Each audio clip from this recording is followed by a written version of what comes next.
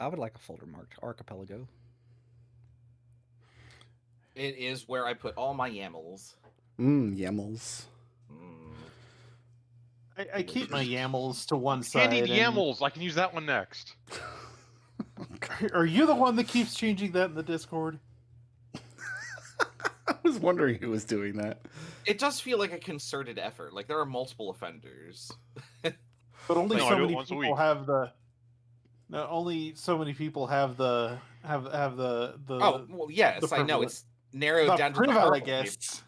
The purple people can do it. But like suddenly there was a new color for Archipelago, and I was like, why is everybody blue? Like I want to be blue. I did Not add. blue. I did add an art. I did create an Archie group just so that we could ping everybody who wants to who the usual suspects to ping them all at once rather than just adding people individually. Yeah. No, that's a great idea because usually when I want to go look for Archie, I had to scroll through the chat to see if people had talked about it at all that day. I hate it because my brain gets attached to the colors that people are in the chat, and now people are different colors. And I'm the kind of person that I resent it when, like, if we're on a forum and you have an avatar that and then you change it, I'm like, I don't want to talk to you anymore. You used to be like a robot, and now you're like a frog guy, and not interested anymore. I feel called out on that one specifically. I feel like you stayed a robot for years. Oh yeah, exactly. I do I recall only really when use like 4 avatars, and I have literally for the last 25 years. Yeah. I changed my orc avatar from a spiky-haired orc to a different spiky-haired orc because I had it commissioned and used it. Yeah. And I think you immediately called it out. You're like, who's this palm tree dude? I'm like, come on, it's not that different. Like, and also, how did you notice so quickly? Because my brain latches onto it. Yeah. Right? I think it's literally within 15 minutes. Yeah. You're like, okay, It doesn't palm tree. take- And I was just like, oh, I get that reference. Yeah. Like your name is Blue now, and I'm not into that. I want it to not be Blue. And I don't know who I have adapt. I actually don't. I don't know who did that. Yeah, I don't know who that did that one. Yeah. That was me because I made the Archie group. I feel like Yeah, I it went was through this orange earlier. with McDohl years ago. I forget what avatar he had, but like he either changed it to or from Rico from Xenogears. Am I remembering this You got correctly? real butt mad around it. Yeah, Yeah, you got like- real butt mad about that. I can never forgive you for that. Oh, but Rico's hot. Rico is hot. Yeah, I mean, all the characters in Xenogears are kind of like not very fleshed out. In this way, Destil To has my been the most satisfaction. consistent person in my life. Again, I've been using basically 3 avatars for basically 30 years. Yeah, I have 2 Discord avatars because I've got 2 Discord accounts I use that I've never changed the avatars on them ever. The robot, the red mage, and what's the other one I tend to use? I've only ever seen the Red Mage myself. I think this might just be the robot and the red mage. Yeah, that'll do it.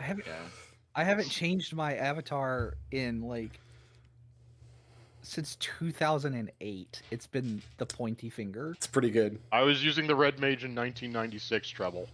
That's pretty good too. I didn't have the internet in 1996. Yeah, I also didn't. I'm not sure I knew what the internet was. They thought the internet was a fad where I live in 1996. Maybe they're right. We don't know. We might still just be in the middle of a fad. How long I does have it have changed to it last to occasionally, be a but- fad? I have occasionally changed it between the Final Fantasy 1, Final Fantasy 3, and Ignis. I think If something goes on for like 20 years, is it still a fad? the best I don't form think so. avatar I ever used was I just took a screenshot of like the layout of the site and like made a mirror image of just like my screen name and like whatever, and just used that. Oh, I remember that one. Yeah, I remember that one. And people were like, "No, That's that's too trippy. That was messed up." I like that one. I used to use. I didn't always use the same. We used to change ours a lot. 'cause we were Usually I playing use the Legend Mafia. 2 robot. Occasionally I throw some other robot in there. Yeah. All right. Who has a 100-word summary of all the trouble you got into last week? Well, we got out of trouble, actually. We got home. Yeah. Oh, that's fair. Well, Yeah. We got scammed by a bog witch. We did get scammed by a bog witch. We didn't get scammed. We knew what we were getting into. I feel like in the grand scheme of things that we got off pretty easy. Yeah. I mean, That's you guys probably did. true. You, I had to you give chose up not to take part of a level Destil. 1 class ability. Like, oh no. Ow. Listen, Why- you could have gone the same route as Alister and given her something completely and utterly useless, but you didn't. That's actually not true. In my notes, the first person who gave the gifts away was going to get off easier than later people, and Alistair gave his thing away first. So my notes say to not challenge the first couple people, but challenge the last few. That's unfair because I took that as a challenge and then I dwelled on my idea for like 2 or 3 minutes. And your Why is that unfair? your inability to make a decision was punished. You That should have makes- given her your It's inability just to make a my decision. daily life. I made my decision like really We're early, playing but a fantasy game. Come on. just trying to give people a chance to do their thing first. Yeah, don't do that. No, Right. The- I the- couldn't come up with a clever idea, and then when I came up with one, somebody did something and it scared me off of it. The lesson is everybody needs to be loud and constantly talk over each other all the time. That's Whoever how you I'm not learn gonna cry. like that leadership. lesson. That's not. a I good will lesson. cry. I will cry. Literally cry. As long as On you cry the camera. loudest, I'll hear it, and then you'll win. I will be so sad if that happens. Let's not make McDohl cry. Those Or Flumph, Raz. is the next Flumph just Daggerheart then? I haven't seen anybody playing. I think the game launched like 1.0. Yeah. I haven't seen anybody It did. playing it yet, but I'm very curious to see what rules have changed from last time I look at it. From what I've heard, it's been a pretty positive launch. I mean, good. I'm I glad. haven't looked too- That haven't makes looked me too happy. deeply into it. I also think Glad that that good games are being good. whatever success they find with it, I expect they will put out a 5e supplement for it at some points. Because that just seems the direction a lot of these publishers go. They put out their thing, and they put out like what was the one we were looking at last week with the little owl knight. That was Humble. Looked not- adorable. Humble wood. Is that Humble? Wood. Humblewood? Yeah. Well, that was always a 5e supplement. Yeah, I thought that was always a 5e thing. They have their own standalone thing because they have 2 books they're selling, and one of them comes with a little owl knight. Oh, I've never seen it as anything but a 5e source book. so- Maybe I misunderstood the webpage then. In any case, if I get that little owl knight, my dog is just going to destroy it. That's just what's going to happen. Oh yeah, to it. obviously. Yeah. Yeah. It's like we're always going through the aisle to get, dog food or whatever at the grocery store, and it's just like we see all these dog toys, and it's just like Magnus will delete that instantly. Like it will just not exist ever again. He opens his mouth and it's gone. Have you ever That's had a just so, situation where, like, he's destroyed a toy and then stared at it and then stared at you like, what happened to it? What'd you do? I bought Our dog got a Lilo and Stitch, a really crappy, cheap one from the doggy daycare, and he has destroyed that thing. And now there is bits of Stitch fluff everywhere in the house. Rad. Yeah. I bought a giant tennis ball, the size of nearly a basketball for a big dog, and it lasted 35 seconds. We timed it before he punctured it. Lulu can strip a tennis ball naked in 1 minute.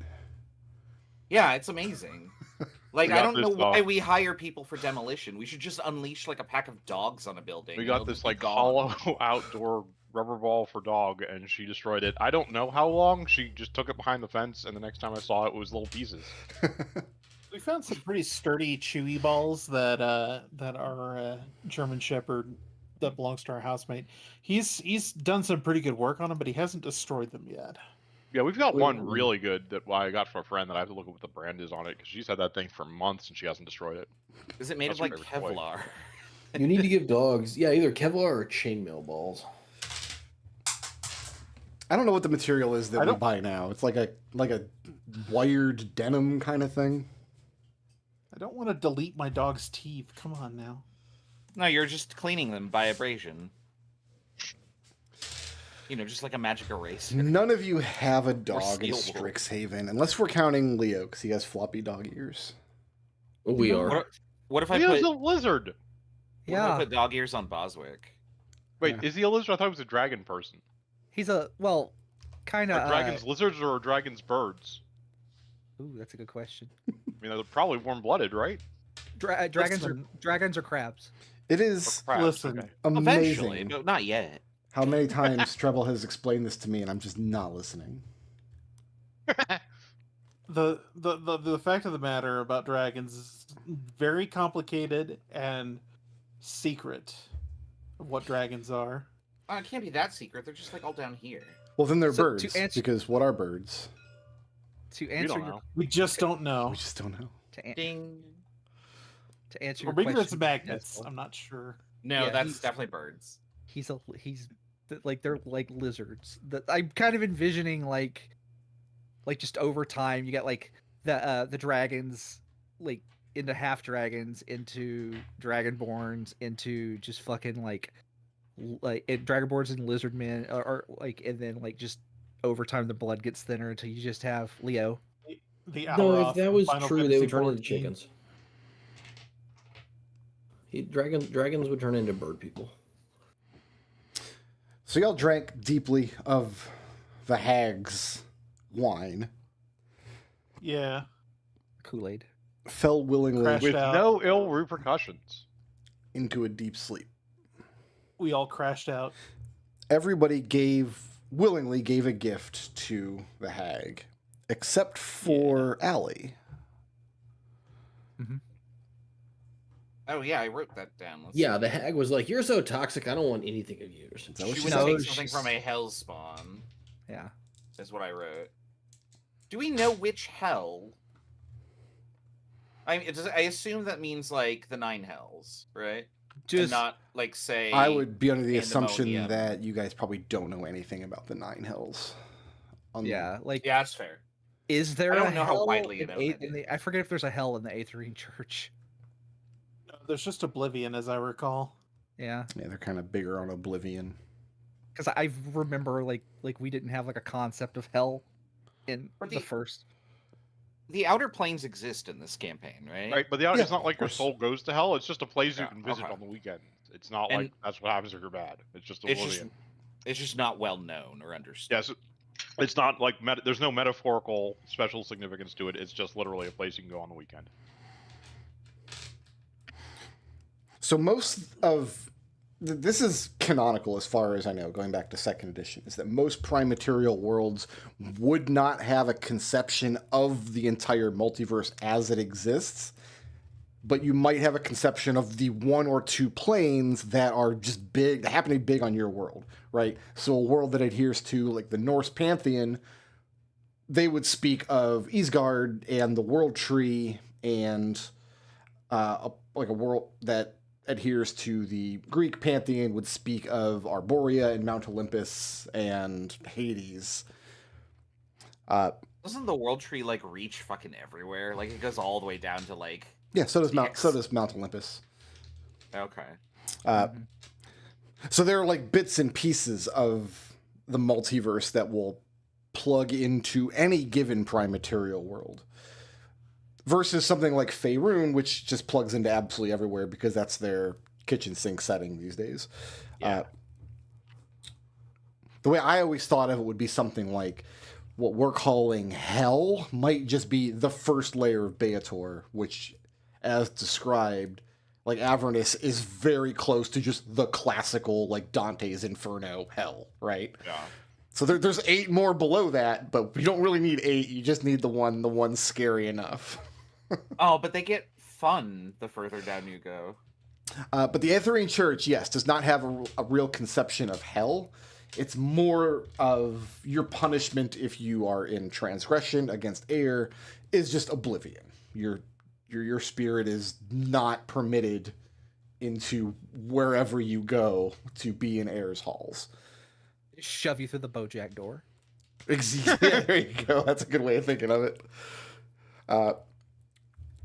But They just have Fortunate Son on loop in Avernus.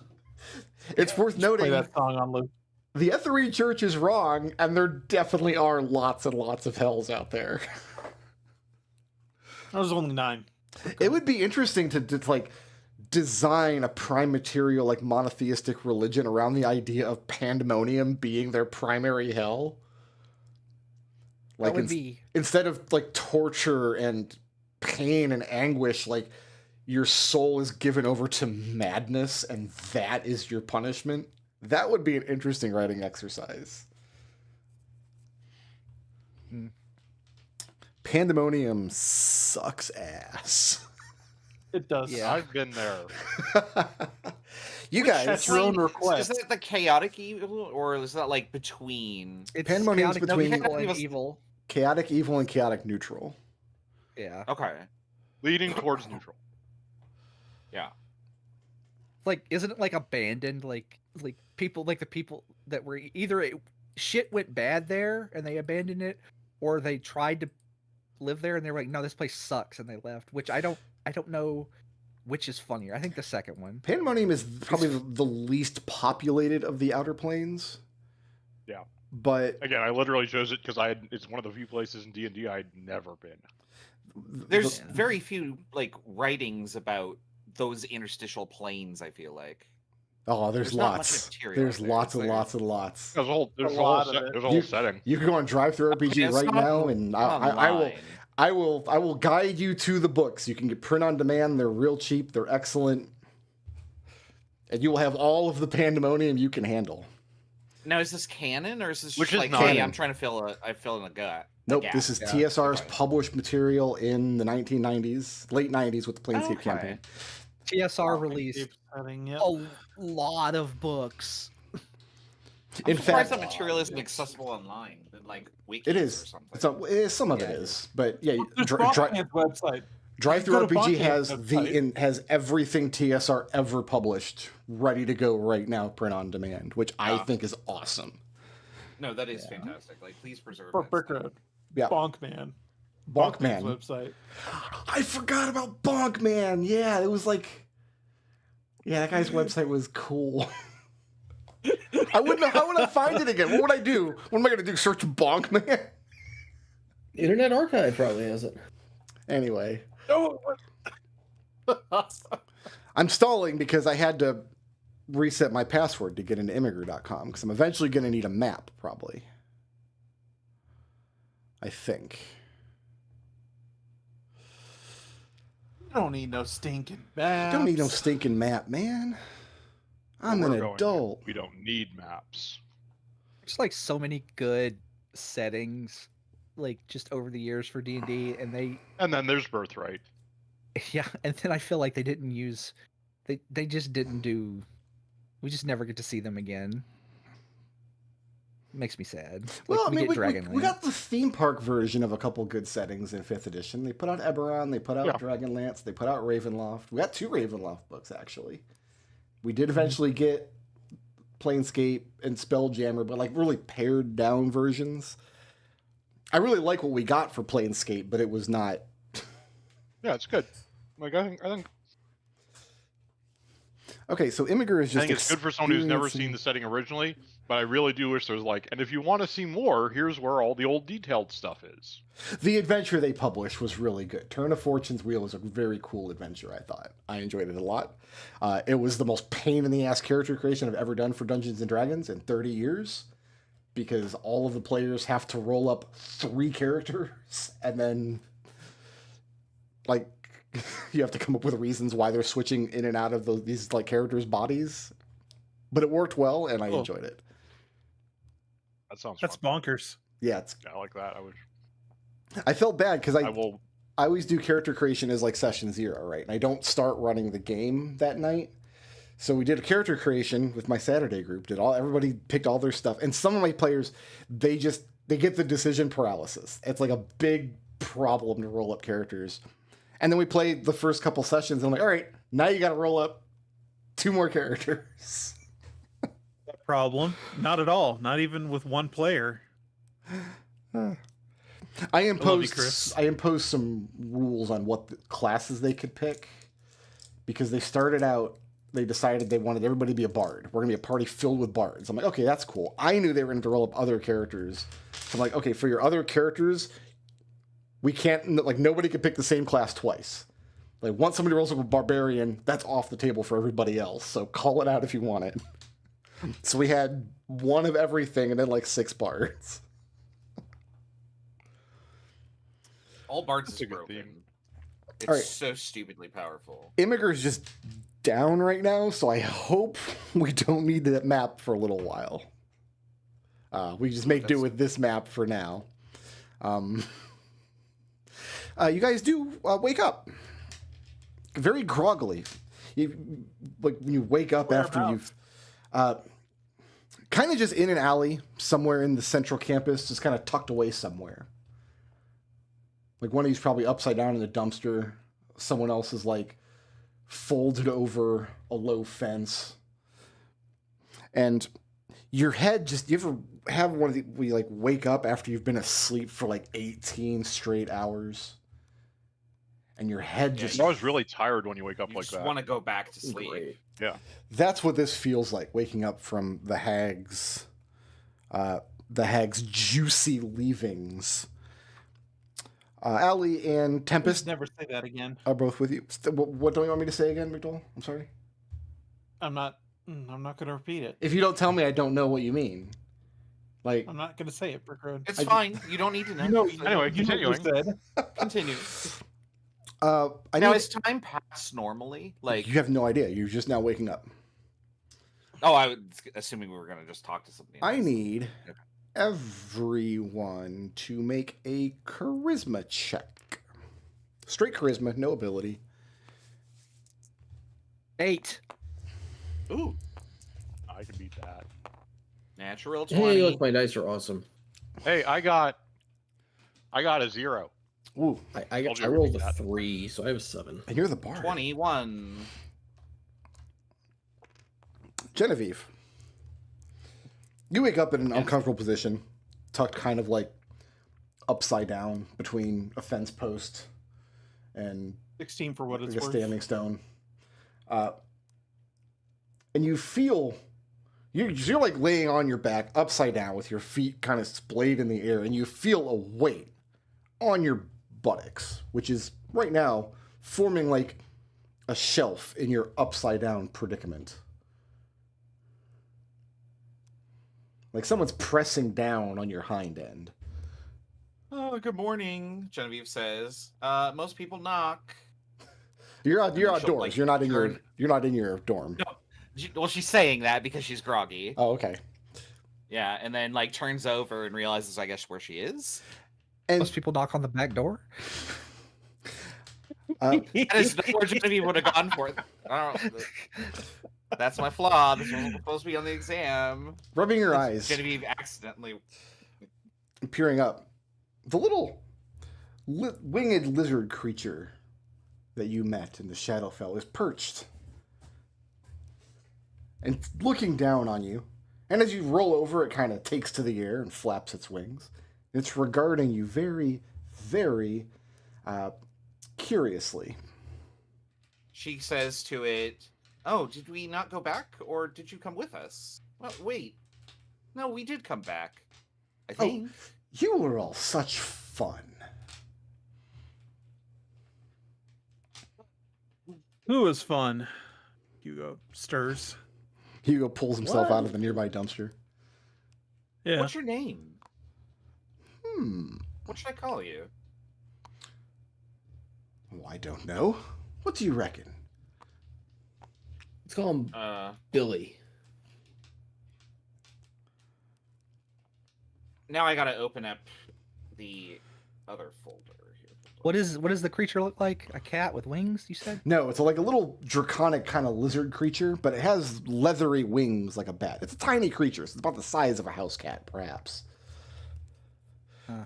And he has Yellow cat. just these black beady eyes with no irises. We'll call him Cheshire. You're a Cheshire cat. And little I was raccoon gonna call paws. Something from Household, because that's Genevieve's theme, apparently. Bobson. Bobson. Dugnut. Bobson God. Dugnut. I don't know. No. Treble's character. Vito. No. Geppa steps out of the alleyway, waves down a passerby. Pardon me, sir, do you have the times? Yeah, and an appreciable amount of time has not passed. There's Okay. The news on campus is that there were missing students from last night's party. Which Oh, so it is the next day. Okay. Oh, goodness. Well, at least we didn't miss exams, eh, folks? I think we should bring Allie back. Is she okay? Exams? Wait, can I go back? Yeah, Alister just groans. Not I think anymore, I don't think. I think we should take Allie back to the Darkwood campus. Like we shouldn't let her wander over on her own. She still seems to be out of it. Okay. Yeah, about this time she's starting to come to. She's just splayed out on top of Leo. As though she just landed there on top of him. Yeah. Leo's face is like in a puddle. He's drowning. Allie, Leo, wake up.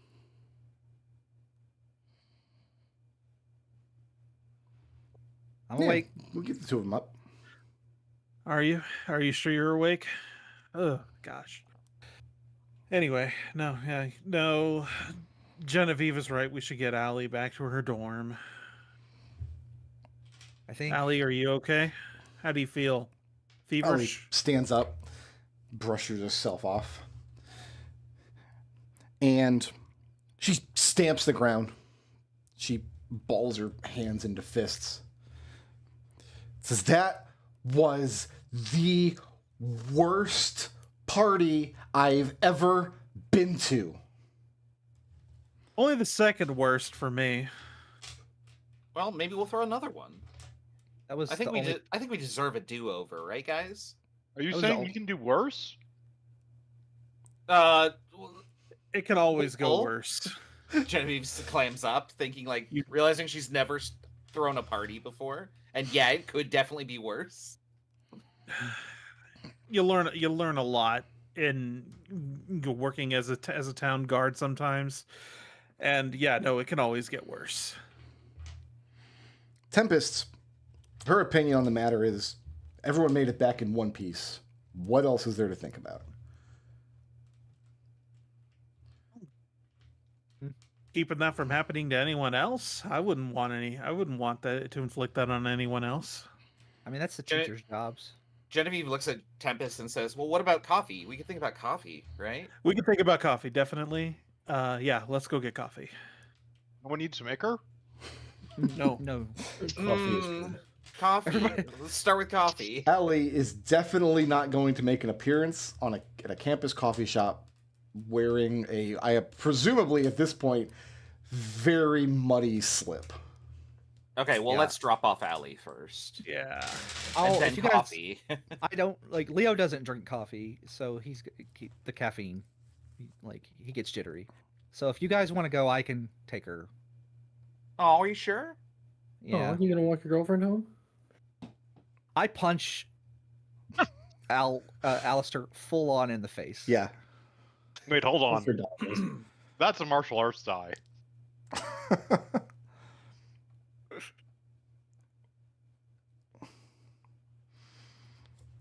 So yeah, Tempest is going to wander off and probably head back and go to sleep. In fact, Tempest can just walk Allie back. They're both in the same... They're both in Darkwood College. I didn't know if there was going to be some scene where we returned Allie, we're the heroes, etc. No, nobody accuses you all of being heroes. There's no recognition other than what you yourselves put out. Actually, okay. That's actually okay. The opposite side of the coin was we were responsible for her disappearance to some degree. Are we gonna get chrono triggered here? Yeah. Here's what they know is there was some kind of malfunction at the pool in that club that you guys were at. And a couple of students disappeared from the party, but a couple of students disappeared from every rowdy party. And then you guys turned up in the dumpster, So who do we turn ourselves into to say, hey, we're back, everything is good, thumbs up, cheeky grin? It sounds like it's been a day. I don't think we need to turn ourselves into anyone. Yeah, you don't really have to. It's up to you. Genevieve gets upset and says, "You mean there wasn't a search party looking for us?" Apparently No, we're not. not important. Genevieve. We're not that important. Sorry to Aw, be man. the bearer. Sorry to be the bearer of bad news. Alister, I need your whiskey for my coffee today. You're underage. There's not a drinking age in this world, is there? Also, you're not there. You can't be my daddy. You guys are all legal adults as far as this world is concerned. Yeah, right? Like,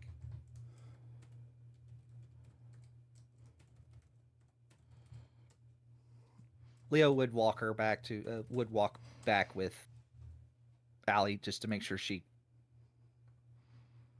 got home. Okay. Because he assumed responsibility, and it's not over until, you know.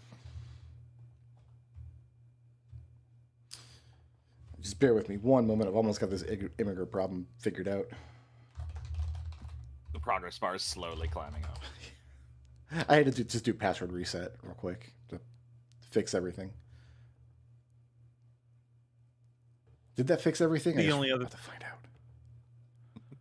The only thing that Hugo would want to do before moving on is give an apology to Elegant Sumai for bailing on her because of his silly friends had decided to go and put themselves in mortal danger. Okay.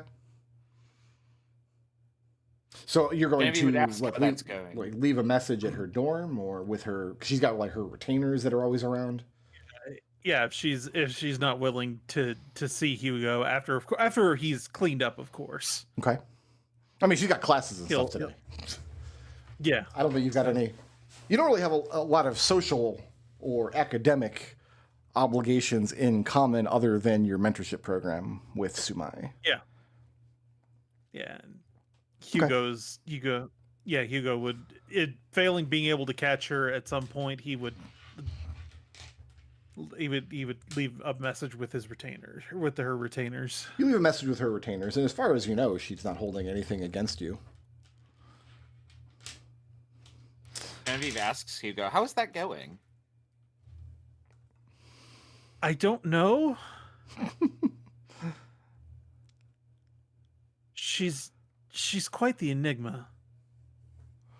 I think that's what I love about her, honestly. I mean, I've never seen her. I've only heard of her. And then she looks at Geppa and says, "Well, I guess the same is true about your mentor." Or mentee. No, you've seen him. You're the only one that's seen him. Barely. It was dark. Didn't he like Geppa, jump out of a window or something? Yeah, I jumped out a window after him. Yeah. So let's do this. Go ahead and take the benefits of a long rest if you need one. Yeah. Did we do that? Geppa and Hugo, go ahead and take your wages for a week's work. 0, okay. And let's do a round of downtime actions, which I imagine all of you are going to want to level up. Is that correct? We're going to pick the level up. Or attempt to level up. Yeah. Oh, I don't have this anymore. I got to delete that. I offered that action to a bog witch. So why don't we do this? I have a line in red on here. So it's easier for me to keep track. Treble, you like drawing things on the table, don't you? Sure.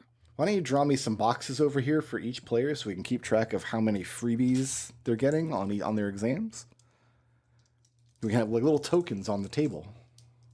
You guys can take little go pieces and change it to your own color if you want. It could be really fancy.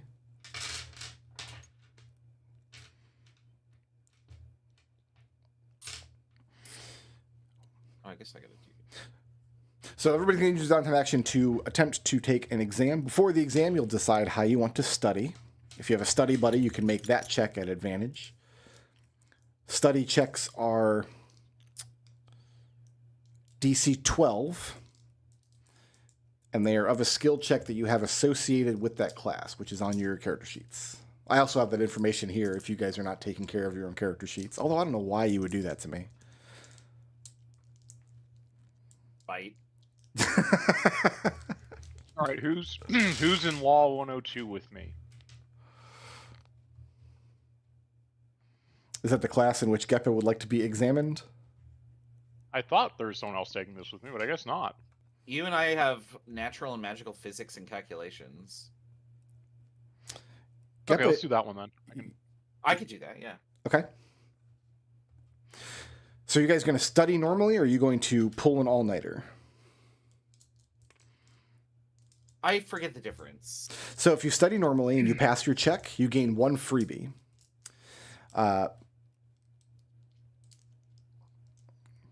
Sorry, Google Docs just hung up on me there.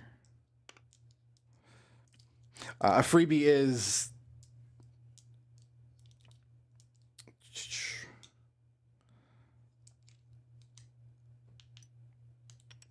So the questions are multiple choice. Once per exam, you make a skill check associated with the class to remove half the possible responses. You can do that once per exam.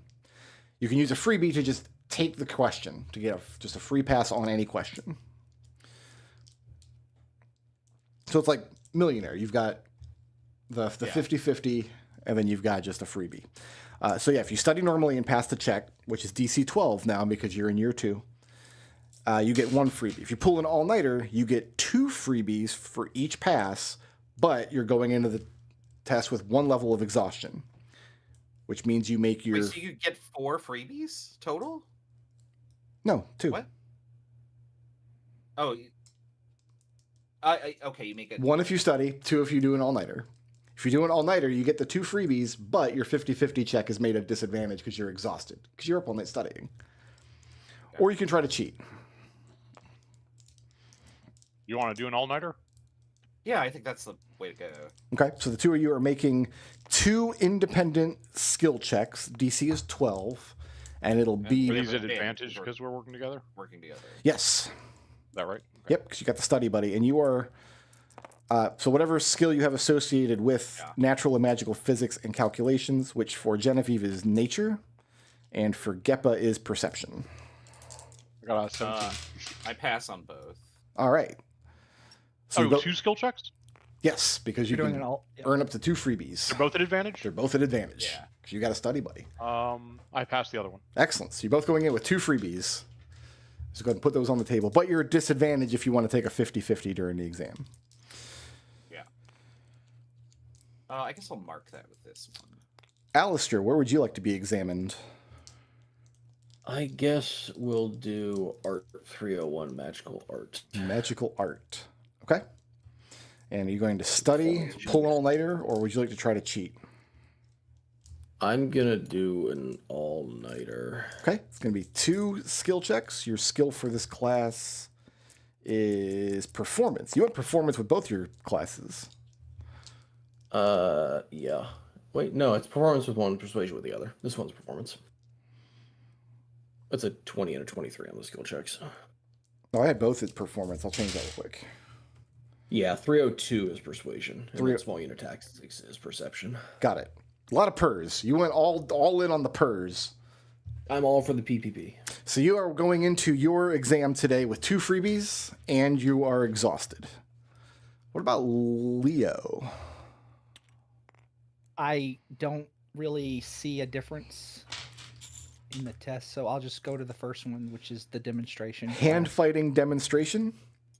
Yeah. Would you like to study, pull an all-nighter, or try to cheat? Pull an all-nighter. All right, that's 2. Let's see, your skill, I've got you down as acrobatics. Yeah. So make those 2 checks. All right, hold on. Just pulling out D4s in case I need those to juice. How many blips is it to auto pass a question? 4. Okay. 4 blips to auto succeed. Oh, okay. I passed both of them. So you're going in with Okay. 2. And Hugo, where would you like to be examined?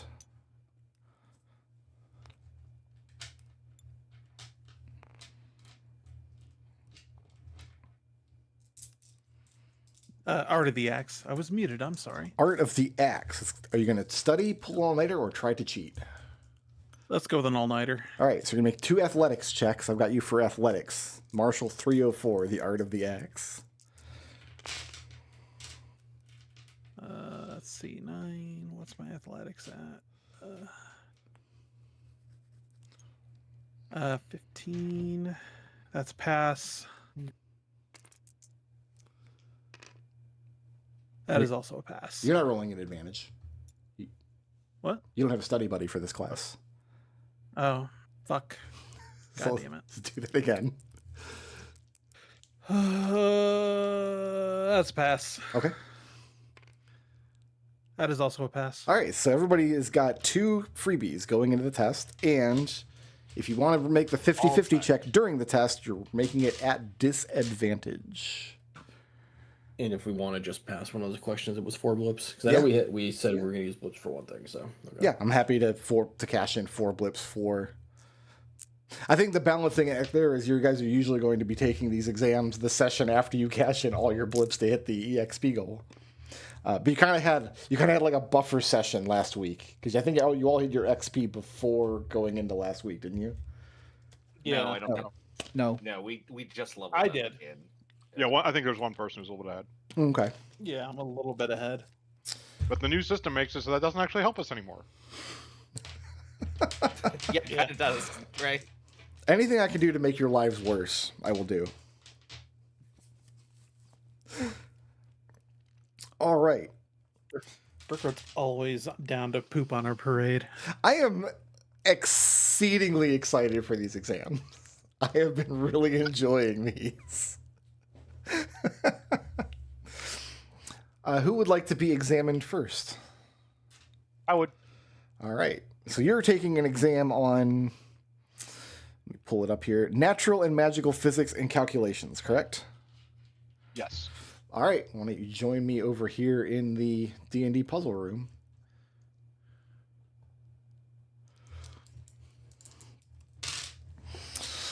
Hello, puzzle room. All right. So you've got a 50-50 at disadvantage. The DC on that is, make sure I know what I'm doing here.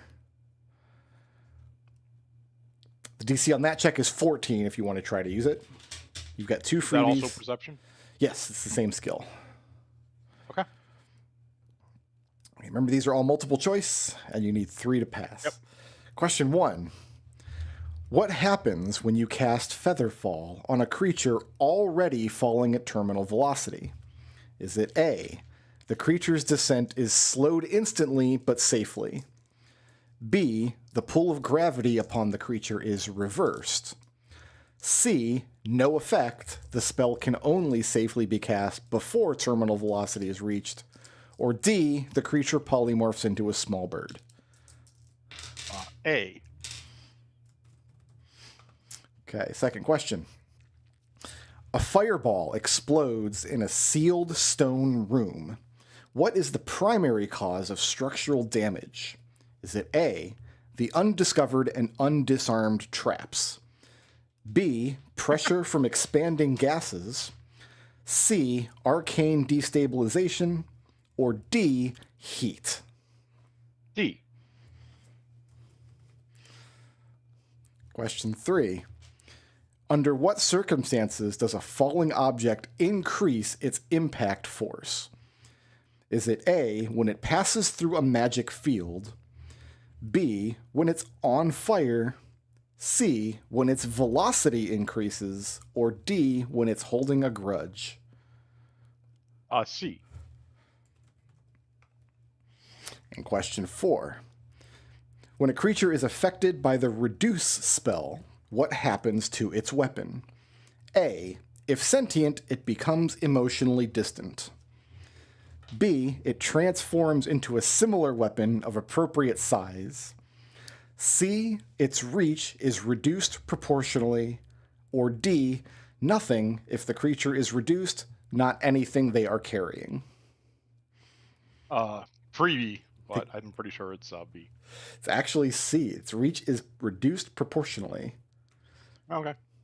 And final question, why does a floating disc never tip over? Is it A, it's bound to magnetic ley lines? B, Tensor would be very disappointed? C, it's completely weightless? Or D, it magically corrects its orientation to remain level? Freebie. My character's answer is A, because it's actually super relevant to some of the stuff I do, but I'm pretty sure it's actually D. It's actually D. It magically corrects its orientation to remain level. But Geppa is convinced it's magnetic ley lines, because Geppa's convinced everything is magnetic ley lines. It's all magnets all the way down. Yeah. All right, I'm going to go collect another victim. Okay. App, you're like, what did I do? Yeah, Geppa's tracks. exam has concluded. Genevieve's taking the same exam. Do you want to go next? Sure. Or, like, should we do you last so I can maximize the amount of... I mean, if you want to maximize the amount of time that Destil and I are in the same room, and he might tell me something. Yeah. Accidentally or outright.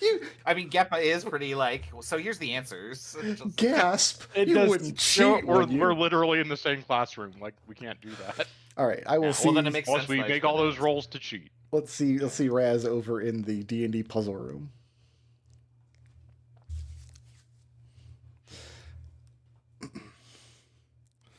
Remember, I can't move myself. Somebody has to kick me in here. Oh. I don't I don't know know how Discord why works. or what. Yeah, like this room is locked for me, You and I should don't. all have the same permissions, but okay. Yeah. All right, so you have two Oh, hold freebies on, that you can cash in. You have Yeah. one 50-50 you can make at disadvantage. And you need 3 of these questions correct to win. I have to imagine that anybody like watching or listening as a podcast is going to be very bored hearing the same 5 questions twice in a row. But that's not my problem. Yeah. Right? Not your problem. Right? Yeah. So give me a second. So there are 5 questions. 5 questions, you need 1, 2, 3 to 3, pass. 4, 5. I write down the questions, so you're gonna Oh. give me a second to do. Okay. That. Yeah. I will go at your pace. There's no time limit. Yeah. Yeah. I mean, technically there's a time limit because I can only game until like 7 o'clock, but...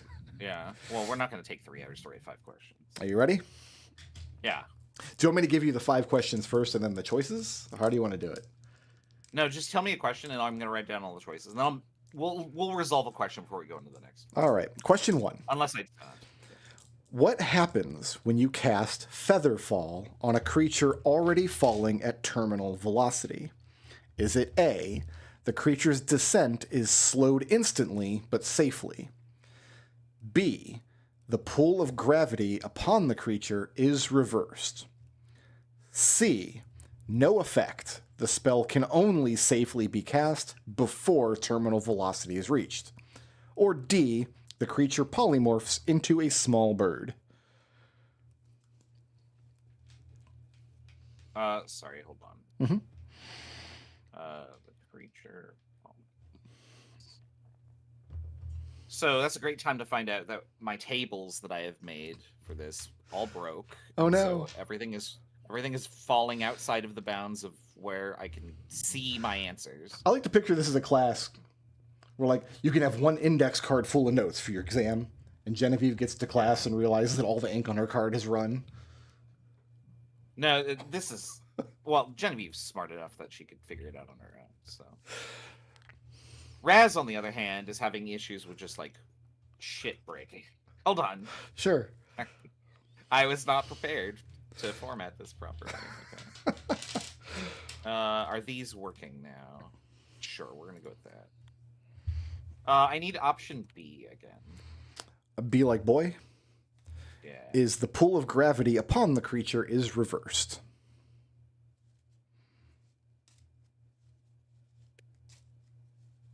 Okay, so I'm gonna pick A. The creature's descent is slowed instantly but safely.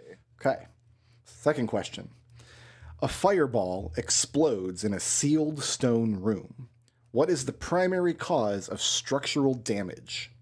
Is it A, the undiscovered and undisarmed traps?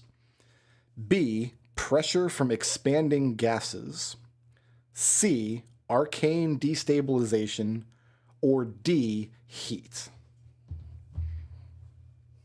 Can you read C again and D? C is arcane destabilization. D is heat. I'm going to pick heat.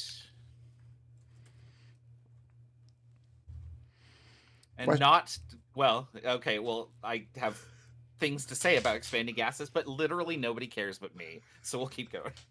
Question 3.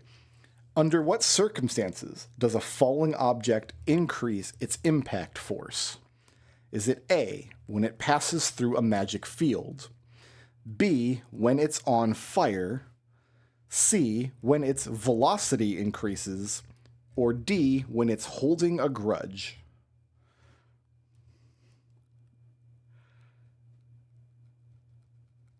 I can only type so fast. Mm-hmm.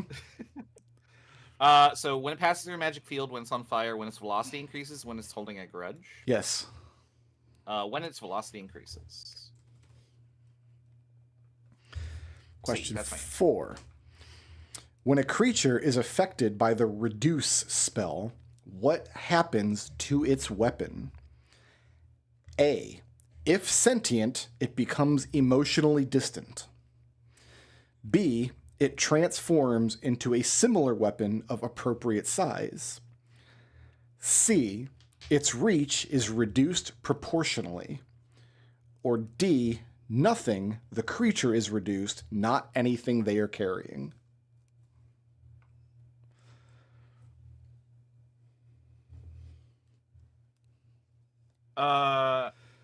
Okay, so whatever A was, transforms into appropriate size, reach reduced, nothing? Those are the options? A was if sentient, it becomes emotionally distant. Okay. Well, I'm not going to actually go look up the spell. Mm-hmm. So, because, I mean, that's just against the spirit. I really think that it is B. Transforms into a weapon of appropriate size? I think so. Because I don't know of any cases, because I'm thinking of the opposite case where you enlarge something, and then you have toothpicks for weapons, and I've never heard of that. So I can't imagine that the opposite is also that. So I'm going to pick it transforms into a weapon of appropriate size. Okay. Final question. Why does a floating disc never tip over? Is it A, it's bound to magnetic ley lines? B, Tensor would be very disappointed? C, it's completely weightless? Or D, it magically corrects its orientation to remain level?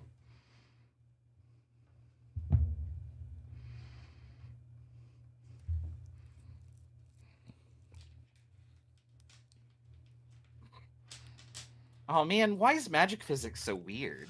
Because it's magic, baby. Oh no.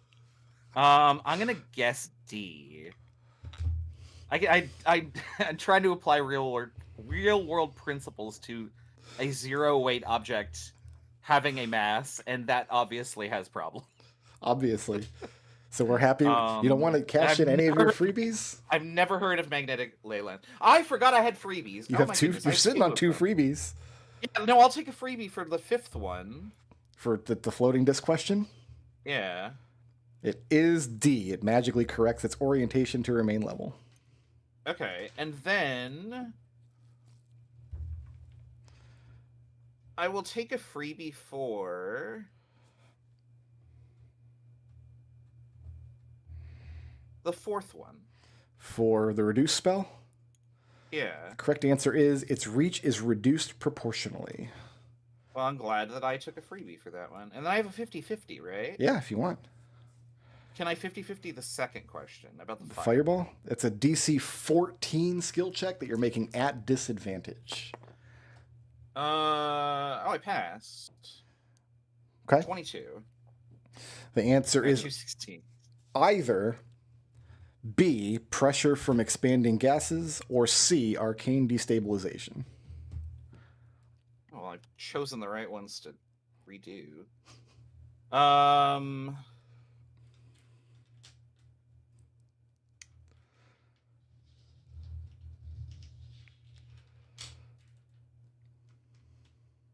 gonna pick pressure from expanding gases. Okay. Although I have to actually like go and write out a chemical formula to see if the gases do expand. Like the problem with being a chemist and like, okay, when I do combustion, do I make more or less gases? Like, it's All right. a fucking fireball. Dude. We're happy Okay, we're landing on that? Yeah, I'm happy with that. All right. Let me go drag in thank you. another victim. Yeah, shove me out of this room because I don't think I can get out of the door. Do Oh, I wait, even maybe I can. know how to do that? No, I can. I can get out. Here we go. Okay. Welcome I back. couldn't figure out how to get out of the room. Oh, is that what happened? Okay. Yeah. I thought you were in Oh, there no. way too long. I was really worried. Oh, no, the other thing is I'm also typing out all the questions, and Oh, then I did all the questions and then went back and I was like, oh shit, I have freebies and shit. So I had to redo half the test. Uh-huh. Got to the end of the exam, forgot I had freebies. Yeah, I forgot. I was just typing shit out. Okay, who wants to be my next victim? I can go. go. Let's take Alister next, just because this will be a fun one. Oh god, I'm getting trolled.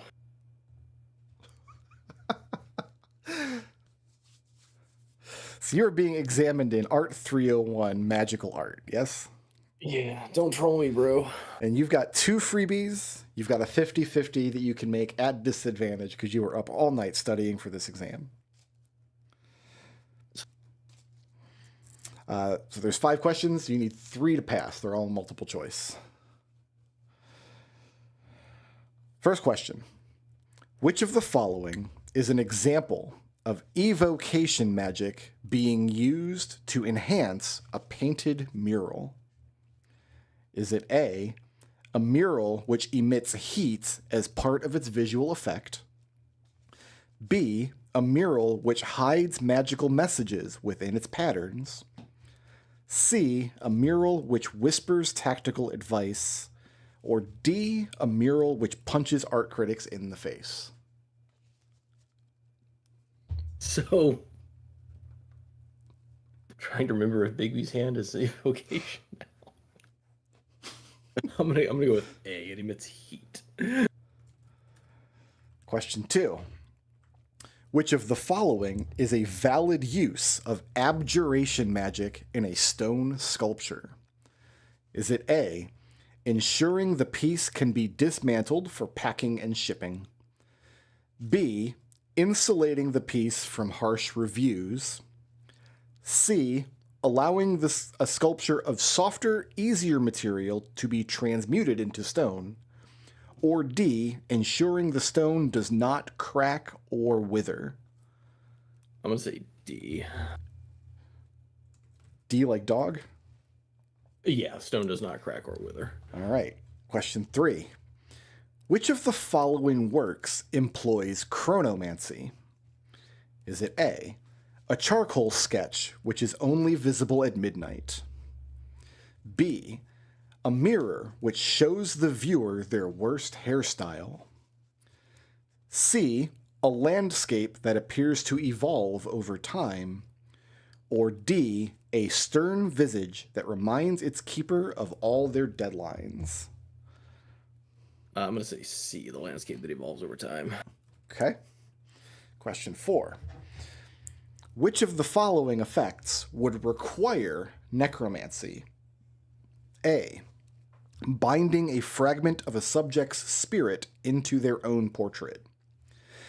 B, making a portrait smell faintly of grave moss. C, allowing a portrait to project lifelike illusions of its dead subject. Or D, causing a portrait to moan constantly about being dead inside. You know what? I'm gonna say, okay, so I can go back and use 50-50 on other questions, right? Yeah, you can use all 3. You can Just you can make a guess and then go back and use the tokens later. I'm fine with that. Okay, yeah, we'll do that. So I'm gonna say A, binding spirit. And question 5. Why do some galleries restrict display of divination-based pieces?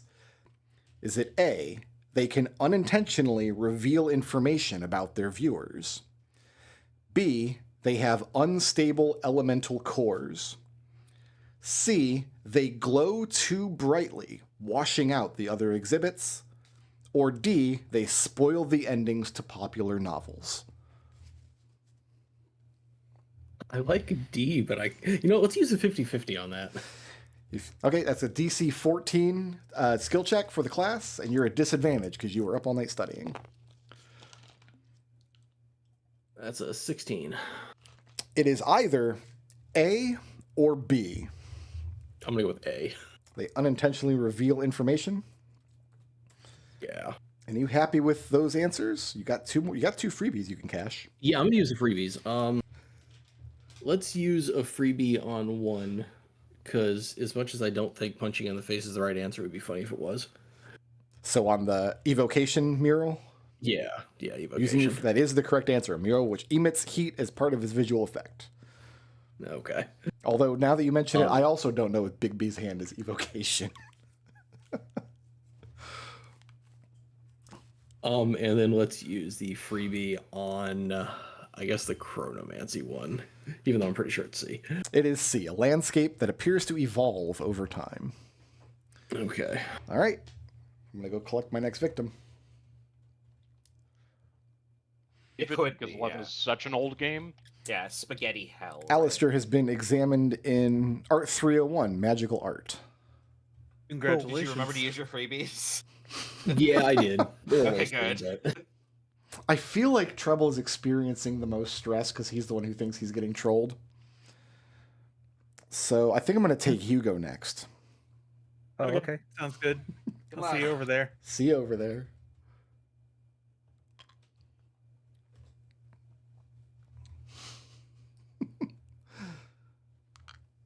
All right, screw all that anxiety, nerds. How you doing, Brickroad? Oh, I'm doing great today. I'm having a great day. I'm getting Are to you do, having- do the yeah. exams. I ate an Italian sandwich. Heck yeah. It's all good. You are being examined in Martial 304, Yep. The Art of the Axe. I am in my Ben Stein pose. Excellent. You got 2 freebies. You've got 150/50 that you can roll at disadvantage. Correct. Okay. I am very proud of some of these questions. I am glad. All right. Question 1. There's 5 questions. You've got to get 3 to pass. Correct. Which maneuver best suits a great axe? Is it A, the adamantine lunge, B, a precision poke, C, the torquing razor, or D, the sweeping cleave? Sweeping cleave. Okay, question 2. What is a bearded axe?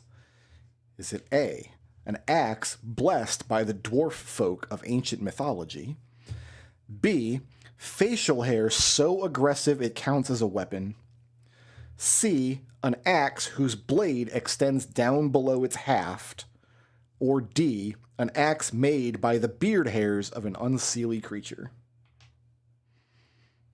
I'm going to take a 50-50 on that one. That's a DC 14 skill check, which you're making at disadvantage. +6. Yeah, no, I got that one. It is either C, an axe whose blade extends down below its haft, or D, an axe made by the beard hairs of an unseelie creature. C. You're going with which one? C. The one that extends down. C the like cat. Okay. Yep, Charlie. Yeah, sorry about that. Question 3. In South Warren tradition, a great axe is often considered what? A, an extension of a warrior's honor. B, a symbol of shame unless it's enchanted. C, symbolic of nothing at all. Or D, a bottle opener with anger issues.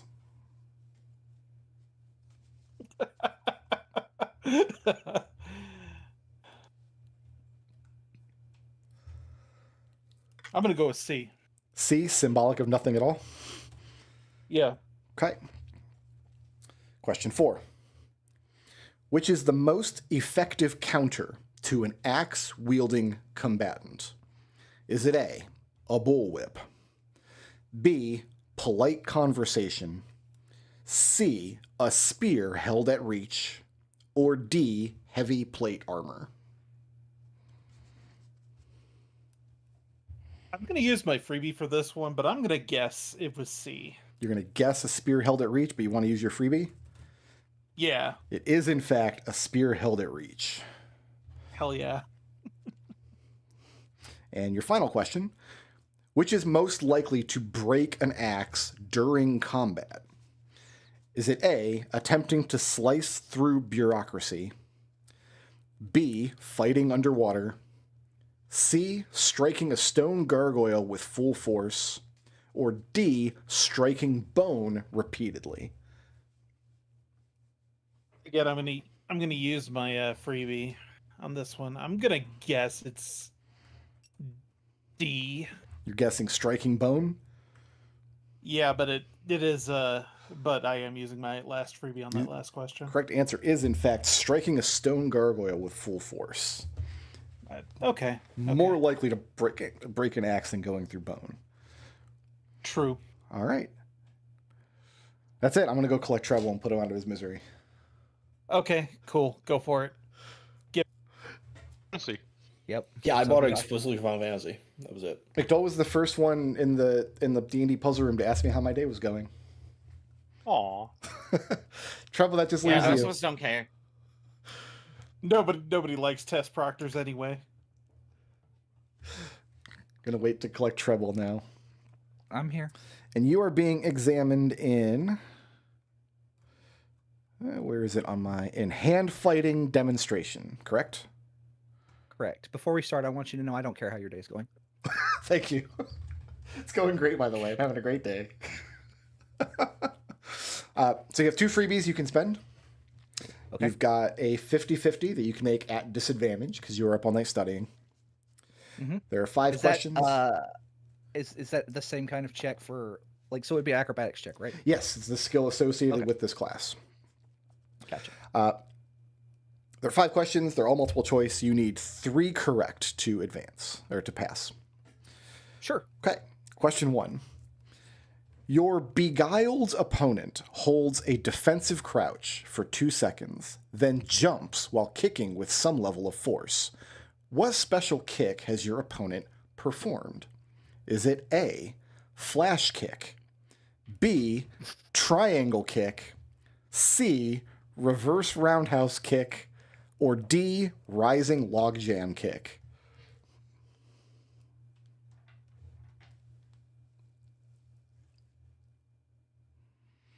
I don't like you right now. I don't care how your day's going either. This is why I don't care. Crouching, your beguiled opponent. Your beguiled opponent holds a defensive crouch for 2 seconds, Uh-huh. then jumps while kicking with some level of force. What special kick has your opponent performed? What was D? Rising log. Rising logjam kick.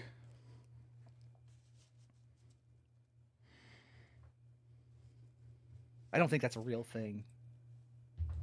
But D&D martial arts is not physics, I guess. I don't know. Right.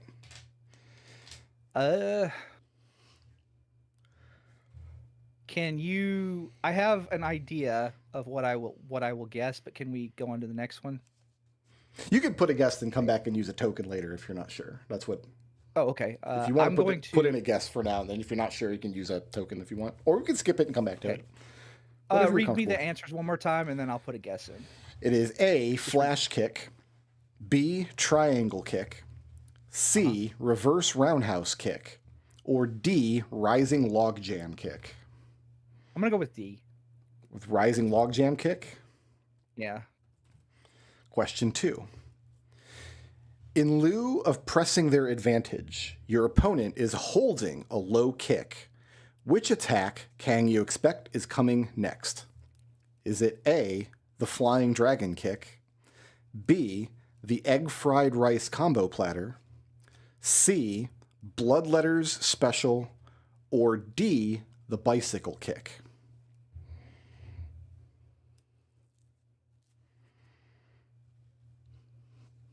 I'm gonna use my. I'm gonna make the check on this. Okay, it's a DC 14 skill check associated with this class, and you're making it at disadvantage. Pass barely. Barely pass. So you're 50-50. It is either bloodletters special or bicycle kick. I'll go with bicycle kick. Question 3. A water elemental monk specializing in the art of broken limit, has defeated 96 opponents. What animal spirit can she now channel into her finishing blow? Is it A, a squid, B, a crab, C, an emperor penguin, or D, a dolphin? Dolphin. D, dolphin? Yeah. Question 4. A slow punch of sufficient force will both ignite into flames and produce the piercing sound of a bird of prey. What was the military rank of the man who developed this punch? Was it A, a captain, B, a brigadier general, C, an admiral, or D, simply sir? Captain. I get what's going on now. Question 5. Which of these is not a wearable hand weapon? Is it A, a cestus, B, a tenshi, C, a katar, or D, a bagnach?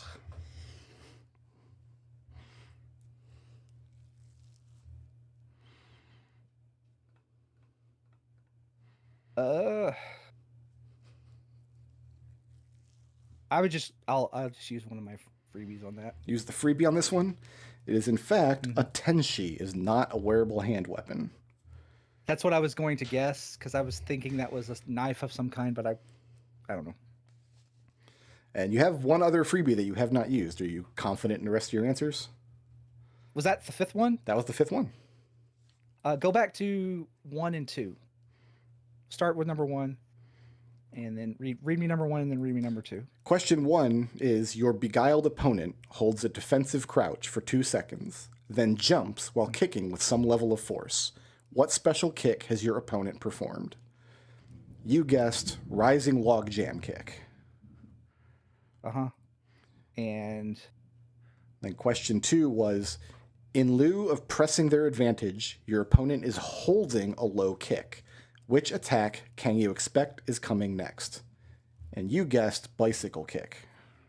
Okay, I think I'm happy with that one. I'll use the freebie on the first one, but I actually now that I know what you're going for, I think it's probably triangle kick. You think it's triangle kick, and you're using your freebie? Yeah, but I'm using yeah. It is in fact flash kick. Flash kick. Okay. All right, that's all your tokens. So whether you did well or not, you're done now. Yep. We listen to it. All right, let's grade these bitches. Brick, did you do what I think you did? 'Cause I'm not gonna lie, I had to watch Trebles. Did I? What did you think I did? Street Fighter 6 questions. I'll let Treble answer if he wants to. If he wants to explain what was done. I'll find out tomorrow when I listen to it at work. He's got another exam to look forward to. Yeah. But it's a different class. All right. Yeah, Street Fighter Completely different. 4. Hugo, you were examined in Martial 304, The Art of the Axe. Yeah. And let's just... And you scored a 4 out of 5. Congratulations, you passed. I wish I'd aced it. But okay. So if you use a downtime action in the future to take this test again, you will only be asked the question that you didn't get right. Right. No, Okay. you didn't get right. Blocked. Geppa and Genevieve were examined in natural and magical physics and calculations. You know what? I'm going to do you guys last. Leo was examined in hand fighting demonstration. Let's see how he did. Mhm. Leo got 5 out of 5. He aced it. Yeah. Which Nice. I think is very funny considering he's been stressed about being punished for all these weeks. But he still has another exam coming up, which... and then Alister was examined in Art 301, Magical Art. He also aced it. 5 out of 5. Nice. Yeah. Also, one of those was a trick question. Was 'cause it? Big B's hand is a big bad. You can't talk. Big, There was a Bigby's is discrepancy. evocation. We were not sure whether Bigby's hand was evocation magic, and it turns out it is. But I think it was conjuration in older editions. they did change a bunch of schools, didn't they? Yeah. so because you have healing the is no longer necromancy. you summon the hand, and it comes into Right. being. It's Healing is evocation and not necromancy. That was the big weird one. for That's me. the big weird one. Okay, so let's go back to natural and magical physics and calculations. So Genevieve aced it, 5 out of 5. And then Geppa Oh, really? scored Oh, nice. 4 out of 5. But here's the question. Because they answered one question differently from each other. And after getting Raz into the call and administering the test, I am no longer confident that the answer that I picked to be the correct answer is actually the correct answer. Is it number 2? So here's the fun thing, is that as it stands now, Jen has aced it and Geppa has not. But if it reverses, then it means Geppa has aced it and Genevieve has not. No. So I'm just gonna share the question and we'll see where it goes. So the question was: a fireball explodes in a sealed stone room. What is the primary cause of structural damage? Genevieve said pressure from expanding gases. Geppa said heat. And I feel this is notable. Raz also initially said heat and then changed his answer to expanding gases. Yeah, so Which I made said me- heat, but I used a 50-50, Oh, and that wasn't one of the choices. The description I of was the like, spell what? says it only causes heat damage. That's what I Yeah, was no, putting on. so I knew that because fireballs only do fire damage. They don't do force or whatever, so I picked heat. Mm-hmm. But when I And picked... D&D is when not I, physics. but when I used my 50-50 on that, heat wasn't an option. So That's I was true. like, The okay, rules are the- incredibly explicit Yeah. about that fireball only causes heat damage. That's why Yeah. the only thing it'll do to a pile of gold coins is lightly melt them. Yeah. The book just says right in plain Yeah. text, and D&D So, is not physics. do I don't I care have- either way. Does Give it to whichever one of us you want. Here's the I thing. would Though. Destil on this. Here's the thing. It does ignite non-carried materials. That would include the gas in the room. Yeah, but Right? pressure That's still heat is damage. not... Isn't that pressure isn't a is thing? not There's no heat physics. damage. Yeah, pressure is force damage. So And also, I believe I talked to him about, like, well, I need the chemical equation for what's being combusted, but it's Yeah, I magic. knew that's why and you so were in there. is there more gases or fewer gases? Like, would it create a vacuum? Like, we stand at a so crossroads. I didn't like that answer. I'm inclined to retcon the correct answer to be heat because now I'm convinced it's heat. And Yeah, if I think do it that, also is heat. I need to give it because Raz did guess heat first and then switched after the 50-50 removed heat. When I Ooh. typed it out, Oh, I that stings. yeah, I grayed out all the answers, and I still have heat bolded because it was my original choice. I'm happy to give Raz the correct. If I'm changing the answer to heat retroactively, I'm happy to give it to Rick. That was his initial guess. Yeah, so we'll both take an ace. Then. Okay. Yeah, I think Okay. heat would be the Hooray. categorically correct answer. That's what Yeah. the rules say. It's heat. That's what I was going for.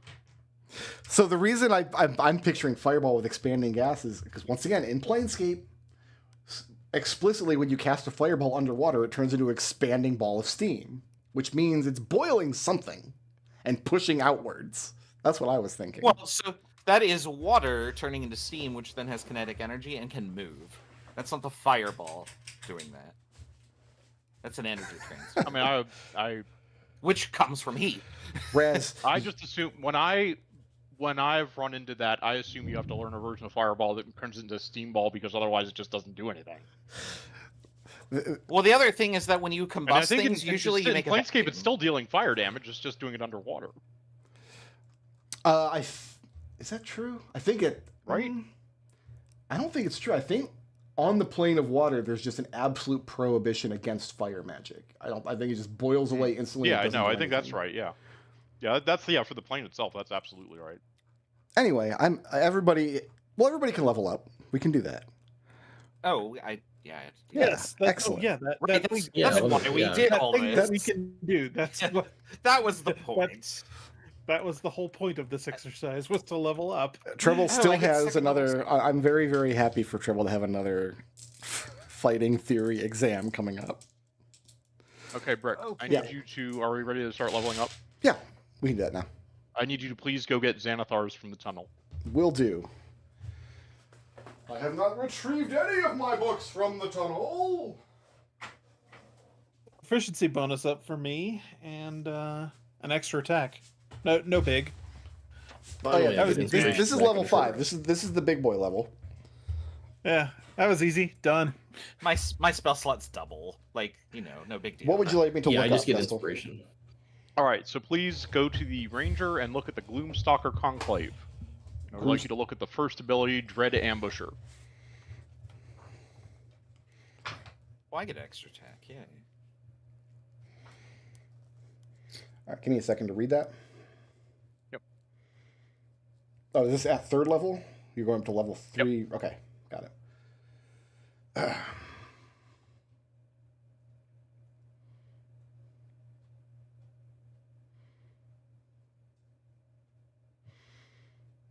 Oh no, I had to use the spell sheet. That seems pretty Yeah. straightforward to me. What did you want to ask? Wisdom is the Ranger's spellcasting modifier. Do I replace that with Charisma? Oh, okay, I see. Let me think.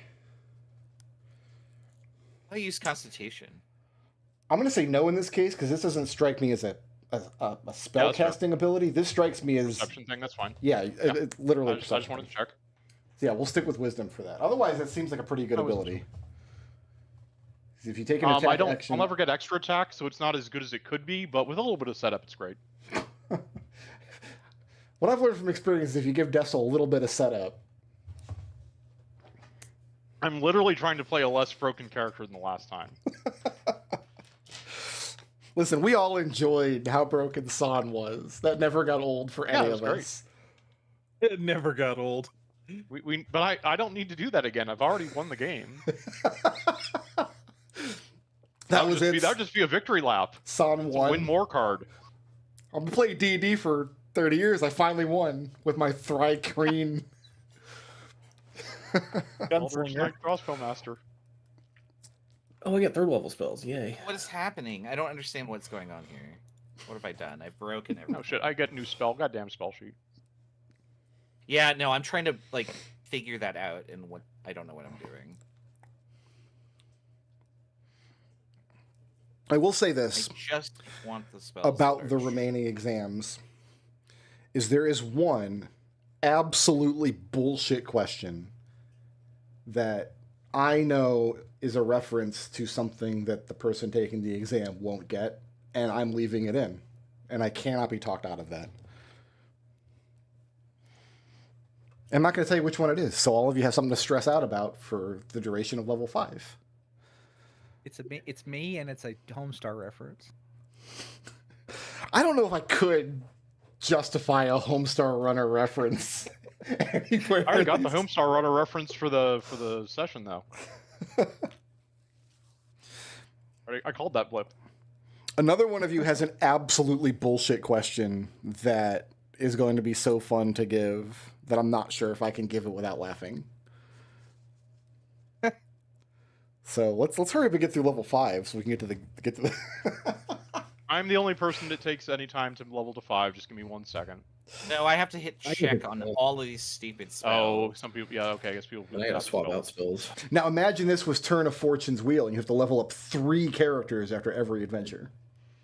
Well, you just go to lunch for That's 30 after the minutes or adventure, something. It's like level up your characters in your downtime, and I will be checking your work. I'll be honest, I didn't check that closely.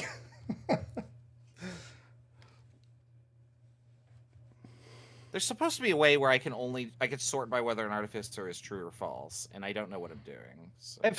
I have too many class abilities. Oh, can I do this? Ah, there we go. That's what I want.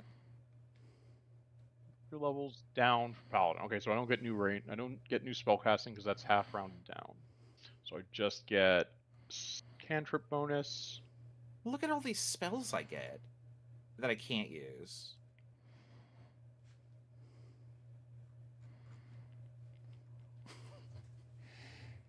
Okay, so I know Vortex Warp we don't get, because that's a teleport. Have we decided on a name for our little flying lizard friend? Oh,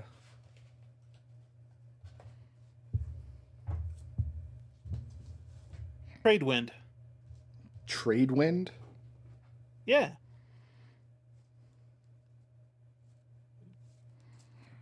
Fine. I don't utterly hate it. It's good. It's better than Raz's Bobson reference. Hey, just because you hate fun. I still agree with Bobson, but Bobson trade wind. if Red Oh, why does this not work? Oh, it's also this is important. The Umbral Sight, the other feature, increases my dark vision range by 30 feet, specifically on like a lot of things. So you I get think I'm now at 90. 90 feet of dark vision. Okay. And I'm invisible to things that rely on dark vision and darkness. So basically, just me. Array result was not expanded because it would overwrite data in J6. What? Oh, I no. see the issue. Okay. Spreadsheet Wars.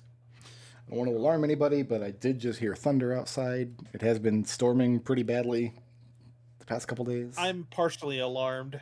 partially alarmed. How do Yeah. I insert a row? Let's see here. Considering, well, I mean, you don't have a duplicator run going, so I think you'll be fine.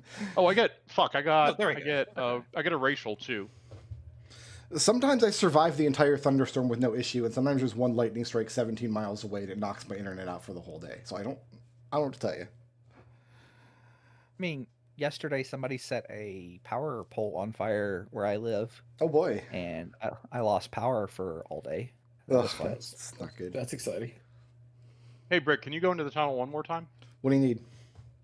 Ravnica. Ravnica. Yeah. Ravnica? Oh my god, where's that book at? Yeah. That's not in my usual stack of books. I mean, he is using the Simic hybrid thing going on. Guess I should check and see if I don't get anything at level 5. I don't think I do, but some do, and that's weird. I don't. Do not. Cool. I haven't really been using heroism much. Maybe I'll switch that out for motivational speech. I tried using it once on Alex and it was not very good. Yeah, like Bane is just better, it seems. Bane is so good. I don't think Bane is better. I just think it's not very good. What am I looking up in? Is I don't this think Bane's very good. looking up the Simic hybrid? Yeah, Simic hybrid. Okay, what am I looking at? So one of the animal enhancements, Manta Glide, can I flavor that as having 2 long metal tendrils that kind of move around with a whip-like motion of their own that allow me to align to magnetic field lines as I'm falling? Let me give this a read real quick. Yep. Okay, so this is a slow fall kind of thing. Yeah. You just want to skin wanna it have, as like- aligning with the Like magnetic long, field. like these kind of long tendrils that come out of my lower back and raise up about to my head, and then I just kind of reach them out, feel the magnetic field light lines, and use that to control my fall. You realize that Genevieve is going to take it personally if you ever use that ability. I was literally thinking that. It's like, oh, you don't want my feather fall anymore? Sad. No, I'm Again, fine. in I'm a fine world with skinning it without that way. teleportation, all of the movement skills of my race are really good. Yeah, I've noticed.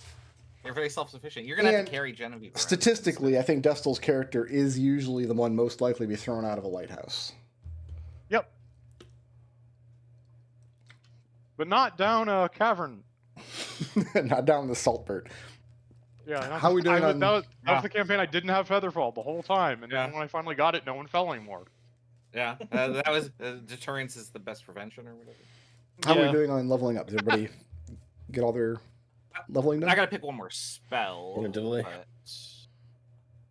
I have a question. I'm just though. transcribing. I'm done other than that. What is your question? So if I'm going to eventually take the action where I learn a spell from a different spell sheet and it goes in a different, it's like one level higher, right? What am I looking up? Let's start there. What is it called? Perfect a spell? No, learn a spell. No, it's spell learning, Yeah, which is yeah. a unique ability for Yeah. the campaign. This is like one of the downtime actions for this Got it. campaign. Okay, so Oh, he's Yeah. I thought we were talking about like an artificer. Yeah. So- No. This is just anyone can do this. Yeah. Okay. Go ahead with your question. So So add a spell outside your spell list. Some restrictions apply. Is all the notes that I wrote down. But So if you My can learn a understanding spell is- outside your class's spell list, the Yeah. check works the same way as perfecting a spell. So it starts at DC 30, and you can reduce that with subsequent downtime. When you succeed, you gain the spell in question. If you have the spellcasting feature, which you do as an artificer, yeah, this spell counts as one level higher for you. correct. If you don't have that, doesn't apply to you. Yeah. Let's see. Is the spell in my spell list, or do I always have it prepared? Because I have some spells that I have always prepared, and I have some spells that are just added to the spell list, and I can pick them. What's the difference for artificer? So I have 6 known spells per day. Mhm. If I added it to my spell list, I would still have to count that as one of my prepared spells. But if it's always prepared, it's free, and I just get it. So Is learning a spell always prepared? usually my the question. wording for stuff like this is the spell counts as a class spell for you. So word this as though it says when you learn a spell, it counts as an artificer spell for you, and then works the same way as all your other artificer spells. So like if you take Magic Initiate, it's always prepared as a point of- Yeah. That's a bard thing, isn't it? Or No, is that- Magic that's the Initiate's feat. a feat. That's the feat. That's the feat. Yeah, because I have specific spells as an armor. Oh, I got to add these too. So the It feat says would be you an always have exception these because spells prepared. Magic Initiate does not say that they count as class spells, but the intention here is that you're learning a spell outside of your curriculum, but it still counts as a class spell. So if you were a wizard, it would count as a wizard spell. If you're a cleric, it would count as a cleric spell, and so on.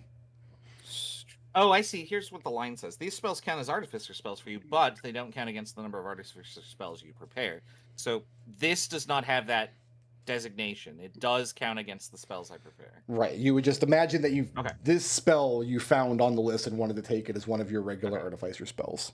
That's fine. I just need to make sure I do that properly. And then I had to come up with special warlock rules, and there's not even a warlock in this campaign, so I don't know what I'm doing with my life. We came up Almost with the a rules before we decided to not have a where's warlock.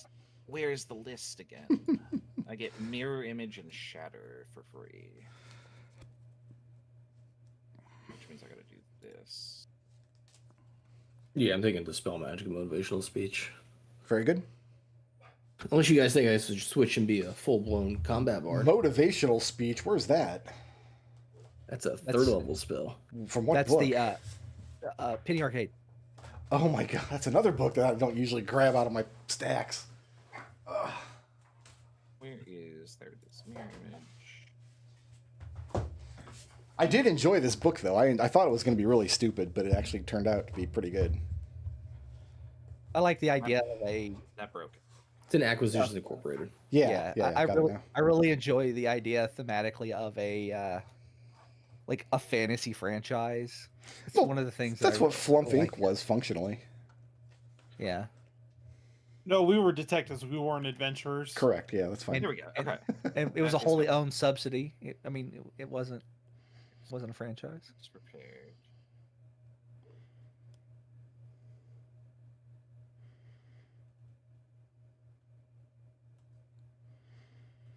Okay, so this motivational speech, this just targets the whole party, basically.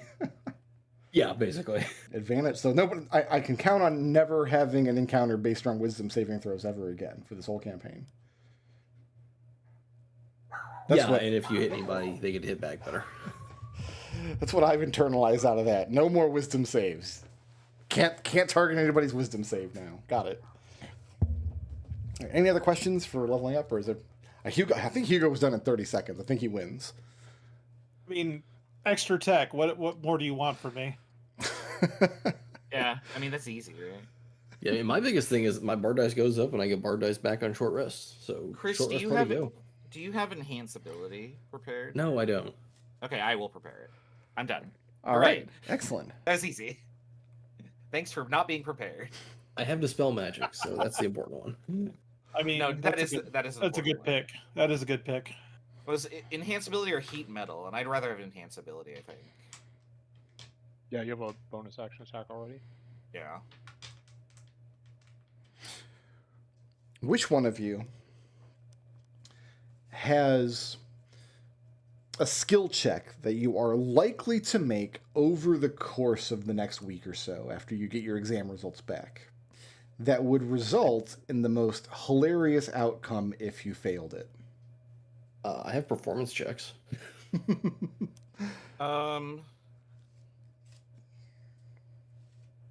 No. I don't think so.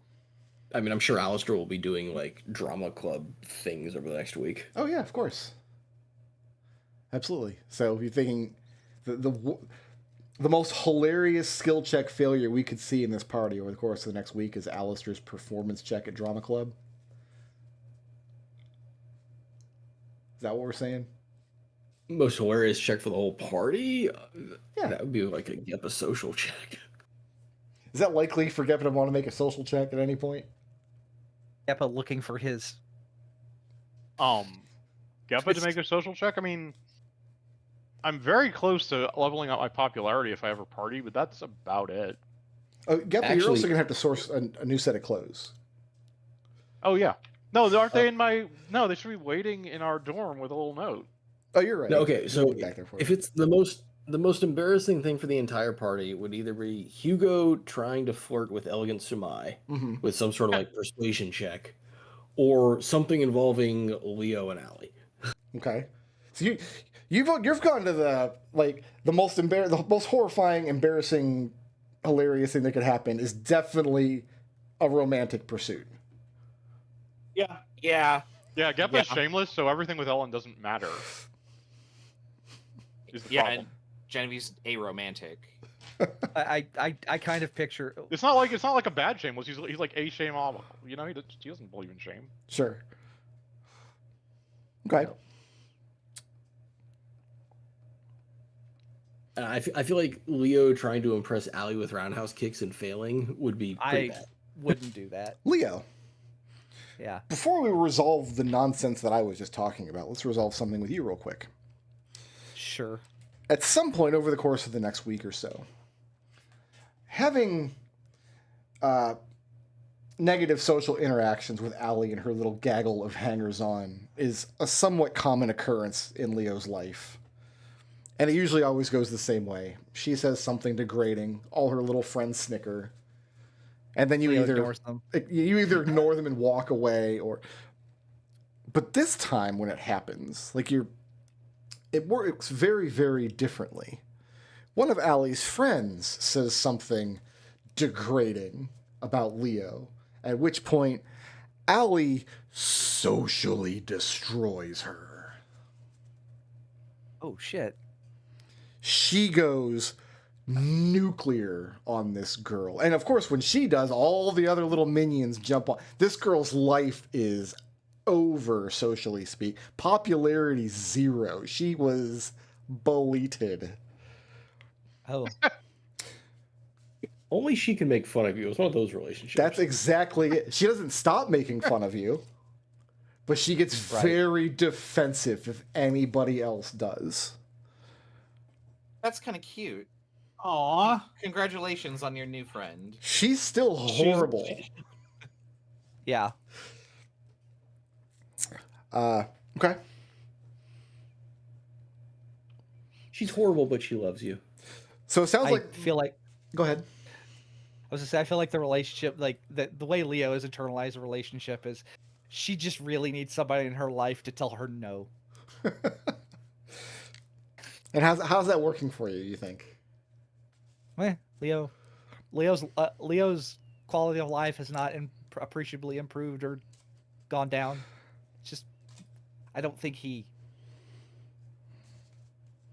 is Okay. aware enough. Well, Allie's minion, whatever her name, her quality has definitely gone down. Like, she is now excised from the group. She's a social pariah. Oh no. So we're thinking the most hilarious skill check failure you guys are likely to face in the next week or so would either be Alister botching a performance roll at Drama Club, or Hugo botching a persuasion check to try to flirt with Elegant Sumai. Yeah. Sure. In a public space, yeah. I would also like to add in there possibly Geppa looking for his mentee. Because That's like a shadow war that's going on that no one ever knows about. Genevieve knows about it. Yeah. That's literally it. Genevieve's all aware. on the front lines. We're all aware. Okay. Alister. Go ahead and make that performance check.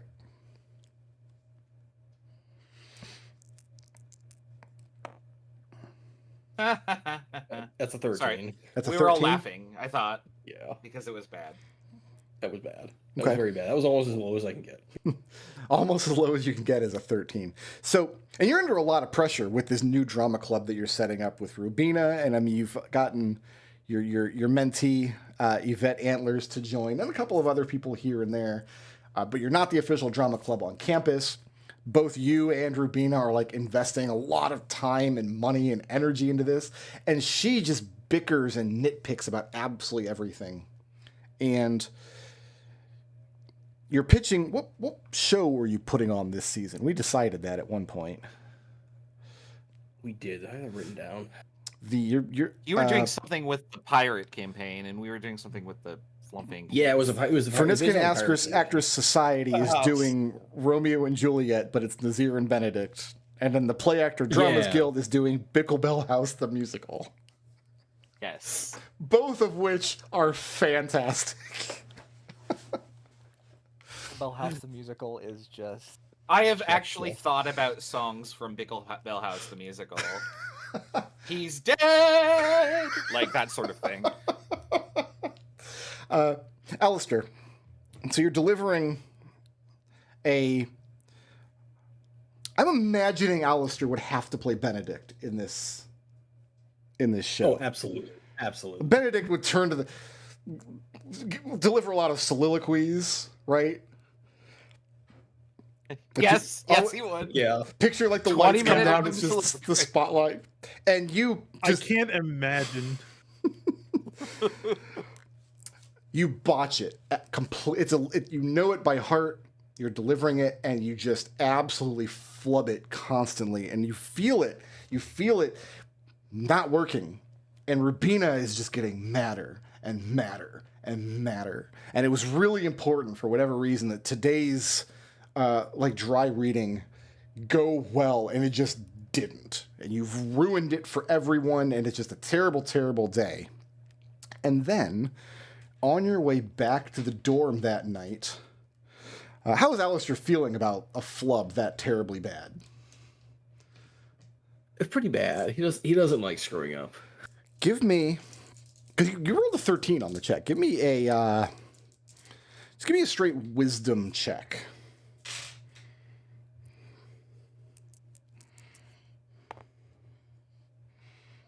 Jesus. That's an 11. So, Because yeah. I can't roll for shit today. Have it just, your mind is frazzled, and coming back to the dorm, as you're coming up the stairs, you just kind of absentmindedly have your hands in your pockets, and you realize there's coins in one of your pockets that were not there before. Yeah? What kind of coins? Alister will pull them out and look at them. Pull your hand out, and you got 3 gold coins in your hand. He will look around. I mean, this evening on campus, there's people going every which way. Most of the classes are called for the day, and you're just on your way back to the funicular leading over to the Prismari College, and you just happen to have coins in your pocket.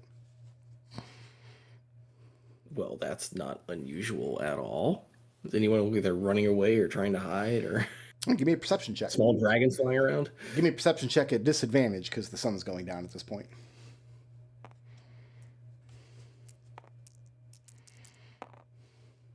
Some drive-by trying to do something nice for you. That's a 15. So yeah, glancing around, you don't see anything out of the ordinary, and you don't know why anybody would pick your pocket to leave money in it. Well, I guess Alister's gonna go get Yvette and see if she wants to get a drink. Oh, Yvette doesn't want to. No, because she was at the drama club meeting and watched the big argument, and yeah, that was terrible in every direction. What about Kenny? Can Alister go find Kenny? Sure, you can hang out with Kenny tonight. Yeah. What time does Alister go back to the dorm room? Oh, You just drink your woes away with Kenny and then head home. Yeah. Usually when I upload images to immigrant.com, it puts them in these like little, I don't know, these little folders, like all the images I upload in one batch. For some reason, all 517 images I had to upload for the Mage Tower game are all just individual in the main folder. And it makes finding anything impossible. The worst. The worst. Impostable. Impossible, yes. All right, let me load up your dorm room here. Oh man, I want pasta now. Right?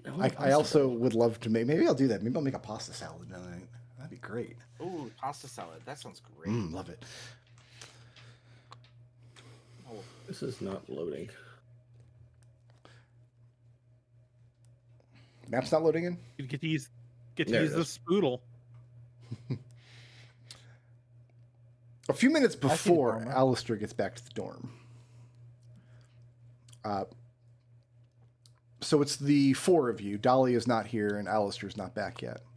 One of you, who's got the highest passive perception? We'll do it that way. not me. Yeah, 14. Geppa? 12. 10. I think Hugo's competitive in that. Perception is 15. Hugo's the most passively perceptive. Oh, no, wait, do I? Wait, hold on. Let me make sure this took my new proficiency bonus into account. Oh man, Destil's got Destil feels insulted. No, I just want to make sure that because I feel like that didn't go up even though it should have. Everybody should have gone up. It's +3 now, right? Yeah, proficiency bonus has gone up for everybody. Yeah. Okay, no, that's correct. Okay. Okay, so Hugo is the most passively perceptive. Hugo, at some point in the evening, as you're you got your exams back a couple of days ago, you're just kind of back from work, just kind of lounging about in the commons. You're just cognizant of Tradewind's, your little bat buddy, just being in the room, like perched in a corner, watching the proceedings, as though you're the best TV show he's ever seen. This is his reality entertainment. Can we put him on this wheel and then like he just kind of spins around like it's a Ferris wheel? He won't ride it because that's like shenanigans. He would get dizzy. Oh, he's not that kind of fun-loving creature. I see. And he seems to be having an excellent time. He's very pleased about something. His little raccoon hands are doing the Mr. Burns. Besides good berries, what does he eat? You don't know, but there's lots of food around campus. Do you guys ever feed him? Oh, I mean, Genevieve would offer. Oh something. yeah, absolutely. Yeah. And He'd become fat like within a day. Let's be real. when Hugo notices him in the corner, Hugo will speak up and say, "Hey, Trade One, what's got you so grinning?" he said, "I just saw the most fantastic bad performance of my life." And he tells you all about it. He sets the scene for you. He gives this colorful description of Alister just absolutely face planting at a reading rehearsal at their new drama club. Well, I don't feel like on the one hand it's like it's like I don't want him to fail just because he's misguided in his attempts to become the new drama club. Mm-hmm. Genevieve does. Well, Genevieve looks at Hugo and goes, "Good news for us," and smiles and sips her tea. that's just spiteful though. But it means that if he fails, he'll come back to us. I mean, with his tail between his legs, but then we'll be together again. What? Is that what you think? Well, you're not here to complain. Genevieve would be happy to have Alister back in the drama club. Oh, She God. finds This it is why I weird left that there drama was club. There's too much drama. She finds it weird that there was a schism in the first place to split things apart when it clearly went really well. Yeah. Alister, when you step into the room, after going out and kind of drinking your woes away with Kinney, when you step into the room, you just immediately know that everybody has heard the story of what has happened. They're in there discussing it. Hey, maybe he'll come back to drama club with his tail between his legs.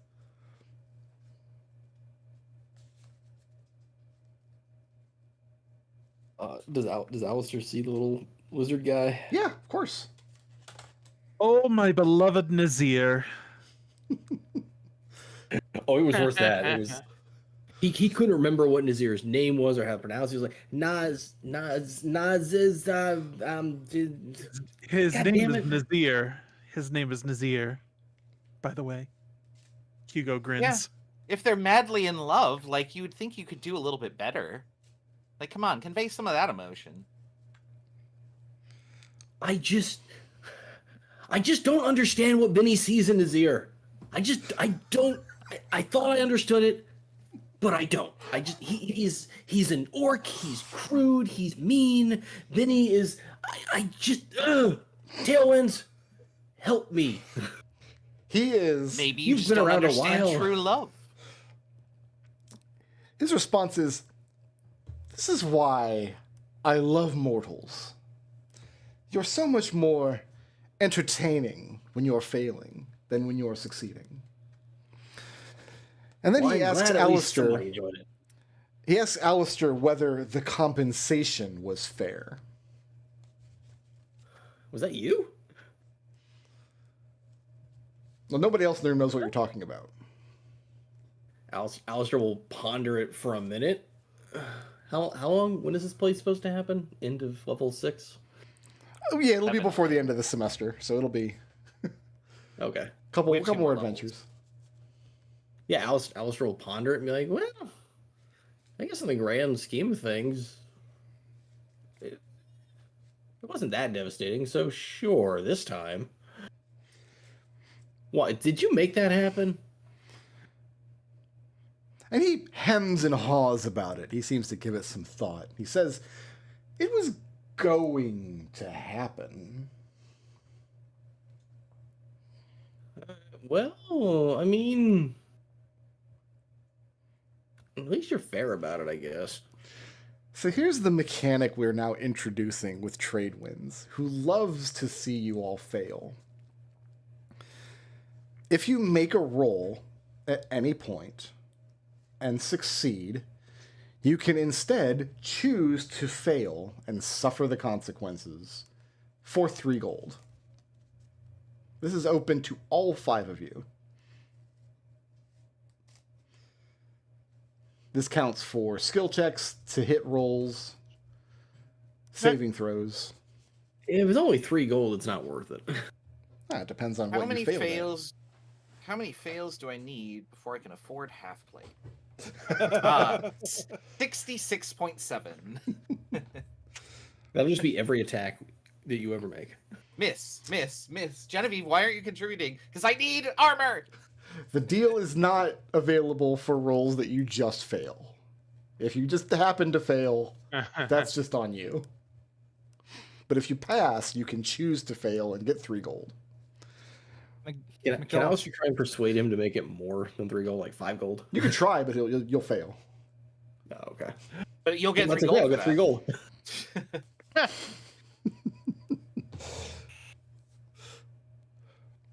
It's 500 failures. Does anybody have ways that they feel about this little devilish creature now interfering with your lives? Genevieve thinks he's cute.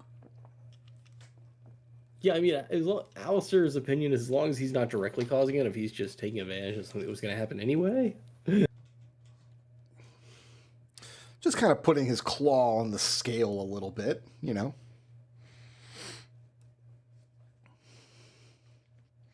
Alister will inquire if he can make the scale go the other way. Oh, I can do all kinds of things. Does it cost us But money? they would- Genevieve says. But they would not be as nearly as funny, I imagine. Yeah, he's not interested in seeing you succeed. Not nearly as entertaining. Yeah, no, I figured that much. Counterpoint: if we succeed, other people fail. But he's not watching other people, he's watching you. Okay, fair point. Does Leo he goes want back to to watch sleep. other people? I mean, what he does in his spare time is between him and, like, his Shadowfell deity that summoned him into being. And over the course of several days and so, like, the little creature just seems to come and go as it pleases. Doesn't seem to be entering your dorm through any particular entrance. Sometimes you see it perched on a bench or a street lamp. Sometimes it rides the tram with you. It seems fascinated to watch your unfolding lives at school. Yeah, Alister's oddly okay with us. Oh, this is like a montage where you're just like walking along and then like there he is and you point at him and smile. Yeah. Like, oh, there he is. I saw him 4 times today, Genevieve announces that night. Is she keeping track? Like, does she have a sticker book? Yeah, no, it's Tradewinds Bingo. She's made sheets for everybody. And then she comes back and she's like, "Oh man, I will give you a I got blip. 4 corners." Hugo's absolutely not participating in trade wins. If you bingo. show up next week with Trade Wins Bingo, I will give you a blip. Oh, not with homework. You know, I did just finish like I'm off on break for the summer, so I have unlimited time to print experience points. Alister will start calling him BLT for bad luck trade ones. Okay. So, because the campaign is taking place over the course of this school year, there's lots of things that are happening in your lives that are kind of off screen, so to speak. Actually, this will be something good to get into when we come back from our break. Now would be an excellent time for me to eat the other half of my Italian sandwich that I have. Oh, so why don't go ahead and put the blindfold up. You guys can go ahead and get your coffee, get your bagel. We'll reconvene in about 15 minutes.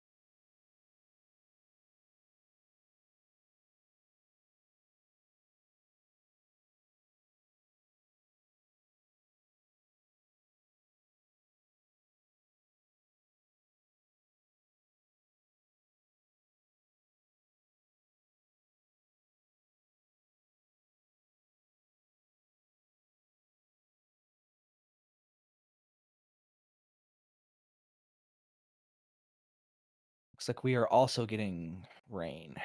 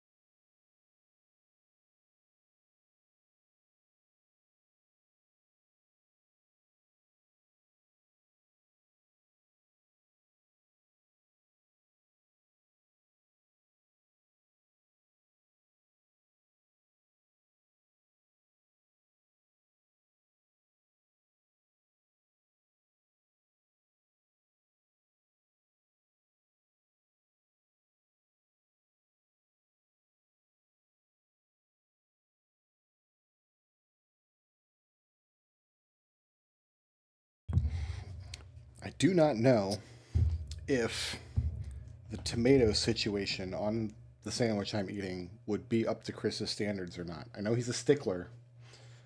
Is it sideways? I don't know what he means by sideways. Perpendicular to the bread. So like if the bread is horizontal and the tomato is horizontal, I think it's fine. But if the bread is horizontal, the tomato is just on the sandwich. All right, it's on. I don't know. How It's would you do that? delicious sandwich though. Ask Chris. That's Do you like carve a channel into the sandwich and then slide like a coin? you know what thing I sitting here and I'm like looking at the Final Fantasy cards for Magic the Gathering, and As you do. maybe I've missed this and it does exist, but I want everybody to know that the Angelo cannon not having a card, as far as I can tell, is a goddamn shame. Yeah. The ability name of Ranoa Hartley's attack trigger.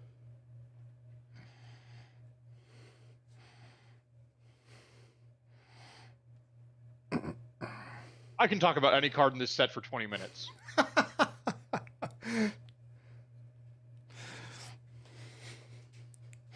Oh no, Raz is actually making a bingo card. Fantastic. Yeah, I mean, like I have tons of time this week. I think I'll give it a try. I just want to know what creature Tradewinds is most like, so that I can put like little pictures of him saying random things. I think like part lizard, part bat, part rabbit. I think gets you most of the way there. Or, not raccoon, not rabbit. Because yeah, little raccoon hands. That's what I'm picturing. Yeah, I found this guy, and it made me think of him. Like he's just so huggable. That's definitely just a full bat. That's a bat. Oh, because he has little arms and wings. His wings are not his arms. I mean, I told Google plush raccoon bat, and it's just Is that acceptable, Treble, or do I have to try and come up with something else? What? I don't know what you're talking about. The Angelo Cannon is the ability word in front of Ranoa Hartley's attack trigger. Uncommon, green, white. 4 mana, 5 mana, 5 mana. Oh, where did you send this to me? I didn't. I just told you. I Oh, thought you said you were looking at the cards. Just look it up on Scryfall. oh yeah. I see. I was looking at the art. I wasn't really paying attention to the. I see. It's on there. There's a token of Angelo, but he's not like being fired through a cannon. He's just standing there. Angelo is a girl. Oh, okay. Listen, I'm not happy about that either. It doesn't make no sense to me. Could be Angela. It Right? should be Angela, yeah. Well, Angelo is a girl dog. Yeah, but like, come on, man. They're just standing there next to each other. I mean, I can think about a dozen things that I think should get into the set before that, like Irvine, if you're playing Final Fantasy VIII. I don't even know if Selfie's in there actually. is there She any might be the art is there on a any spell Irvine card, art but- at all? No, Probably. I've literally gone through every card and tried Oh. to figure out what major characters are missing. There's a Oh. lot. Because I know that I read an interview with the designer where they're like, yeah, there were some characters like we couldn't design cards for, but we tried to make sure we got them in other artwork somewhere. Yep. But I there's guess a bunch of Irvine that, just got but, like, shafted. Irvine, Maria, Lena, Lena, that's a a big lot of hole. characters in 4, but 4's got a big cast, so I don't feel as bad about that. But like Palom, Form, Young, Edge. So yeah. See, when I was designing villainous decks, I made it a point to have every single character from the games, which got hard. No, not 6. I couldn't get a full cast in the 6, I don't think. They got everybody in 6, but that's because they got their own deck. So they had an extra 25 cards to work with. Oh, okay, so like Final Fantasy V and Final Fantasy VIII don't have their own. Yes. Got it. Okay. Yeah, so the 4 that have their own deck, only 14 is probably missing major characters, and what the fuck are you gonna do with a game that's 5 games? Right. I think they. I know they said that some of the people they got them in as quotes. Yep. Instead of like images. Ooh, I haven't actually thought to go through all the flavor text and see if there's anyone who's.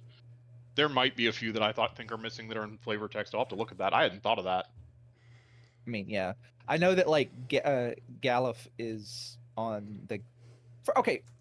The Gala Gal's cat. got a card with his name on it.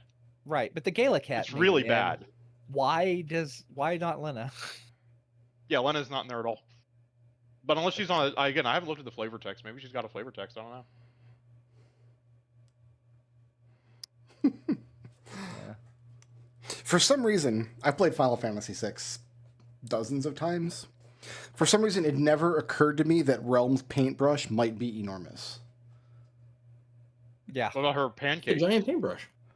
It never. What about her pancakes?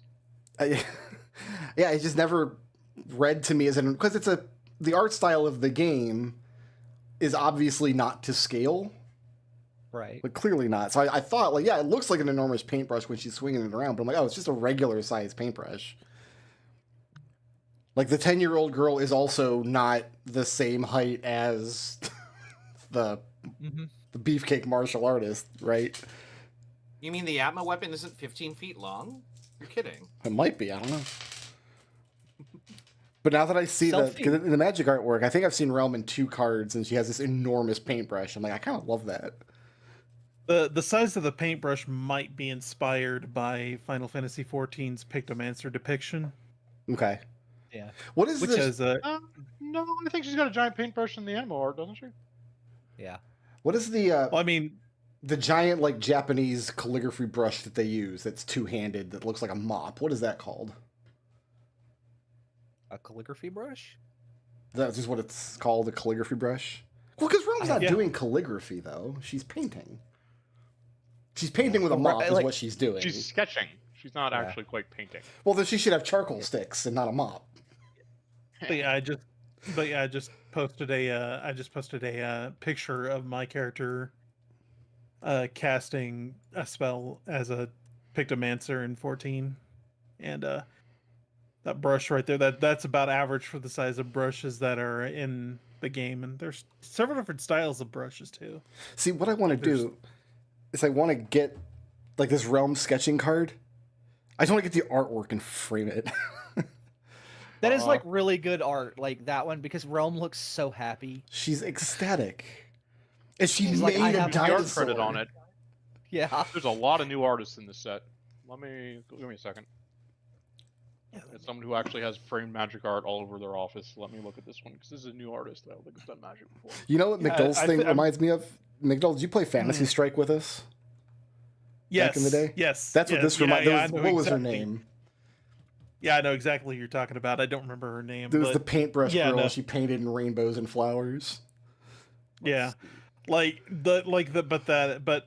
realm sketching card. Like, if you looked at the intro to the opening cinematic for Dawn Trail, like the character who's a Pictomancer in that game, she's she like the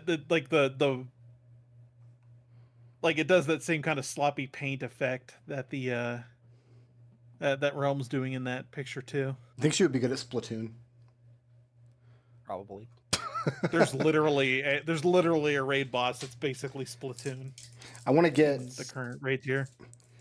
like the realm sketching card. I love Sid where he's jumping off the airship. I love, and then the battle menu card. I want to get the entire card framed. I think like blown up and framed. That whole card is fantastic.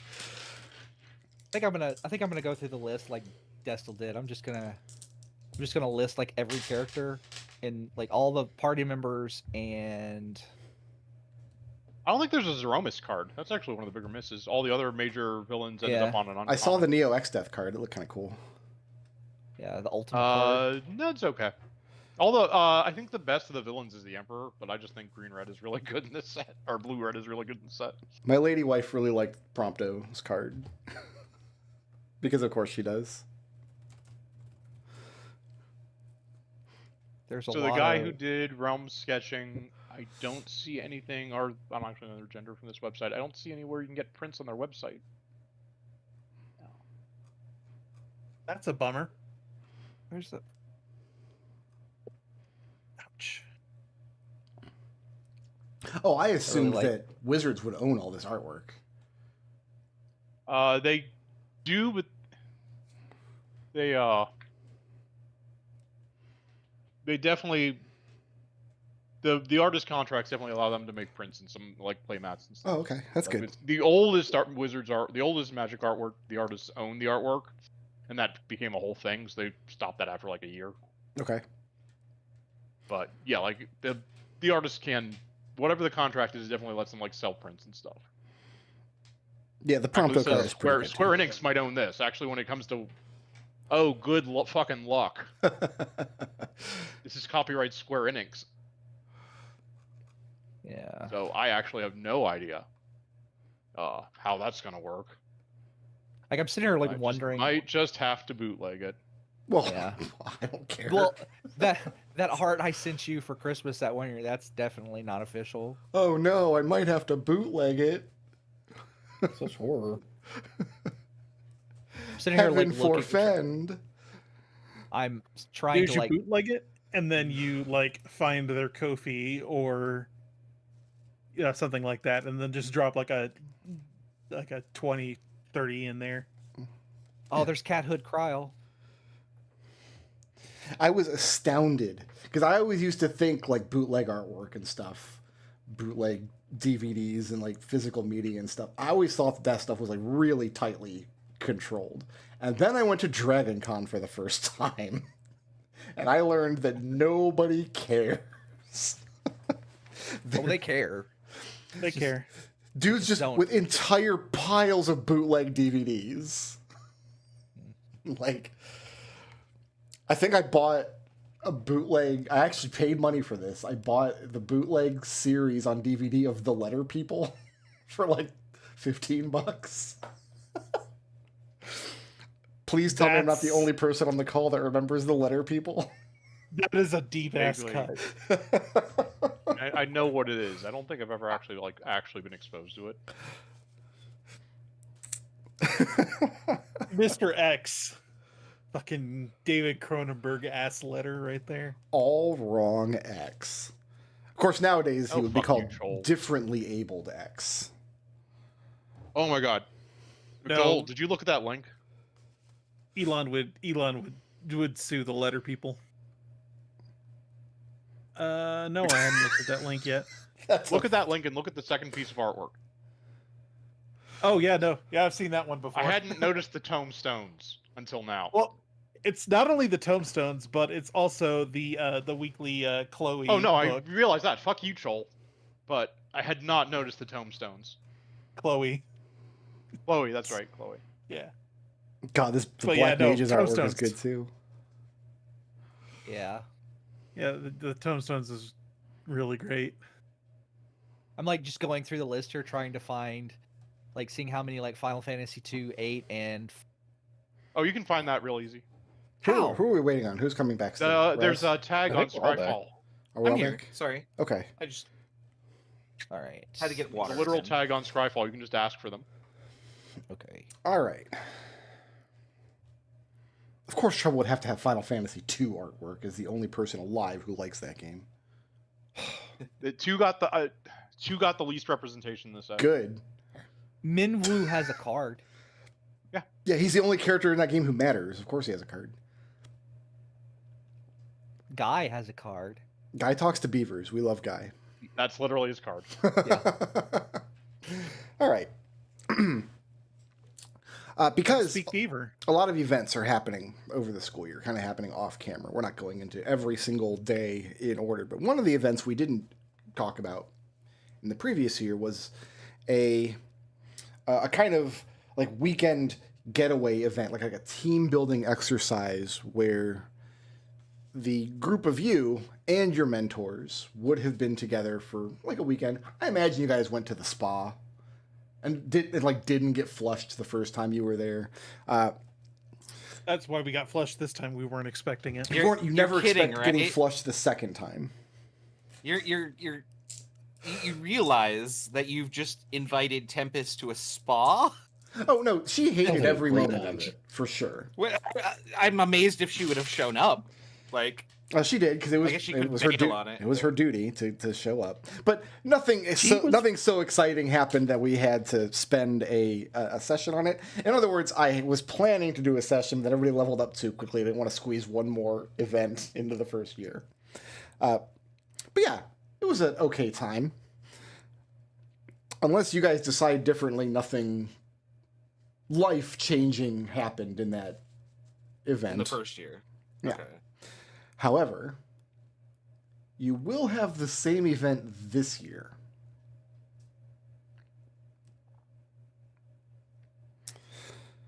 Okay. The five of you, as mentors, will have this little weekend getaway with your five mentees. Does that mean we have to track down Geppas?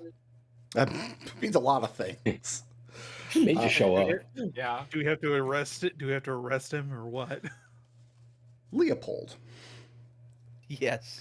you become aware. I mean, all of you would become aware, I guess, but there is a house on campus that was relocated here from some homestead out in the grasslands somewhere. With great difficulty, was relocated here piece by piece, probably before the teleportation was deleted, if we're being honest. And the house has been repurposed for a couple of different things over the years on campus. And it's called the Triceratops Lodge. Okay. The current Dinosaurs. use for the Triceratop Lodge is it is a comfortable hotel experience that creates, over the course of 48 hours, a narrative for the hotel goers to enjoy that incorporates elements of mythology and puzzle solving. Oh no. Other We're than doomed. Alister, this is way out of any of y'all's price range. Like, Alister might be able to swing it if he wrote home and was like, hey, Mom and Dad, I want to go to the Triceratops Lodge. This is for the upper crust, the nobles who can throw a bunch of money around. Léopold, Allie demands that you make your mentorship weekend happen at the Triceratop Lodge. And she tells you that her daddy will bankroll the whole thing for all 10 of you. Oh. All you have to Well, do yeah. is get all your little friends together and make sure that they get the invites out to their mentees. Okay, I'll tell Dude, her that's Allie's- uncharacteristically nice, and I accept. I'll do it. Oh, she's not being nice. It's just, well, Please take the. I'll tell her. She'll basically. I'll stop her and say, "Please take the compliment." let's put it this way. How do you put it to her? Like, do you tell her that's uncharacteristically nice? I said that's awful. I'll basically say that's incredibly nice of you, and I will accept and help you make this a reality. Okay. And like if she basically says she's not doing it to be nice, I will stop her and basically say, "Please take the compliment."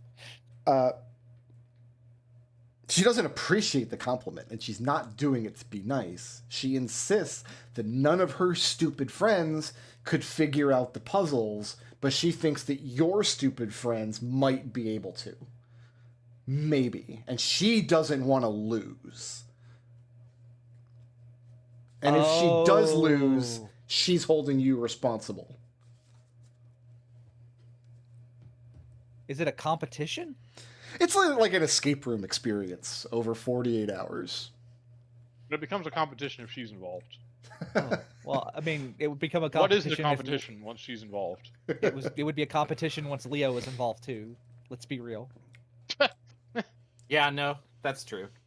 I'm remembering That's now very true. the escape room episode of It's Always Sunny in Philadelphia.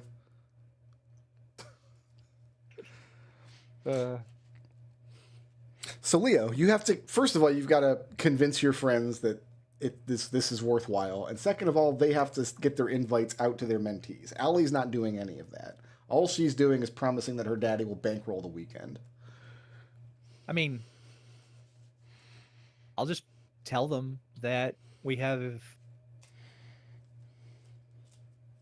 I mean, is anybody going to like complain about getting Allie to pay for our stuff? I'm assuming nobody really likes her in the party. Genevieve Alister's actually thinks ambivalent. Genevieve actually kind of thinks she's okay. Yeah, But the Alister's second that you kind of- say, oh, sorry. Alister kind of likes her, but for all the wrong reasons. The second you say, appreciate- the second ahead. you say puzzles, Genevieve's eyes light up and she goes, puzzles, like she's a kid in a candy shop, and this is all she wants to talk about now. Right. Don't appreciate the charity, but for the sake of the rest of the group, I have no problem going on this little venture. It's not charity so much as it is Allie being the worst person we know. Wait, I just realized that there's going to be some problems here. How are we going to get Elegant Sumai by herself? Oh, Hugo can charm her. I'm not worried about that. I mean, Doesn't she have like guards or something? Yeah, she has Oh, retainers look that at she's her at messing all. without. Every princess wants to escape her guards. Hugo could just use that. I mean, yes, but that's easier said than done. And what about your mentee, Geppa? Yeah, how are we gonna get Raph at all? Oh god, don't even get me started on mine. Is there a church in this establishment? Otherwise mine won't show up. There is not. Oh no. Tell your mentee that a church is any place you can find a priest. I'm just gonna tell him it's required. And if he doesn't, he will fail. Genevieve, you're not a bard. Stop singing. Oh, sorry. I do that when I get frustrated. Oh god, I'm doing it still. I'm Salt going of to the need you to earth, pay a licensing fee if you're Genevieve. going to be doing that. So Geppa, Why? Genevieve, She came up with a song herself. Yes, there's no licensing involved with that. don't gatekeep. Are you Geppa- trying to copyright claim me? you just got TMCA. Geppa, Genevieve, Alister, and Hugo have to formulate a plan to properly invite their mentees to this ridiculous puzzle house for the weekend. Mhm. Okay, well, now that I can be completely invisible with no resources and perfect darkness, maybe I can finally find this damn kid. Okay. Do you need bait? I can help there. Yeah, I can also give you an invisibility spell. I Well, mean, he's invisible. I'm You don't assuming need as that long as I stay out of the light, I am invisible to him if he's using dark vision to see me. So I don't see like. I don't know how his get around for that is. He's a Did rational Geppa kid take with this dark vision. entire experience level specifically to? No, I've been planning to do this the whole time. So something I have here, I took levitate as one of my spells, and my understanding is if I hit the target and they fail their save, they just stop moving. They float upward. So Yeah. like They they must would have be something to push off of. they'd be effectively pinned, and that would catch him. I also have web. Like I can stop people. So Genevieve would help you with this. She's invested. Challenge him to like a duel or something to do something to me. I don't know what. I don't want to know the details. Just like Leo like rubs his eyes. Just do something. I'm okay with being the bait. 'Cause I haven't been in on this. Are you okay? I just got done dealing with Allie, so I have a little bit of a headache. Mm. I like to think that Leo has a facial expression you guys only see in the 20 minutes or so after he's dealt with Allie. That Leo, tracks. Do you want me to start making you invisible every time Allie comes around? What? No, it's fine. That would require too much magic. What if we make Allie invisible and then everybody can wonder why they're ignoring her? You gonna shadow ban her from? Cancel it. Dude, she would just shout, you'd hear her. Actually, then she would punch you and it'd break the spell. Yeah.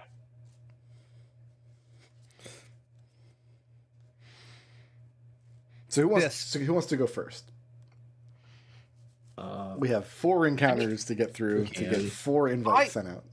I feel like mine's simple. I'm just gonna straight up ask him. Okay. Yeah.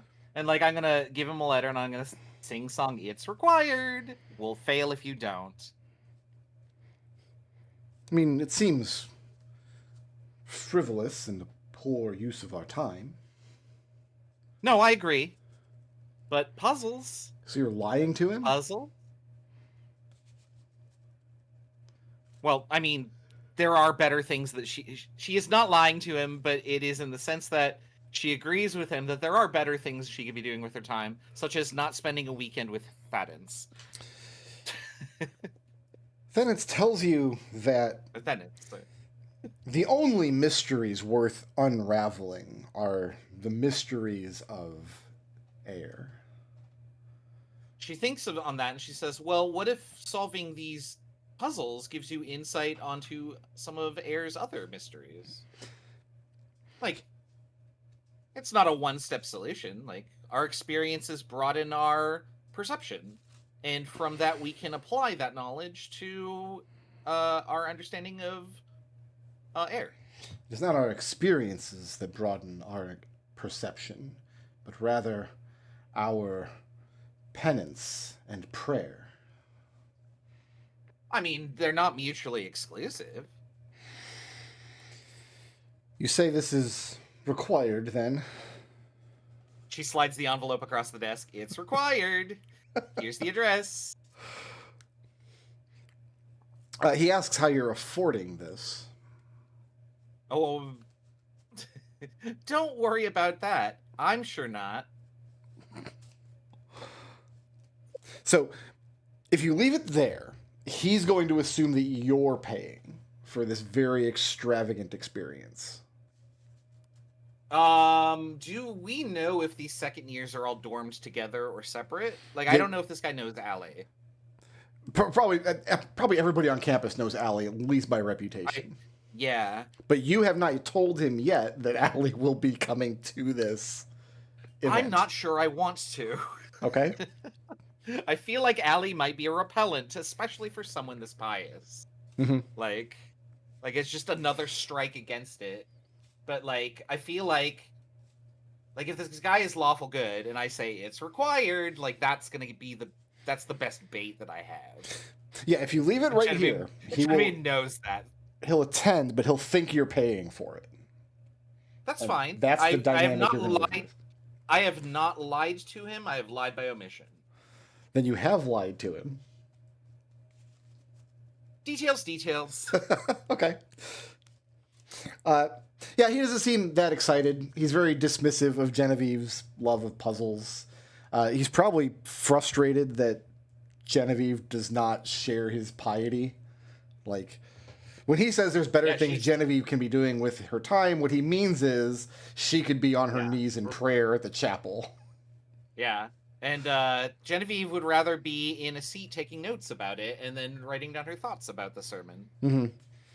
Very academic approach to religion. You're not supposed to have thoughts about the sermon. They tell you what you're supposed to think about the sermon, and then you're just supposed to think that and reflect upon it. And she has that written in their journal, and then in the margin she says why. Okay. No check or anything required, but yeah. So you're leaving it there. So Kinwade thinks that you have bankrolled this. You're paying for his way, and this is something that you want to do, and you're dragging him on it. Yes. Well, I'm disguising it under the it is required. And I guess it is. Like, as far as I, the player, know, it's required. The event is required at some point, but this specific version of the event is not what's required. Like I said, you guys last year probably just did it at the spa. Well, then Genevieve could lie later and be like, oh, must be a misunderstanding. Sure. At least we had fun. Like, that's fine. You guys just had a beach episode off screen last season. It's fine. Yeah, no, it's fine. Okay. What, if any, and if the answer is absolutely nothing, that's okay. But what, if anything, do any of the rest of the party think about Thennance Kinwade? Who? Yeah, that's about right. That answers that question. I was trying to find his name because I didn't. That's how little I know about him. So okay. Thennance. Yeah, Alister doesn't think about him. It's required. I mean, he's got a good heart. Just needs to lighten up a little bit. He needs to break out of his shell. A shell made entirely by air.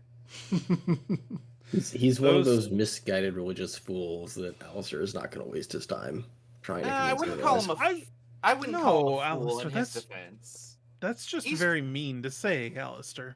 He's quite brilliant, but I just don't know where his brilliance starts and Air's ends. He's an Ouroboros. Alister, how are you going to ensnare your mentee? Oh, he's just gonna flat out tell her, hey, there's this event you got to do as part of your stuff. It's being held here. It will help you expand your culture and understanding of these people so that you can be a better princess back home. And by the way, Allie's paying for it, so we're gonna have a lot of fun. And her eyes go wide. Not that Allie, right? Oh, absolutely that Allie. Yvette, I'm assuming you guys are having this conversation at one of your drama club meetings. Yeah. She looks around to make sure. Is Yvette a princess? She is a, she's a Losterian noble. She's not a princess per se, but yeah, here's the noble house in Losteria. She's from Skyrim, basically. Like maybe her dad's the Jarl. She specializes in ice elemental magic, and Alister sees her as his Viking princess. Yvette pulls you aside. She looks over her shoulder to make sure nobody's overhearing. She whispers to Alister, we have to prank the shit out of her. Oh, absolutely. That's why you have to come. Who else is going to be on this thing that you guys can trust to prank the shit out of her?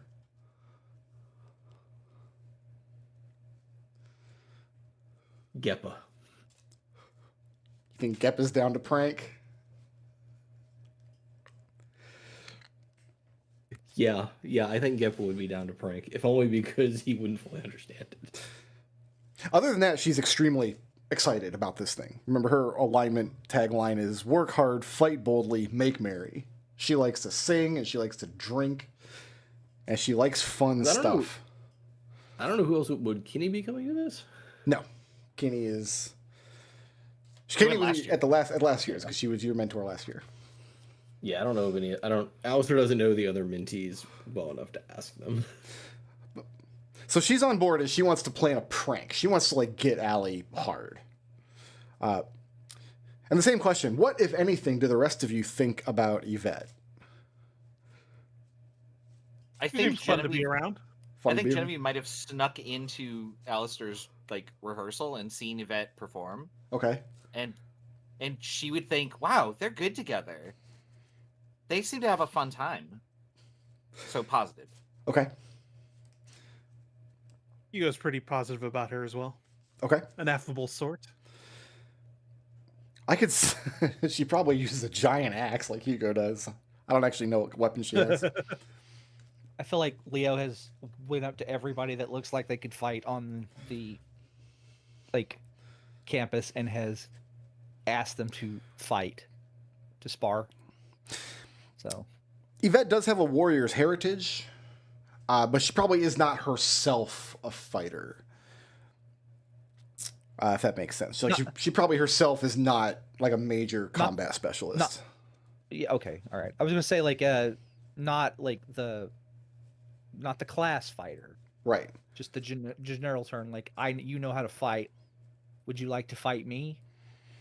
I want to see how say, hey, you look like you can fight. Fight me. If you challenged Yvette to a fight, yeah, she would decline. Then, like, Leo would would walk mess her around up. For your safety. Yvette is for her. deathly afraid of fire, and doesn't Leo like light his arms on fire? Yes, sometimes. Yeah, so I could do cold too. Like I'll demonstrate. I could do cold, lightning. Yvette respects Leo's flaming roundhouse kicks. Alister, you want to bring Geppa in on this prank. Anybody else? Keeping in mind the other Genevieve. mentees are on the table. Yeah, Genevieve would absolutely ruin it. Hugo is too nice to want to prank anybody, and Leo wouldn't want Allie pranked because he's just a kind-hearted soul. Okay. Nailed it. Geppa, do you want to help Alister prank Allie at this get-together? If it's not too mean-spirited, sure. It won't be any more mean-spirited than pushing her down a drain. Yeah, I didn't do that. The last time we pranked her, we had an adventure. For the record, both Yvette and Alister are good aligned, so I would like to think they don't have a mean-spirited prank in mind. Yeah, I didn't plan to injure her. Like, Alister likes Allie. Okay. But for a lot of reasons. I feel like Hugo and Geppa, your invitations are going to be problematic. So I will let you decide who wants to go next and have the next encounter.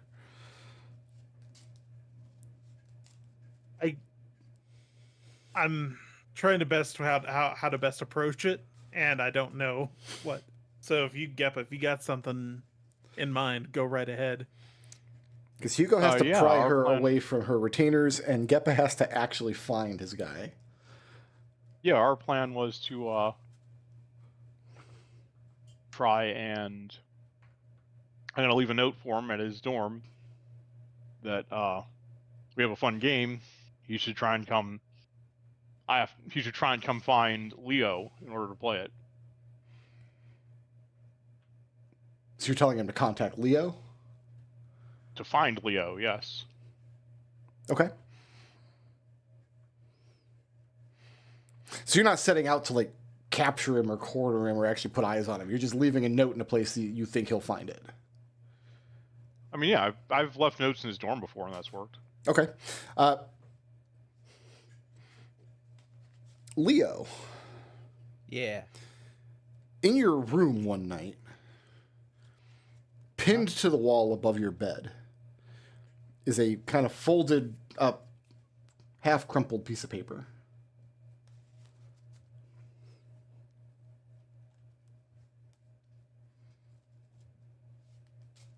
Okay.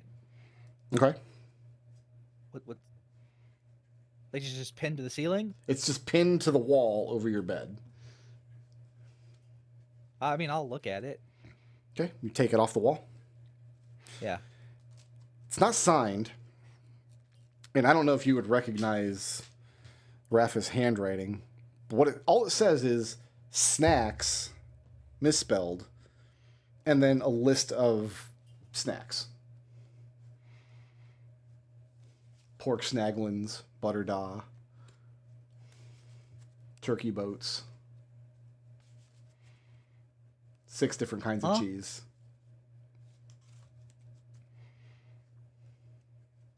I'll shrug, and in the morning I'll go.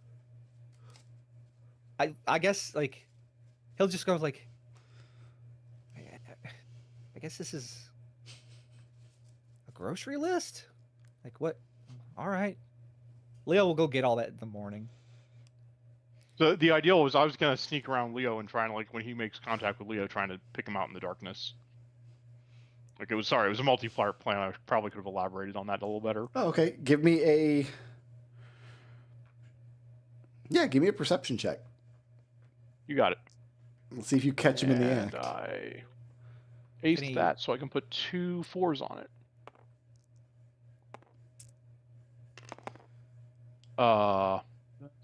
That's a 20. A 20. So you're staking out to see if he makes contact with Leo. Yeah. So what sneaky thing are you doing to keep Leo's room monitored at the dorm while you're there? Well, this kid's usually gone in and out through the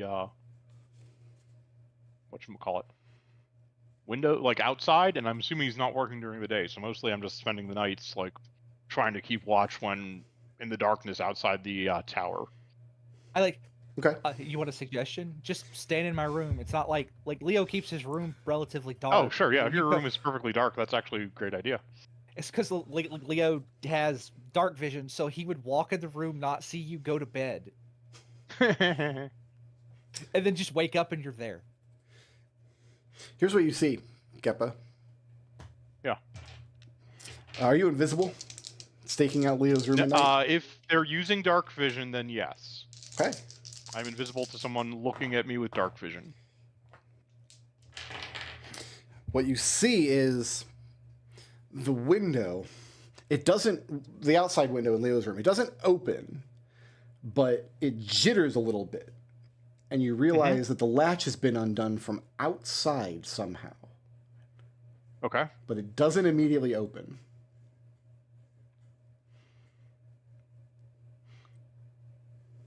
Then after about a minute, Can I make a stealth roll to try and sneak around and I've something with already rolled against. I've already rolled a perception check against you and didn't roll very well.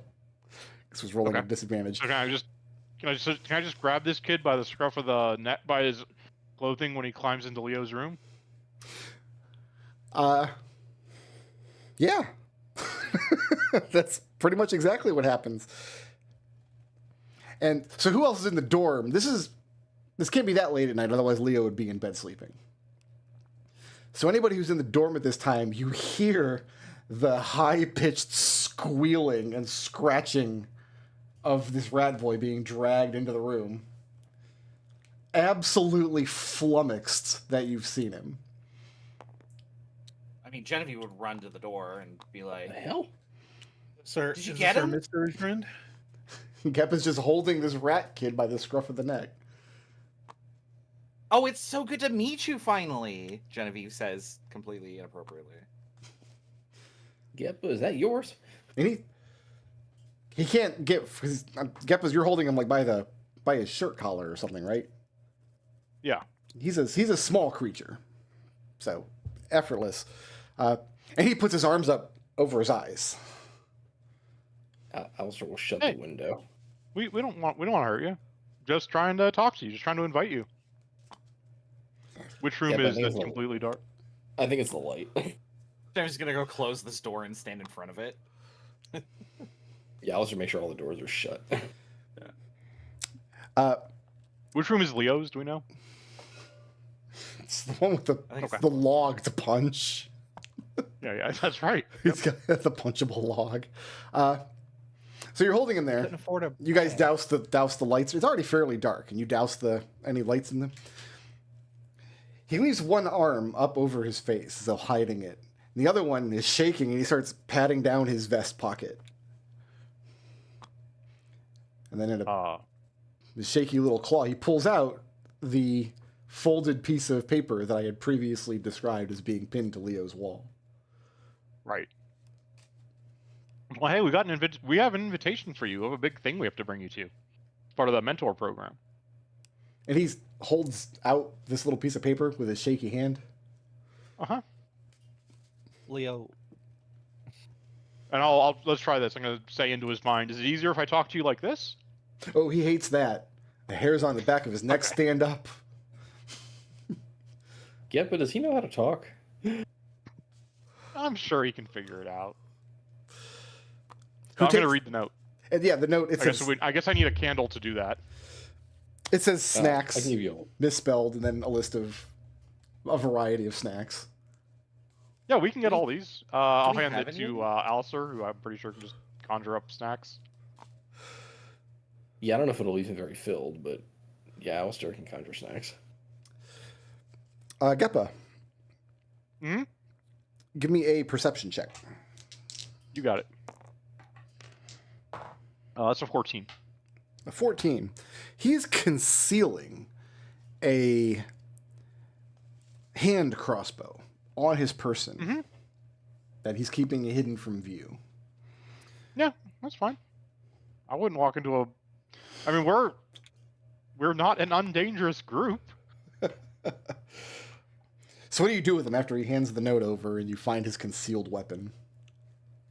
I mean, can I get him to talk at all? Probably not.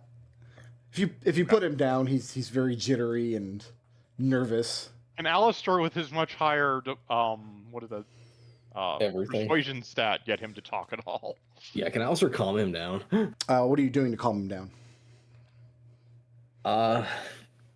Persuasion, talking to him kindly, gently, animal handling. Do you have calm emotions? Animal handling is not going to do it. The calm emotion spell might work if you have it.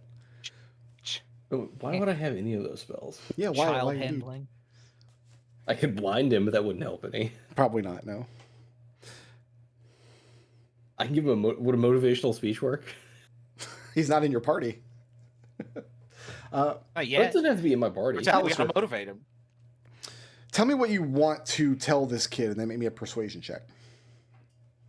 So basically, he wants to convince this kid that like we're not gonna hurt him. Geppa has been trying to meet him for a long time because he's supposed to be his mentor, and he's gonna explain like the way the mentor system works in the school. He's gonna try and give him some context that we are his friends. We're only here to kind of help him out and make sure that he gets through school and all that fun stuff. Make a persuasion check. We're from the government and we're here to help.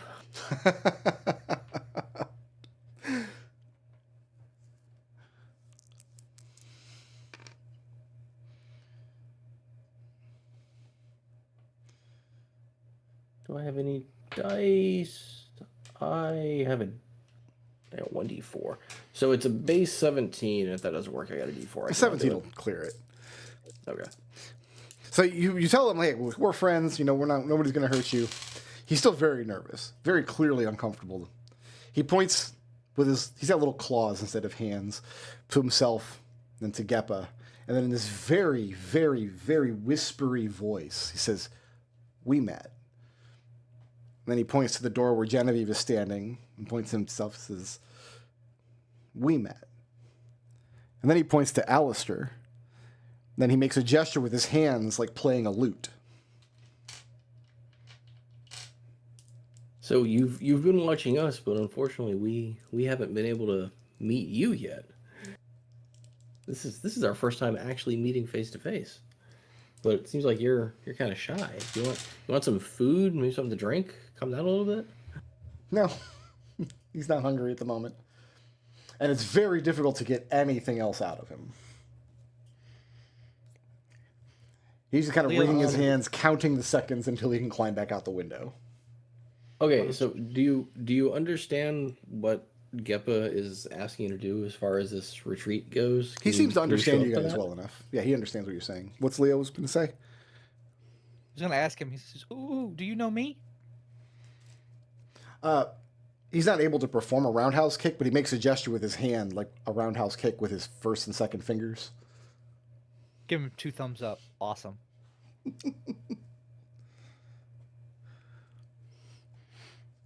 Well, will you come to this event with us? At that, he kind of points to the list you're holding. You handed the shopping list off to Alister, right? Yeah. Okay, yeah, he points to the list you're holding. So I guess mechanical question. Sure. With performance of creation, you can make items and it lasts for a certain amount of time. Mm-hmm. Would these items provide sort of nourishment? Like, how would that work for food? Would it be actual food? I figure, like, if you create an apple with it, you could create an apple that you could eat, but it wouldn't be nourishing, because at the end of whatever the time is, it would vanish. Because the created items aren't permanent, right? No, not yet. Yeah, so you could create an apple you could eat and get the enjoyment of eating an apple, but it wouldn't be nourishing in that sense. Unless the class feature specifically says you can't make food. I'm not sure if it does or not. But It doesn't. that being said, everything on that list would be trivial to find. It would be just... Okay, so first off, Mhm. I'm going to go put Novo Nordisk out of business and sell Aliskovi. Right. And yeah, well, How much longer do you guys detain Rafa the Rat Boy? Oh, once he agrees to come, he's free to go. Okay. Would you like? I'm gonna ask him if he would like to go out the front door, or would he like to go back out the window? No, he's inching his way back towards the window. yeah, Alister, before he leaves, Alister will ask how he wants the snacks delivered. Will he just come pick them up, or? I bring him to the event. We can get him there. And when Genevieve says bring him to the event so we can have him there, he just kind of gives her an excited look, wringing his hands nervously, like he can't wait. Okay. And then he shimmies back out the window unless anybody arrests him. Nope. And he doesn't need much window to get in or out. I mean, I'm like an inch and a half, and he squeezes on through like an octopus. God, he's so flexible. Back out into the darkness. And Bones scurries away. should not do that, she said. Well, he's got all little bones. He's Yeah, he's not. It's not. He's just there. There's not a lot there under his clothes. Like a cat. Like he's mostly liquid, probably. He's a small creature, and I imagine he's like on the small side of being a small creature. He seems like fun, though. You finally met your mentee. Yeah. Thanks, guys. He is now the mentee we all know the most about. Not Allie? Oh, you know Allie, I guess. Yeah, that's fine. Hugo, Yes. what's your plan? His plan is to go to her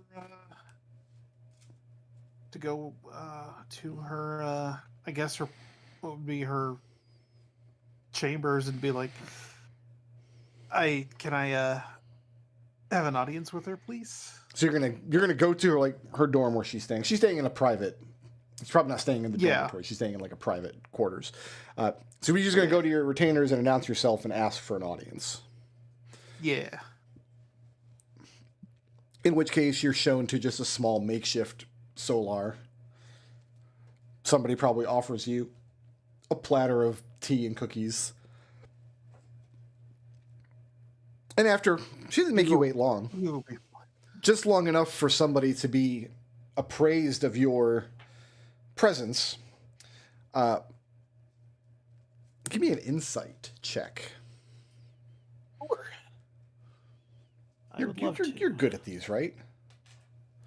You're an insightful axe man. Yeah.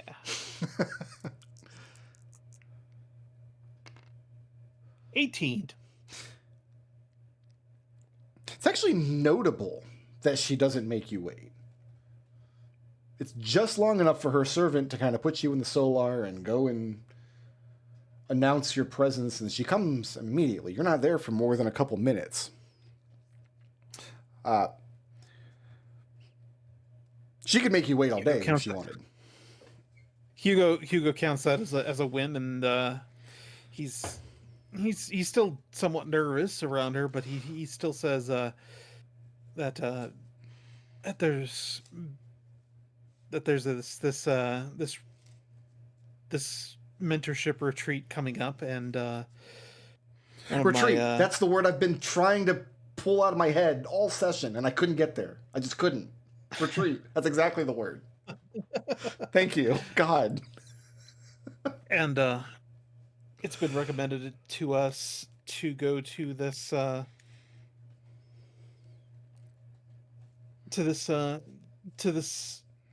hotel of a sort. And there's supposed to be some kind of puzzle experience. I'm not entirely sure. It's not something I've ever had the opportunity to indulge in, but it's something that sounds fascinating, and I'd like you to accompany me. She listens patiently, and as always, there's not a hair out of place. She looks perfect as always. She inquires, Oh yeah. "Do you mean to say the Triceratops Lodge?" Yes. We found the experience to be quaint, perhaps. So you've been there before? Oh, yes. Give me an... You don't need to make a check. This presents a problem. Because if Elegant Sumai agrees to go, she would know all the solutions, if she's been through it already. Maybe they changed it. Maybe they've changed it, but... Unlikely, because that's something that they would do in between school years, probably. That's based on real-world knowledge of escape rooms, how an escape room place that is functioning and making money and doing well will only apply a new room every 6 or 8 months or so. The turnaround is not constant. I was going to say never. We've been to a couple that they turn around every 8 months or so. They change the rooms? I've only ever been to places where they've added additional rooms. Yeah, we've been to places that change the rooms because everybody in the market has done it. Yeah, that's fair. Sumai has done the experience, and she's a perfectionist. So of course she knows all the solutions, but she was not impressed. This was a rather quaint and pedestrian experience. But if it fulfills the requirements of the mentorship program, of course she will attend. If that's the case, then I do know that most of the people who will be going along with us haven't. So I respectfully request if you were to keep solutions to it to yourself. She thinks on that for a moment. Maybe a carefully placed nudge in the right direction if we seem to be spinning our wheels. She says, "You're proposing a sort of act. I am to pretend as though I don't know the solution. Yes. And yet contribute to the experience for the others. Yes. This perhaps presents a puzzle in itself.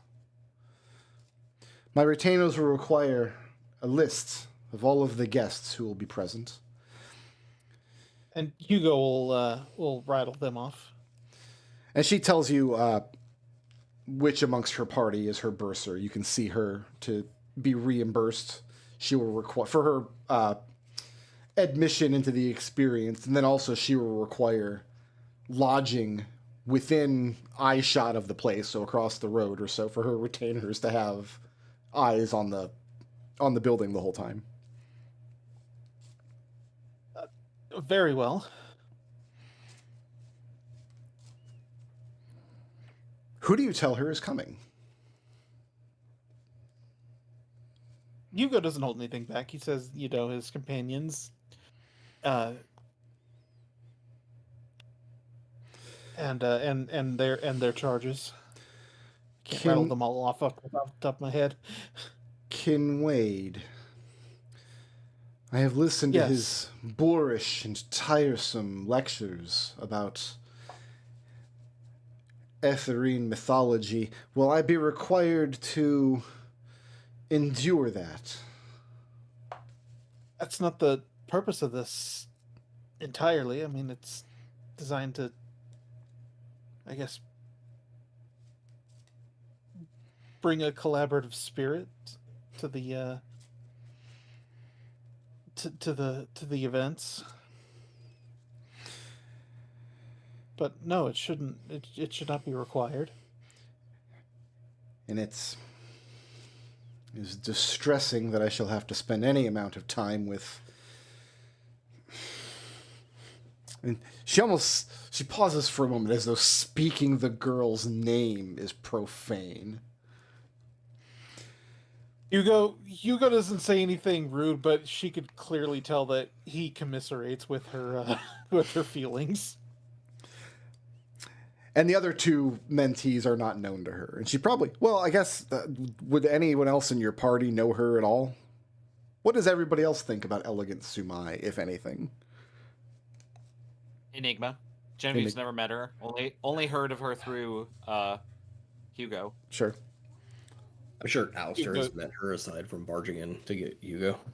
Okay. And Hugo's just been acting like a love-struck puppy whenever she comes up in conversation. Okay. Has Elegant Samai been to any of the drama things that get put on? No, she's not in the drama club, and I mean, once the performance is being exhibited, she might make an appearance as a social event. Yeah, like the art galleries around Prismari. Yeah, she'll attend exhibitions and things. Like she definitely has a presence around the school. Yeah, so Alister would probably know for that as a member of the Distinguished Society of Fine Artists. Okay.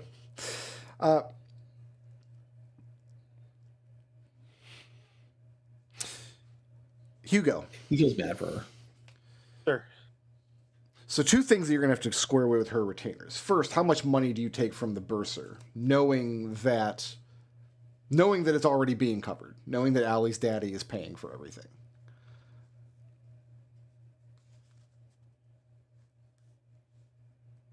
I would have to know how much the lodgings of the place across the street from the place. I don't know exactly. I'm going to say the exact number is only going to be relevant if Hugo is intending to take the money and pocket it. Absolutely not. Okay. So you're going to tell the bursar, oh, it's already being paid for. Yeah. All you have to do is arrange for your security detail. Yes. Okay. Then they won't give you any money. The other thing that you're going to have to clarify with them is, are you taking on the responsibility of acting as Elegant Sumai's first line of security if necessary, if her retainers are going to be a minute away and there's an emergency? Yes, I will. You are asked by a very large and very dour man whether you understand the responsibility you are undertaking. Yes, sir. Yes, I do. Okay. Now we get to use my favorite spell. Oh, God. Oh, God. I like this spell so much, I incorporated it into my novels. Are you going to guess him? Hugo, Sir. You will be expected to willfully fail a wisdom saving throw. Sure. As you are geist. The command you're placed under is that you will guard Elegant Sumai with your life for the duration of this event. Any action you take during the event that does not follow that command results in psychic damage to you. Yep. Give me another insight check while you are being subjected to this spell. The spell lasts for 30 days, but the event will be over by then, and then they'll dispel it probably. Fuck. Do I have D4s? You know what? 4 blips, auto success. You want to pass this, huh? Okay. Yeah, I want to pass this. Then let's delete all your blips. Put you on 2 blips. Yep. So 2. Yeah. suffice it to say that like being put to the question by her retainers and being asked to subject yourself to this magical, this is very stressful. Yeah. But you notice that what'd you get? You got auto success with 4 blips. Yes, correct. The DC on this roll was 20. Because it was to read Sumai, whose entire life has been trained to never give anything away through facial expression that she was not intended to. But as you're being put through the ringer and as you're being subjected to the spell, you see dissatisfaction on her face. Just the hint of it, and just for a moment. She doesn't like the way her retainers are treating you.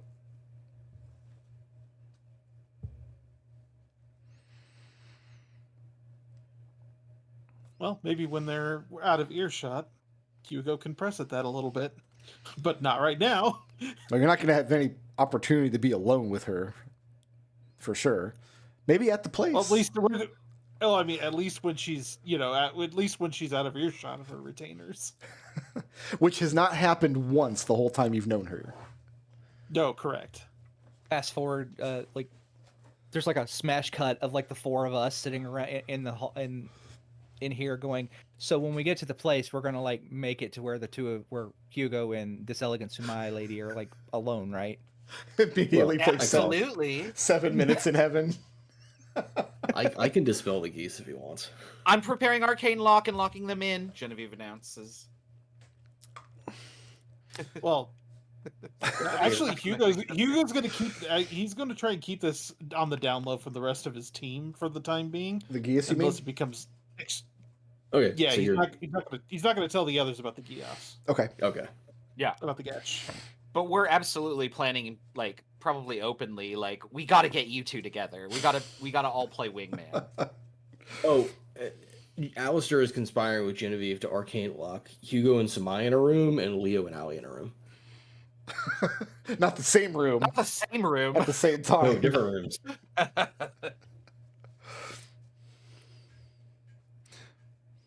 Okay. Both Leo and Ali are yelling at you like, this is slowing us down. We were going for the record. We're not going to get on the wall this way. Let me actually prepare arcane lock for this purpose. Is there any other preparation you guys would like to take care of before the day of the event? I guess Yvette and I just need to figure out how to prank Ali. Yeah, why don't we... So you don't tell any of... You're going to bring Geppa in on it, and Geppa is in as long as it's not too mean-spirited. That's where we left that?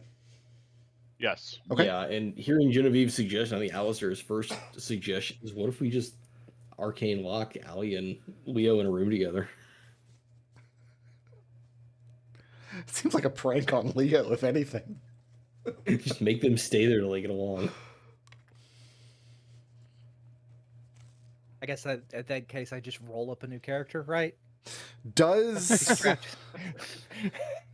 Leo, Genevieve, or Hugo know that you're planning this prank? No. You're leaving them. I would too. That seems a smart play. And does anybody know, Hugo? Have you told anybody that Elegant Sumai knows the solutions to the event? Kind of a 2 minds on this because I've been through an escape room situation like that before. Ugh, that must have been awful.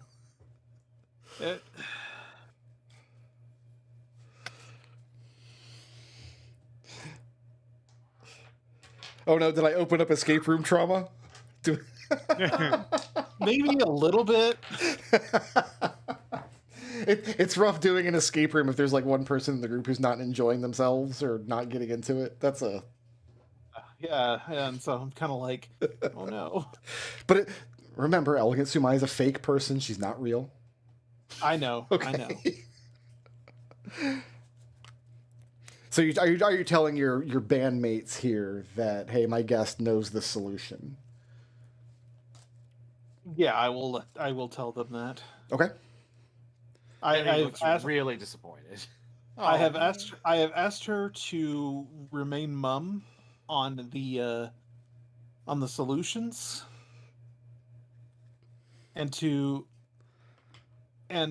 act as though she has not been through this before. As long as we make sure Allie doesn't find out, because Allie will absolutely insist that Sumai solve everything immediately so that she wins. That is almost certainly exactly what would happen, yes. Yeah, no, yeah. Under no circumstances are you to tell Allie that Elegant Sumai knows the solution, because yeah, she will be very. Yeah. In that case, I suggest you also not tell Leo. It's a lot of mistrust and a lot of secrets going into this escape room weekend. Yeah. Yeah. Like Perfect. Leo, like after the fact, you could tell Leo, and he'd be like, "Oh yeah, no, I understand." I feel like you guys have enough. Like Leo would be like, "Yeah, you totally made the right decision." He won't hold it against you. Okay. Last call for prep work before I pull up the Triceratops Lodge map, which I just now realize is backwards. Are we bringing an NPC with us? Technically, We're you're bringing bringing five bringing NPCs five. with you. Oh, all the mentees. Okay, yeah. It's going to be the 5 of you and then the 5 mentees.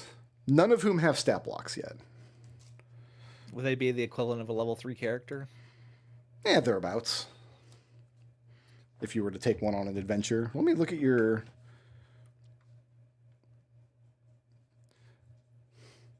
Allie's at a -1. Sumai's at a 1. You guys got a little ways to go first. Unless Geppa wants to invite Ellen to crash the party. I kind of did, like, out of character. Do you? Also, like, having a rogue around would be useful. Geppa. Probably. Yeah.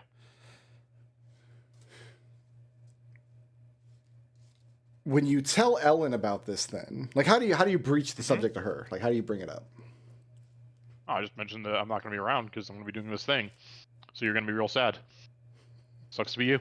Oh, she just gives you an evil smile and a shrug that tells you she's up to no goddamn good.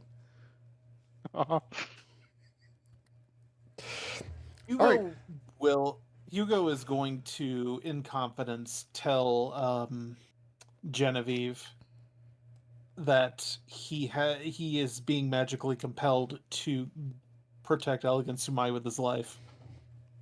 Genevieve's response to that is like concern at first, and then a little light bulb goes off over her head, and she just like starts giggling and clapping in her chair.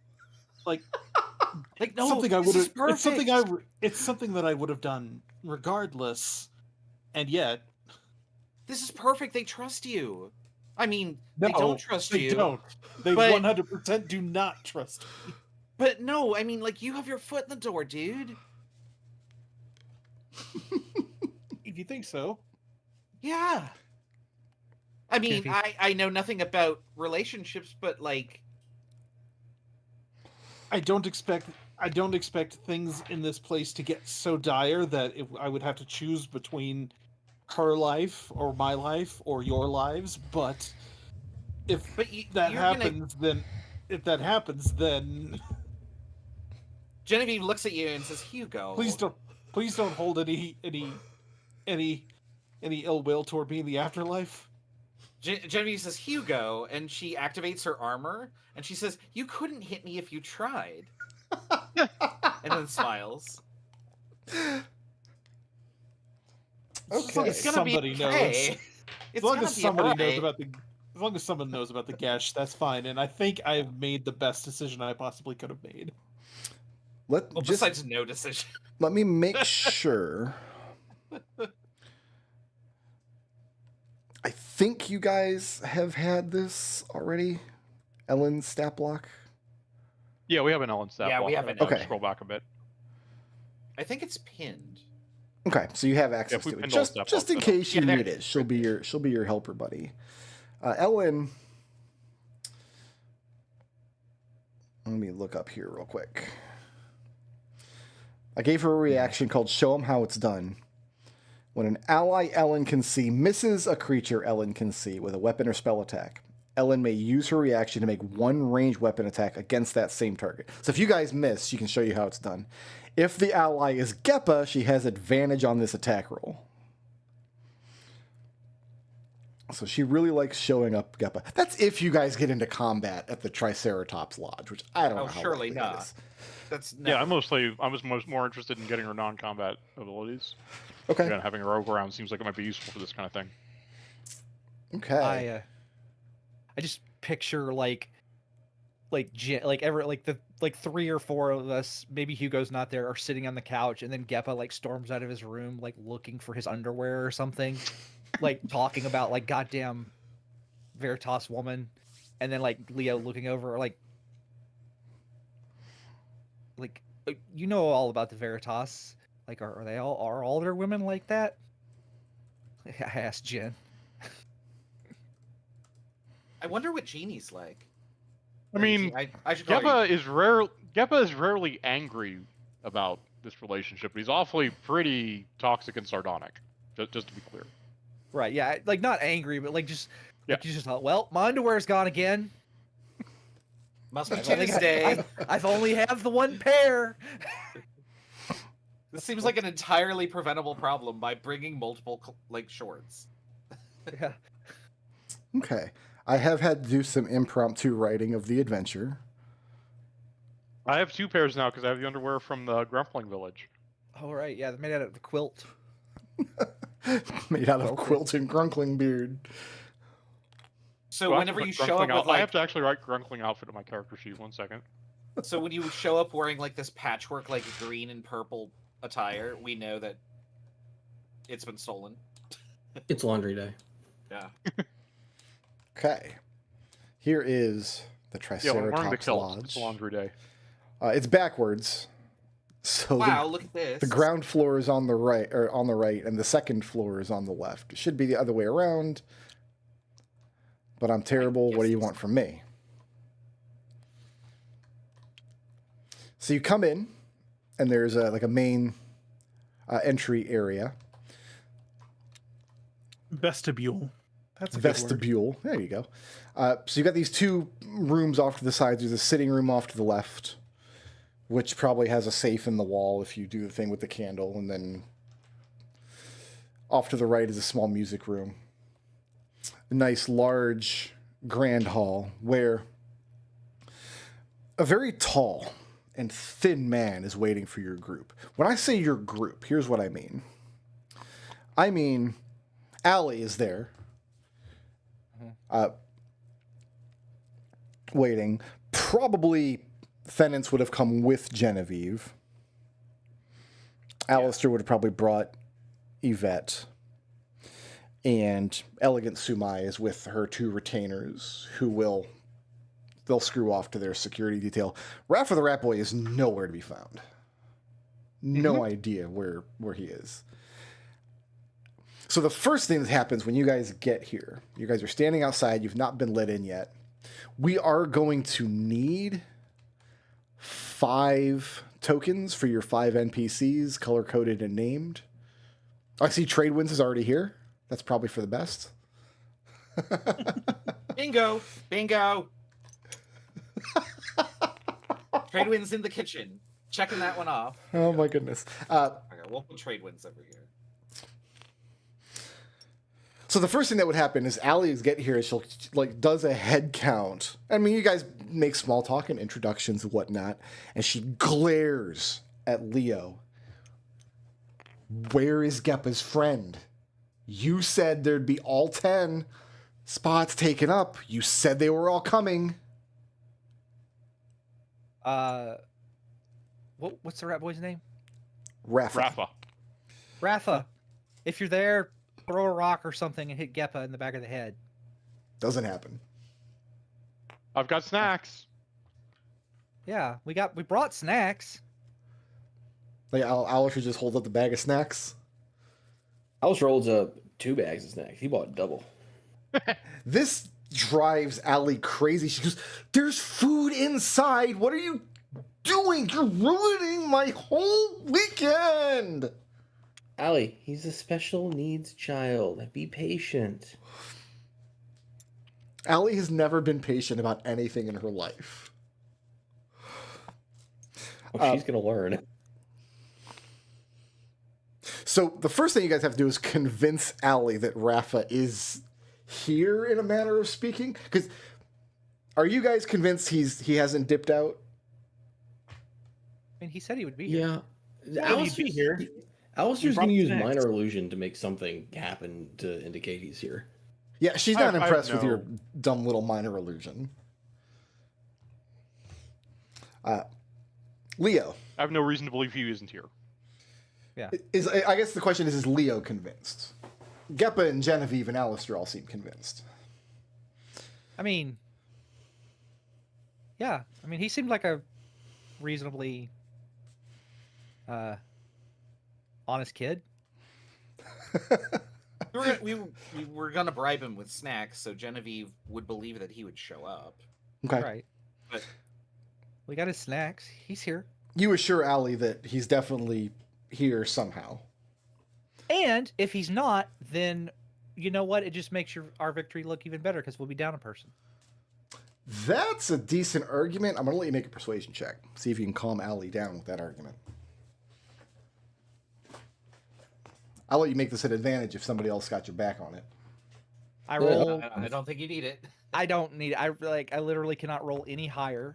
Let's see. That is a 19. I just like, hey, Allie, I need you to lock it in. Would you like to throw away that success for 3 gold? No. What the hell am I going to buy? I don't know. Action figure that you like the little thing on the back that does a roundhouse kick?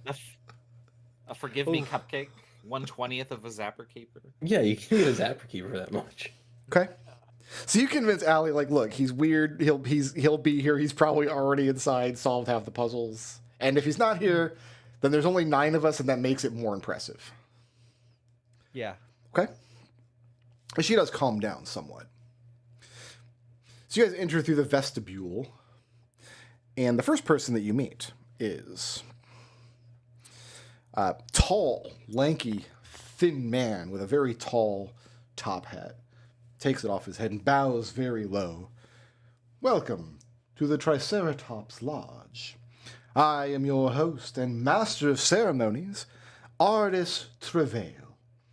You may call me Artis, or you may call me Master Treble, at your discretion."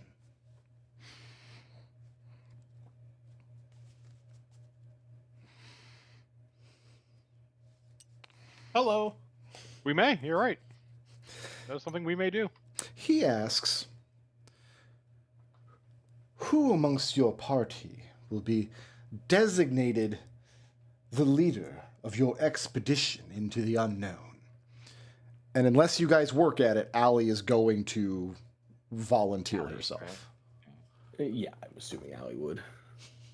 What was this guy's name again? I'm sorry. Artis Treble.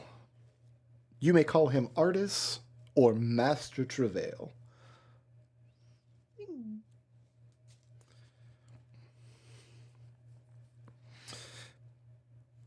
So you guys let Allie take the lead, and she enthusiastically jumps forward. She's the leader.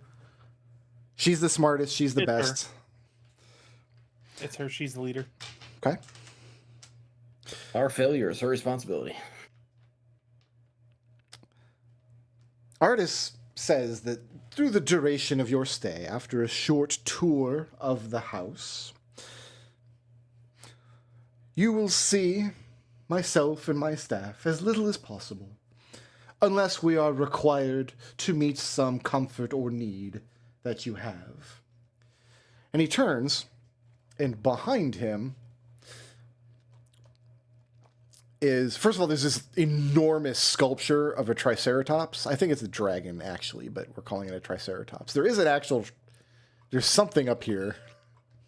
There's like a mammoth or something, which I noticed later. Yeah, that is wild.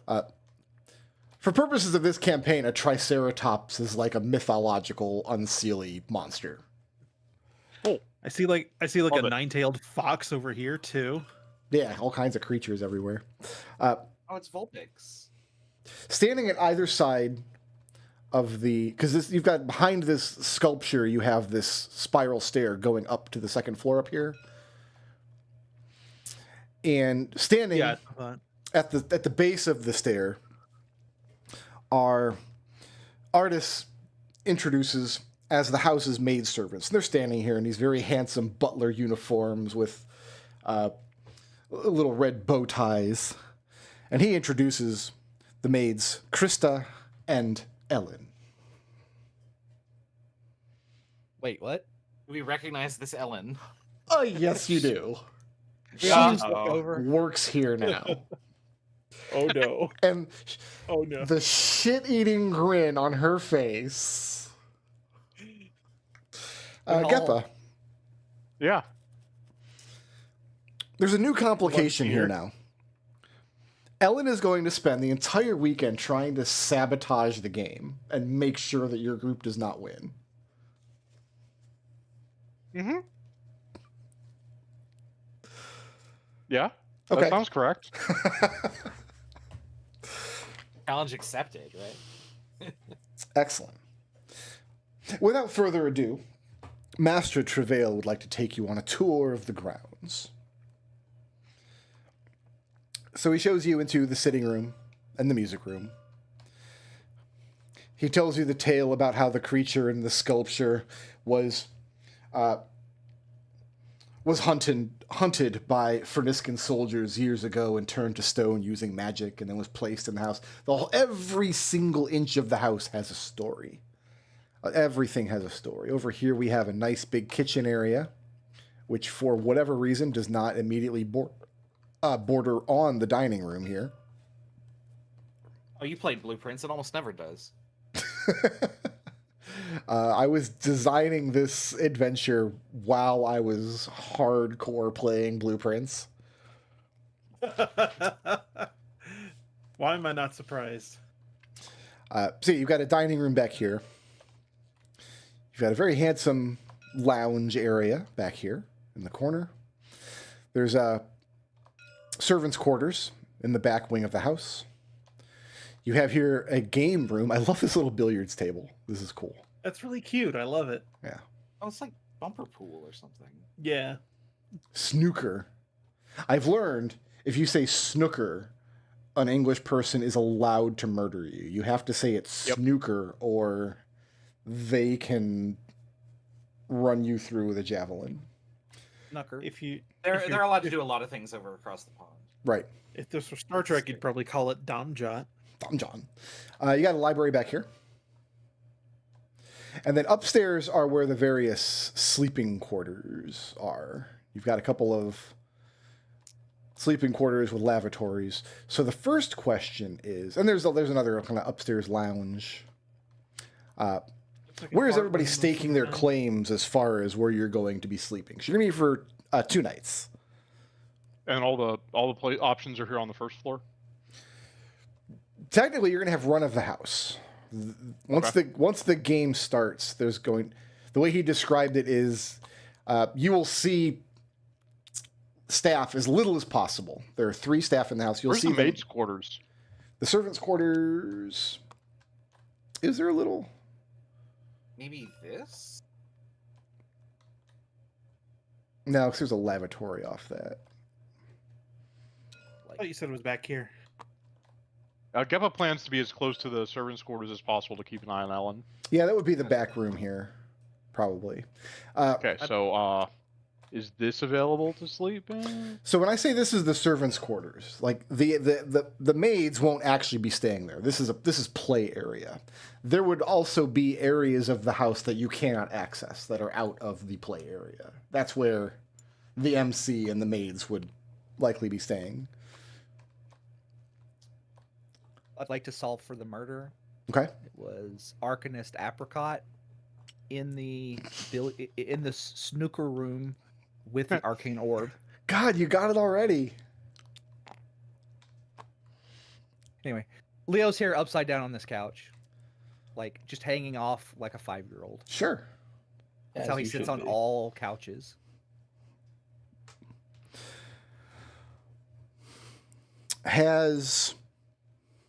Let me ask this question. Alister. Yeah. I'm going to assume that Alister and Yvette and Geppa they've brought everything they need to fulfill their prank against Allie when they're ready to pull the trigger on that. Yes, and what we don't have, Alister will create on demand. And have you actually put together a plan yet, or do you want to do that next week when you had a week to think about it? Probably be a next week thing. Okay. Fine with me.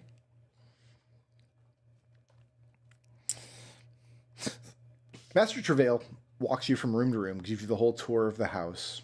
When he brings you guys upstairs, he shows you the various sleeping rooms, and this is where you're kind of given your opportunity to stake your claim where you're going to be sleeping and where you're going to be staying. So put your marker in the place where you want to sleep. What is this room up top by the stairs? Is that a kitchen or? Kind of looks like an art gallery a little bit.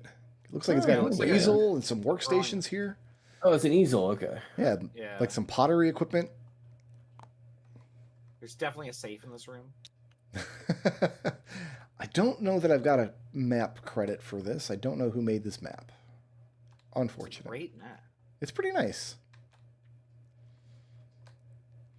And then back here it looks like it's kind of a study or something.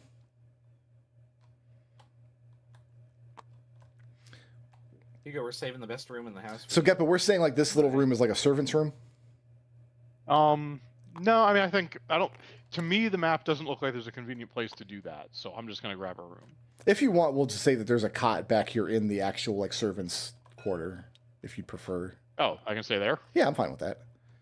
Oh, that works for You me. can just take the darkest corner of the house. I just wanted to be on the couches, big plush couches. So let's see here. Let's make this decision. What is the biggest, fanciest bed in the place? I mean, this room has. Oh, this room also has a bathroom. I would say one of these two. Yeah, Oh, let's it just might be leave this He's not one, gonna make that or way. maybe this one? Alister and Allie then are going to be in a heated debate over who gets the best room. Alister's claiming this room. Allie can go have whatever other room she wants. No, she walks in and demands it. She's not going to take that lying down. Yeah, Alister and his Viking princess say no. Alister and his Viking princess wouldn't even be on this event if it wasn't for me. My daddy's paying for it, so I get the best room. Allie, you're not the only noble here. Go find somewhere else. Is she even a noble? She's not. She Allegedly. does not. She does not have a surname. That's true. Allie, you're not even a noble. Go find somewhere else. Respect your betters. Ooh, I don't know you. about that. Like Leo, you like Leo hears this conversation and looks at you like you have just kicked a puppy. Leo, Yeah. are you going to try to break up this fight before it escalates?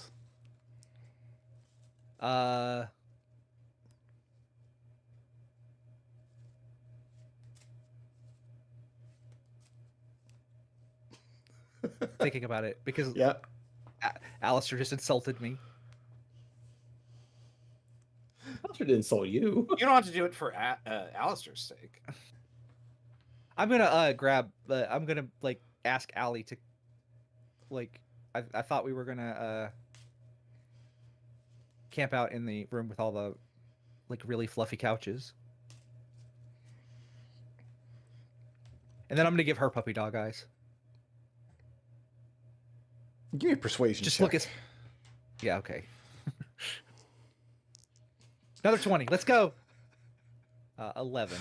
I'm starting to think that Treble is like starting to become attuned to Allie's needs and knows in advance what kind of nonsense will work on her. Yeah, she gives an exasperated grunt. Ugh, fine. I guess we'll just leave Alister to jerk off with his Viking princess. Aw, Allie, you're the best.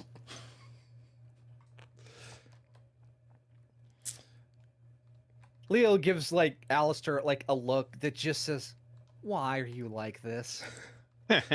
So you're telling Allie that you want to stay in this room with all the comfy couches and there's not a bed. Right? Yeah. Okay. Just plush. There's like I've just cushions and like we can make A fort. Nobody touch your marker. I'm picturing that scene in Final Fantasy VIII when Zell gets into the train cabin and he's bouncing on the couch. That's Leo. There's a little bit of Zell in Leo, yes. Yeah. Okay. So everybody has their marker like where they want to be. I'm going to print screen this.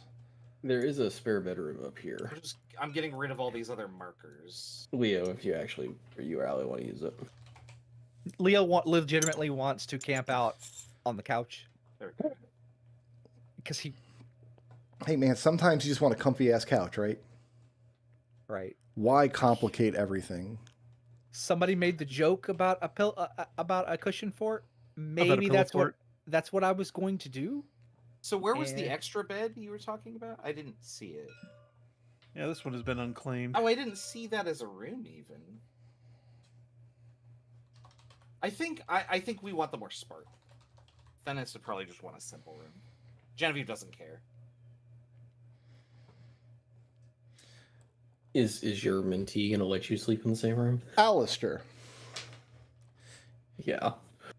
You are distracted by this incredibly stupid fight with Allie, in which she gets her way by saving face and putting you in your place and whatever. And Leo comes in and sweeps her away, and she says something rude as she storms off.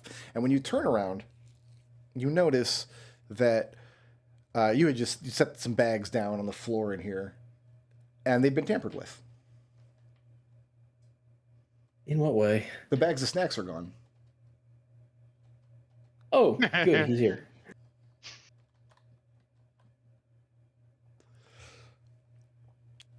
Genevieve, send a message and let Geppa know that his buddy's here. Okay, I've taken a screenshot, so I know where everybody's rooms are, so you guys can move around if you'd like now. Okay. Well, Genevieve will go downstairs, and I mean, because I don't think there's 50 feet going to Geppa. These are 5-foot squares in case it matters. It may not. Yeah. What is the message doesn't have a very long range. So Genevieve will just go downstairs and tell him. Okay. Oh, that's good. What do you think of the place? It's big. I wasn't expecting it to be this big on the inside. It's about as big as I figured it'd be. Like, you gotta have a whole mystery here. It's not like think of how big the training dungeon was for like half a mystery. That is pretty high mystery density. Now I just kind of want to like feel around on the walls and see if like a secret passage is going to open. I just picked up Boswick instead. Okay. And she just kind of runs her hand along the walls, like half expecting that nothing will happen, but hoping with the rest of her that like she's going to discover something new. What's Hugo doing upstairs as Genevieve is poking all the walls? Hugo is after he gets settled in, he's probably coming back out. He comes out to this door, knocks on the door. Is everything okay in there? And she bids you enter. Yep. Everything to your satisfaction in here? And when you step in, she has changed into very pedestrian clothes to look more like she belongs here rather than in a kind of measured way to reduce her elegance, if that makes sense. And she reaffirms that she will not let on that she knows any of the solutions so far, but she doesn't surmise that you or your companions will have any difficulty. She found the experience to be rather pedestrian.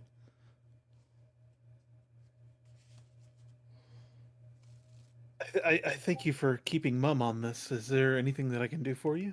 Anything you want? I kind of feel obligated to at least make sure you're comfortable here. Why is it your obligation? Well, because I invited you. One would think the proprietors of the house would provide that obligation.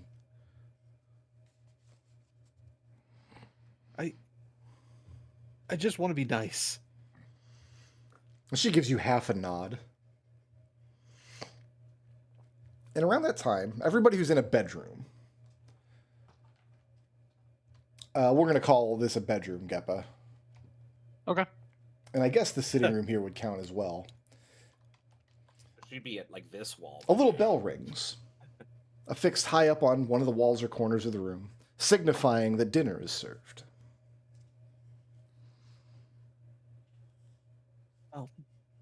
Shall we? Hugo offers his arm to Sumai. Well, she accepts. Yeah.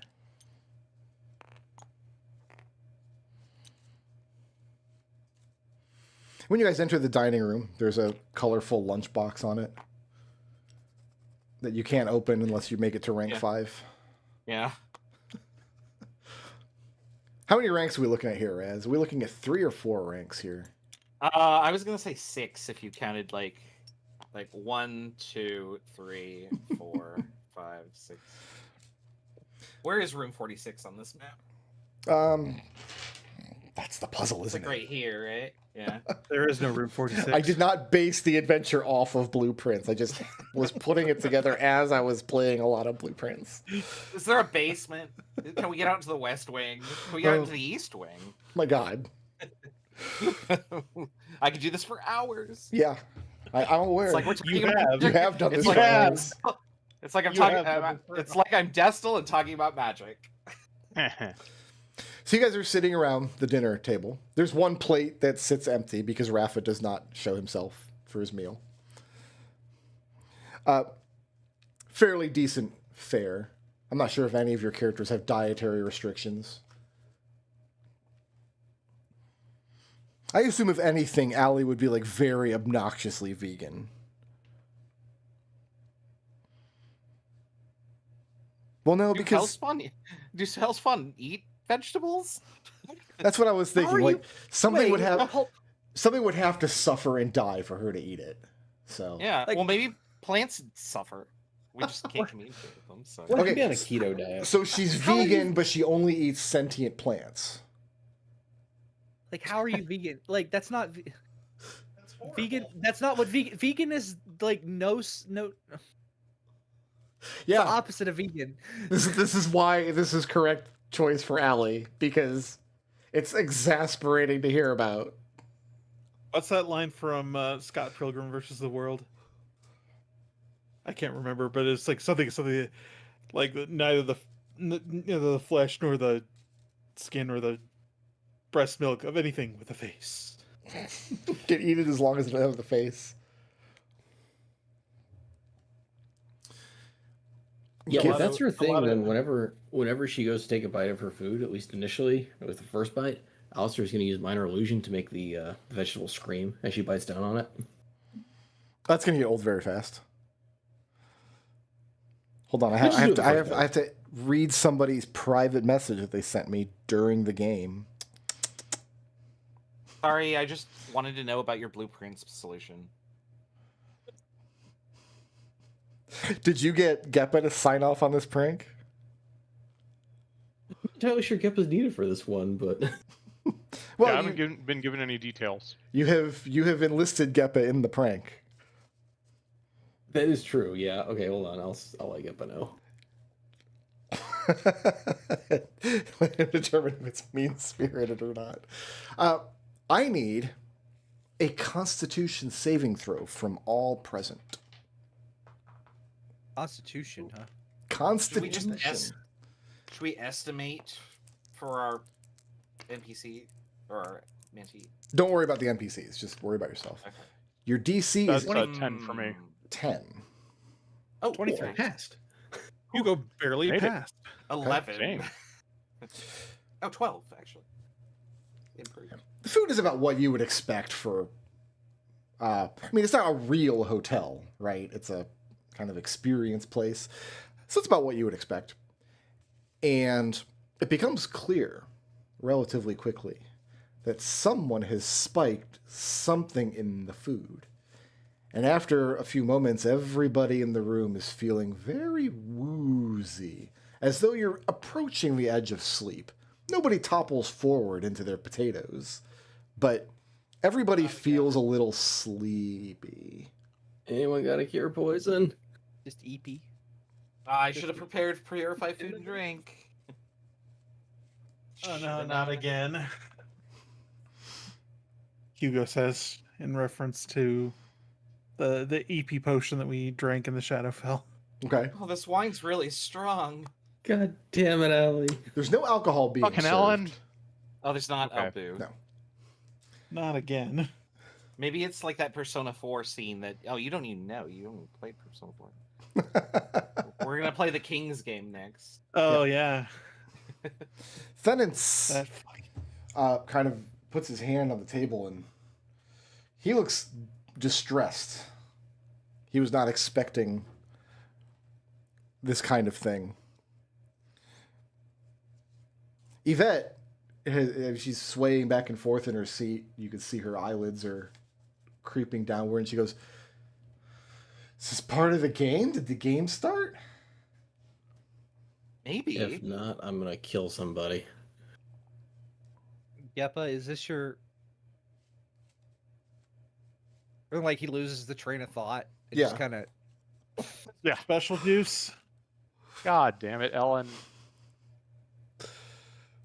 I feel like Geppa's like not like he's just. So we're blaming this on Ellen? That's what Geppa says as he passes out. Well, nobody passes out. Passing out. No. Oh, okay. Okay, it's just DC on the making save was fun. only 10.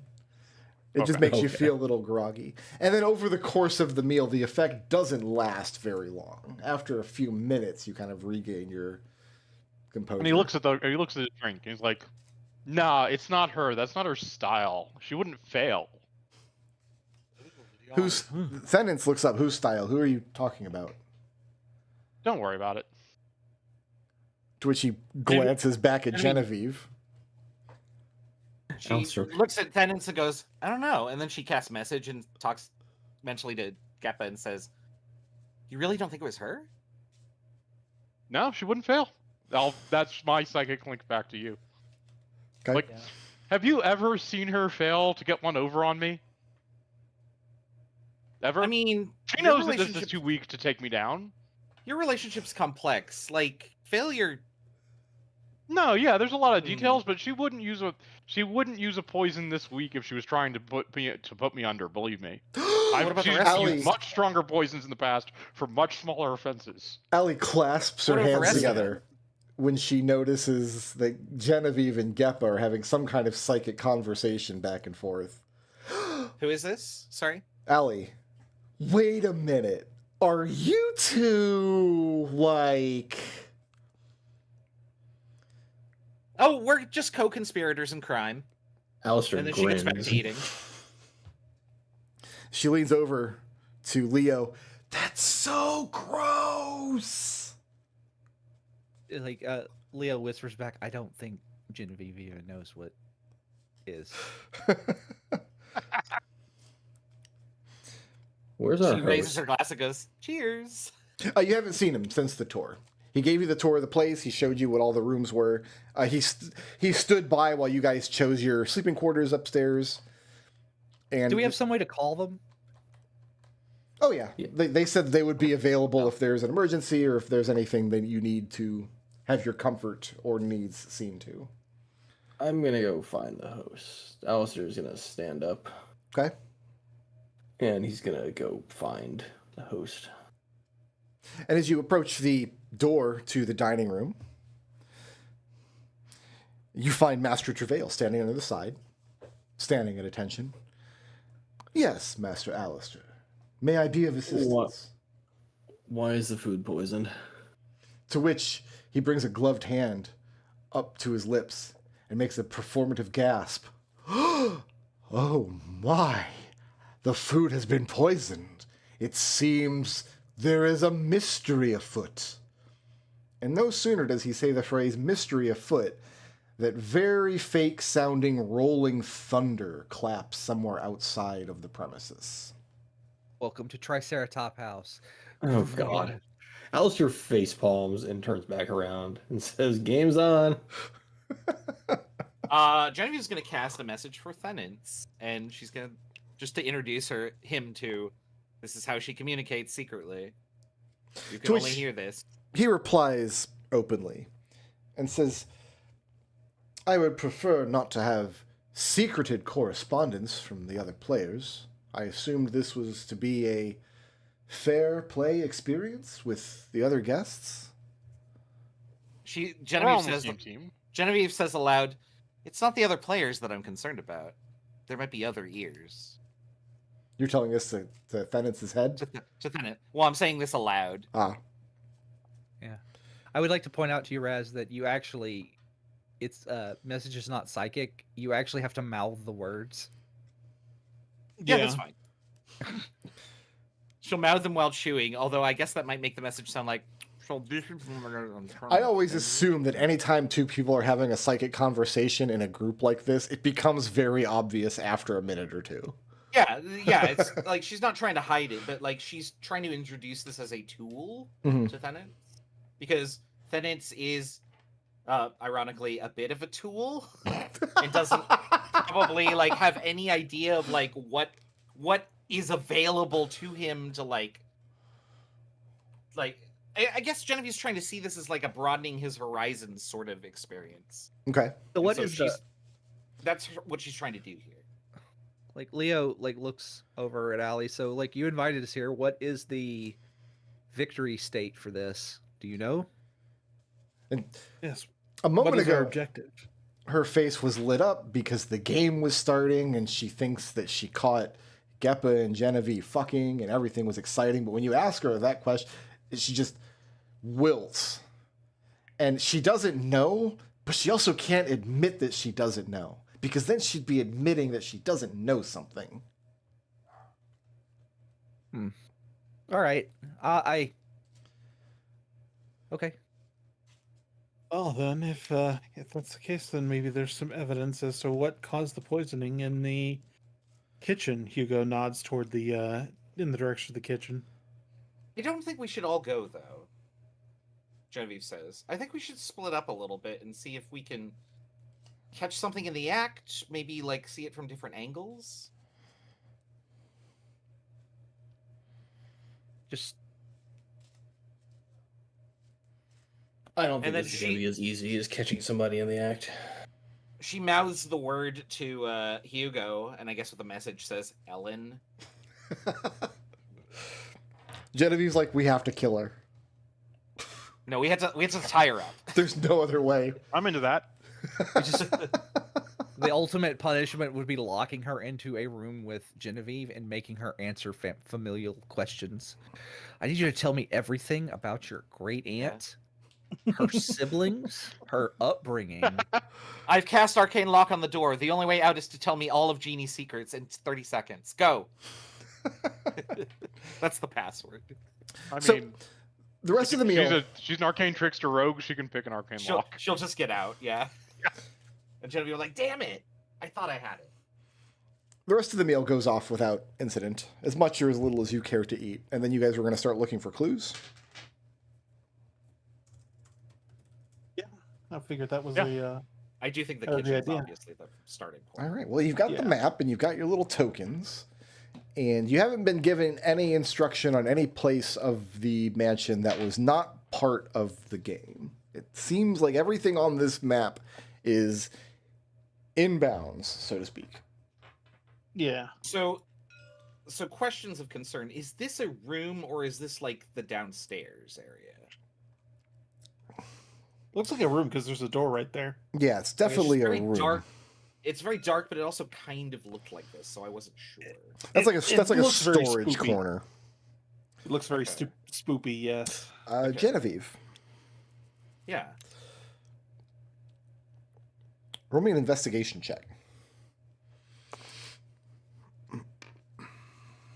11. 11. You go into the room. It does look like a little storage closet, a little storage area where unused furniture stacked up here and there. However, Okay, it's, if it makes sense, it's like performatively a storage area. It's a performative unused area. It's definitely part of the game. Okay.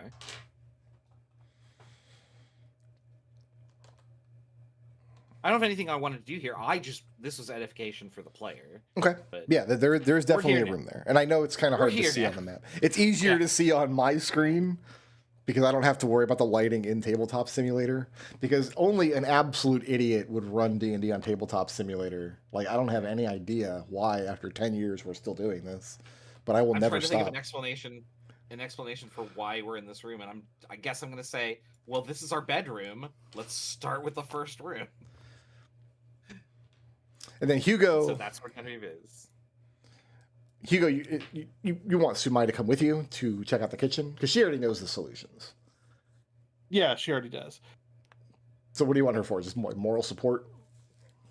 Yeah, basically. Okay.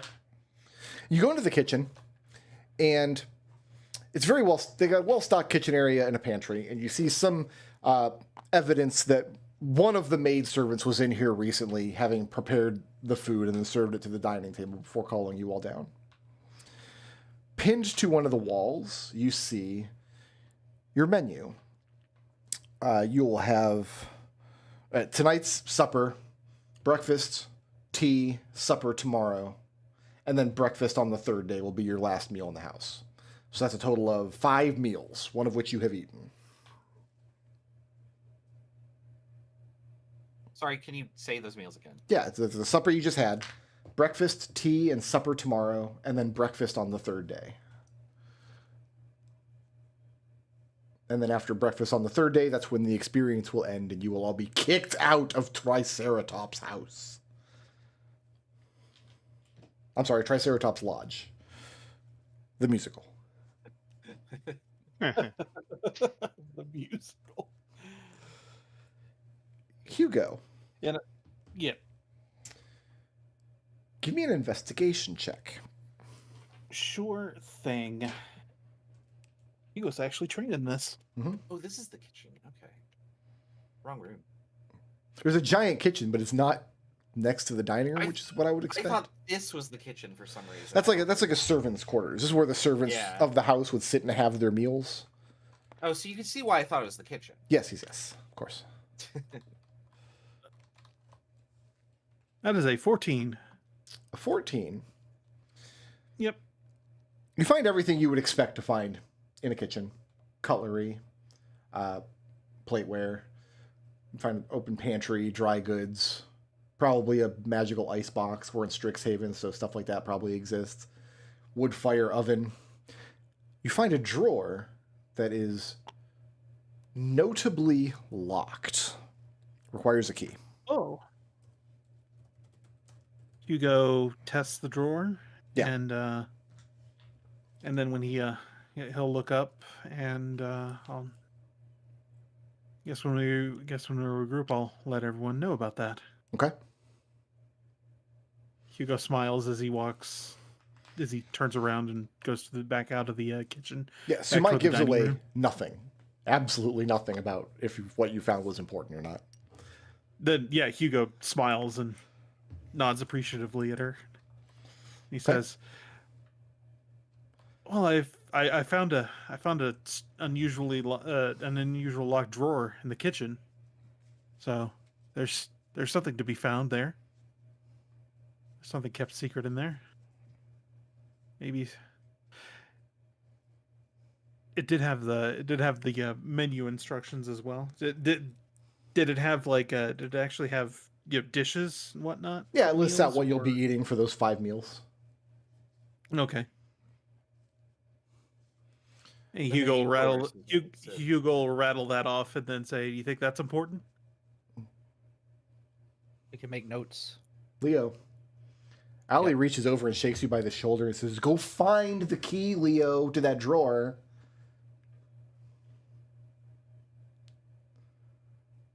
Leo does a slow turn of his head and looks at her and says, Well, let's go look for it. Yeah. So I said, come on then. Where do you go look for it?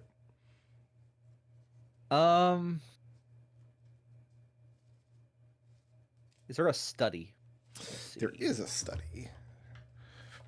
Like there's Hell, one I can't find here. anything on this. The lighting on this map was not terrific.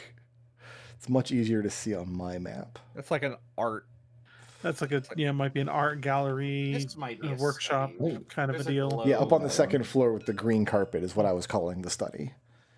All right. Okay. So you got a desk, workshop area. Nice big Allie does not wanna hearth go- in this room. I'm forcing Allie to come with me if she doesn't want to come. Oh no, she does. Absolutely, she's following you. Okay. Well, let's... She just starts picking up everything in the room at random and moving stuff around in a very disorganized way. Right. Well, let's look around for anything.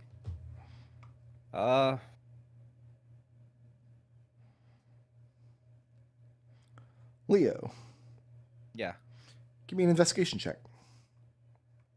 sure.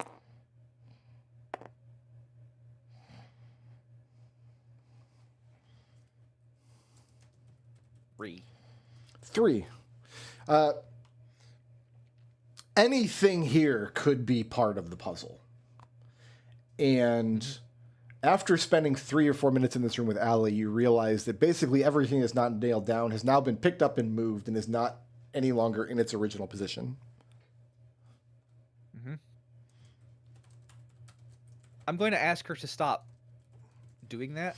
Leo, I'm looking for clues. What are you doing?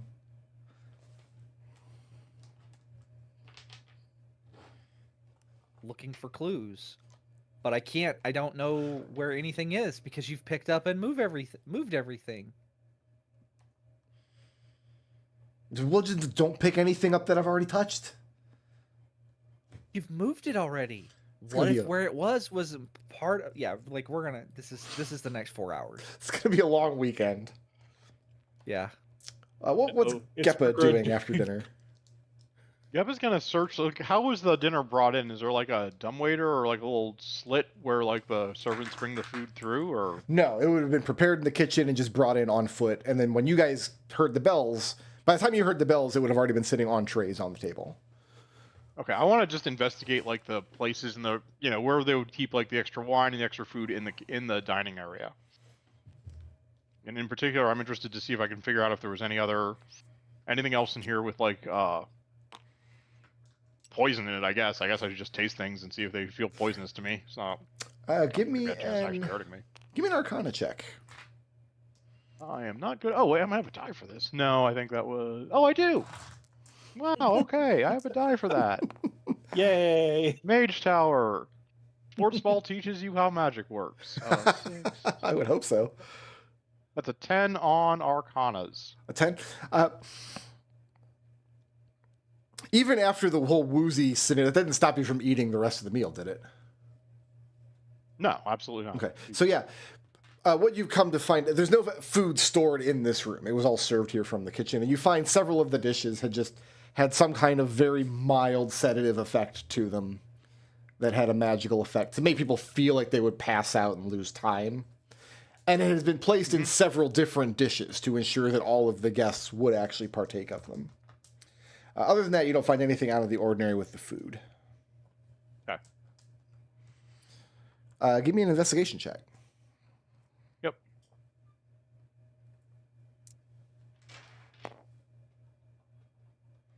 That is investigate of 11. Okay, bear with me 1 second. The spreadsheet for this adventure is daunting. Can't imagine why. Geppa. You have an advantage because you've not only got dark vision, you've got like super championship edition dark vision turbo. Just on a lark, as you're kind of going through the room, you decide to check the underside of the table, and you realize there's discoloration that would be very difficult to see without dark vision. You can't make out the actual pattern or the actual details because dark vision doesn't work that way, but with a light source, you might be able to investigate further. Sure, I don't actually think I have a spell that makes light persistently without damaging things. Mhm. Is there a candle or anything? Yeah, there are candles nearby. You could light one. Grab a candle, climb under the table. Carved into the underside of the dining room table reads the phrase, "Never trust a backwards man." Writing that down. Are you guys going to keep notes like on the table? That'd be funny. Actually, just write keep it it in the down journal. in an actual notebook. For the record, there is actually a sequence of puzzles in the house. There is actually something to solve. I did not abstract it away. There is something to put together.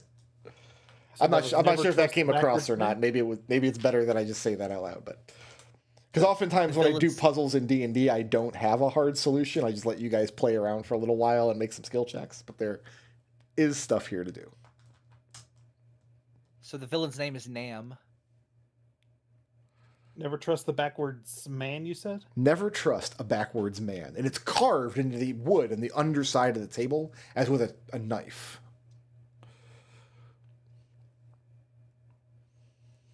And it's as far as like going off in this direction from the dining room, it looks like some kind of like breakfast nook, I guess, or something, leading out into the back garden.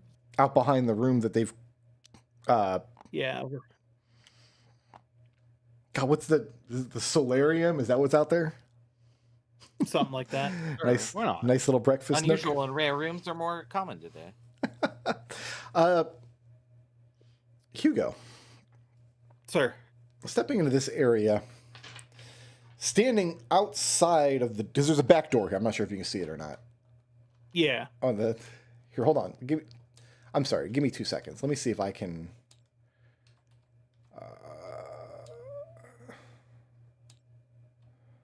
what is it under? Table settings? Oh God, where's like the lighting up? There it is, lighting. Okay, let's...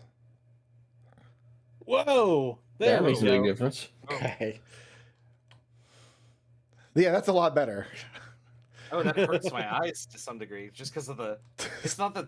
It's this like so. Parts bright. of it are like washed out now, but yeah, okay. Yeah, Geppa's a little washed out. but Maybe I that's can... fine. I can't even see Genevieve's icon. Like, is that about halfway, maybe? Yeah, Okay, let's go with that. I can see fine. Let me save the table real quick before we...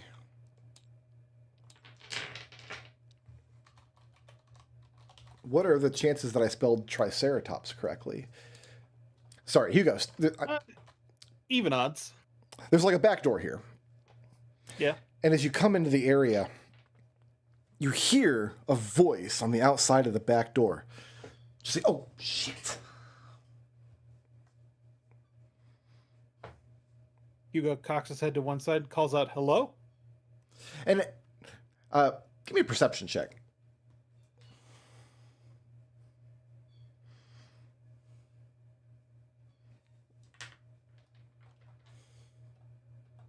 I am also trained in this.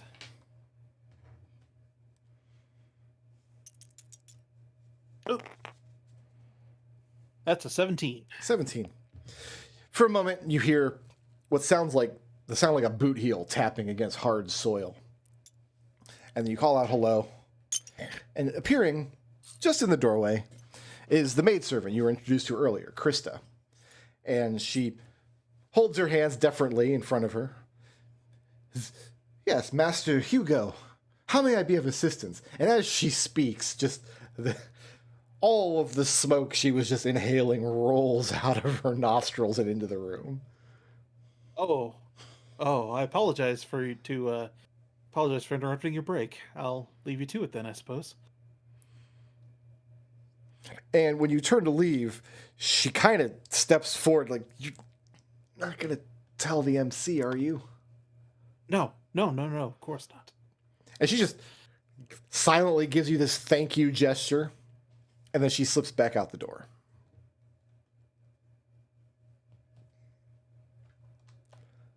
See, Christa, hi AF. Hugo chuckles as he comes back into the dining room. All right, new room. Okay.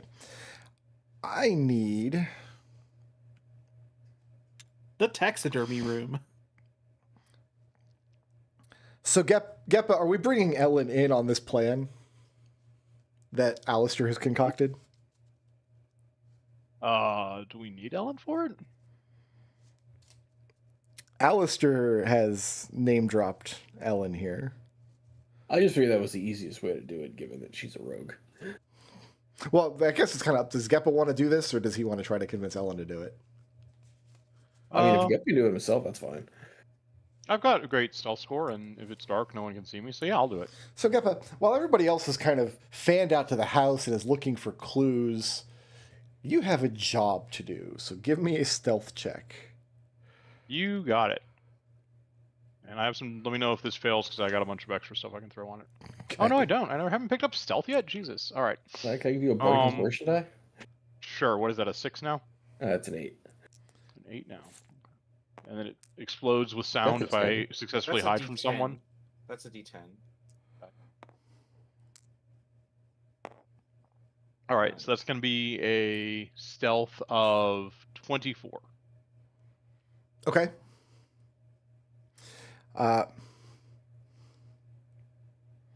So you can roll the bard die twice and pick the highest for an ability check. Oh my god, okay. You won't need to. 24 is plenty, trust me. 28. When do you want to pull the trigger on this? So the spell lasts for 3 hours. Yeah, when do you and want the this to effect lasts happen? for 3 hours. So I don't know how long this is planned to last for. It sounds like it's actually gonna be like an all weekend thing. Yeah, so you came here for the evening, you're going to be here all day tomorrow, and then the third day you'll have breakfast, and then after breakfast will be the end of the event. So it'd be like I don't know when the most active, busiest time of day would be. I guess when we're all... There'll be we're the only several ones in the house, times, right? like, when you're all together. Yeah, so whenever like all the staff and stuff are also around, like serving food and everything, Okay. and possibly repeat this every day for 3 days. Once is all it's going to take. I guarantee you after the first time. All right, so we'll plan to pull the trigger on that during the day tomorrow then. Yeah. And that's what Geppa's stealth How long is does going this? to How long do the illusionary clothes last? 3 hours. So yeah, I'll try and do it like an hour before everyone gets up. So I have a thought that we should probably reconvene in about an hour after everybody's had a chance to get settled in and bang against the walls, knock, and see what, and that way we can have everybody on the same page as far as what we've discovered about this place. Yeah, Alister was going to search the kitchen for a key or something, because that was where all the food was being made. So in the kitchen, Hugo had found the locked drawer, Correct. but had not found a key to it. Yeah, I suspect it might be somewhere else in the house. In that case, they'll check the Let me ask this question. whatever is over here. How committed are the lot of you to solving everything fairly? 100%. Okay, because I noticed you're looking for a key to this lock. When at any point, you guys could pick the lock or open it with magic or any other number of ways to do it. But you want to is actually... that considered a solution? It's not the This intended is magic solution, I guess? school, yeah. Yeah, I'll put it this way. They're not going to stop you from doing it that way. Okay. So Genevieve won't pick the lock. I thought about that, but I was like, is that against the spirit of the game? It is against the spirit of the game, but we are also at a magic college, so... I feel Yeah, like I don't that's... know where the line is. It's not the same as it would be. Like, if I picked a lock in an escape room, that would be a problem. Yeah. I I'm feel not like Jason, that's a debate that could be had in universe. Like, I think Allie would absolutely be for picking the lock. Yeah. I think Jen's the only one here who can pick locks, so you got to convince her. I think she would do it if, like, it was a last case, last resort. Last resort. Yeah. Yeah. Okay. Yeah, we haven't Just to looked at keep the every game room. going. Yeah. And there's so many rooms left. Like, what is this room that I've moved Jen into? Clearly, it's the taxidermy room. It's like a trophy room. So in that room, You have it looks to me like a platypus against the bottom wall. You've got like a boa constrictor in the center. It's like a crocodile on the north wall. I like how we just have like the weird claw coming out of the bottom. And then there's a monstrosity. A stuffed monstrosity. It's not a real monster. Enormous along the eastern wall. Genevieve, give me a history? Nature? We'll say a history check. History. 20. 20. There's like written plaques underneath the trophies here, naming each of these monsters and how they were slain, except for the monstrosity on the eastern wall. So except for this thing here. However, you recognize it as a monster you've seen in some history books, some kind of mythological creature called a cockatrice. Except they're not supposed to be that big. So picture like a massive man-sized evil chicken with extra animal parts all over it. Snake tails and shark fins and whatever else. She's going to excitedly recite all of that to Thaddeus. Like, hey, I've seen this before in a textbook, but they're not this big. It turns things to stone. Have we seen any stone statues? Maybe that's relevant. Told when you came in that the Triceratops was slain and turned to stone to preserve it for all time. So that's going to be where she goes next, and she's trying to get Thaddeus to also think about this, like to get into it. I don't know I don't know if that's going to work ever, but Genevieve's going to try until they collapse. Like, Genevieve, she won't relent. So you send this excited message to Thaddeus. Well, he's right here with me, so she's just saying it out loud. Okay. Oh, okay. And around the time you're about to excitedly run downstairs to check the statue to see if there's anything, Thaddeus checks his pocket watch. He says, "It is time for my evening penance. If I may beg a favor, that you not intrude upon my thoughts for the next hour or so." Oh, of course. Like, Genevieve would recognize what this is, I assume.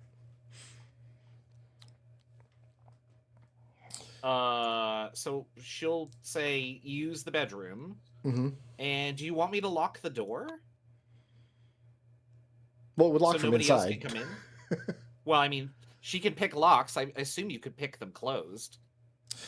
So instead of having a lock to your door in the room, they just have simple locks from the inside. You don't have like a key to open this door. You could probably still pick it if you wanted to. Sorry, I'm sitting here stunned because I forgot how doors work. Yes, of course. You're in a room. You could lock it from the inside. Like, I'm just like, of course. Yes, I was giving you the benefit of the doubt and assuming that you assumed you were all given keys to your rooms. I genuinely was going to lock it from the outside because I didn't know if you could lock it any other way. Raz is already in REM blueprints mode, and it's distressing. I opened the door and I heard that this door is locked in scribbled text. And Right. I'm like, because I did that. So you basically you tell him you're going to give him his Jesus privacy Christ. for the next hour or so. Yeah. And then you're going to Genevieve's run gonna use one of downstairs her- to see the statue. Yeah, so here's what Genevieve will do. She's going to use her magical tinkering, and she's going to put a sign on the door that says, "Please do not disturb Thaddeus is praying." Okay. And then she'll sign it Genevieve. Okay. Is anybody else upstairs after Genevieve heads down to see the statue?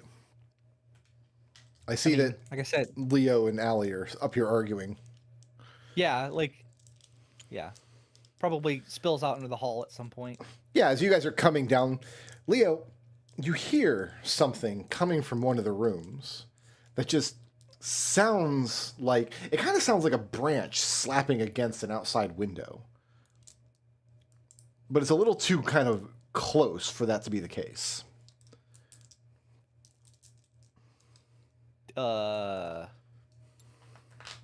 Do you hear that?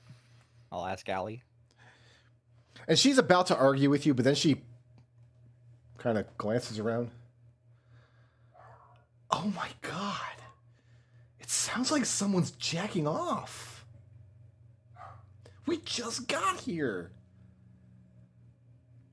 It's Geppa, isn't it? I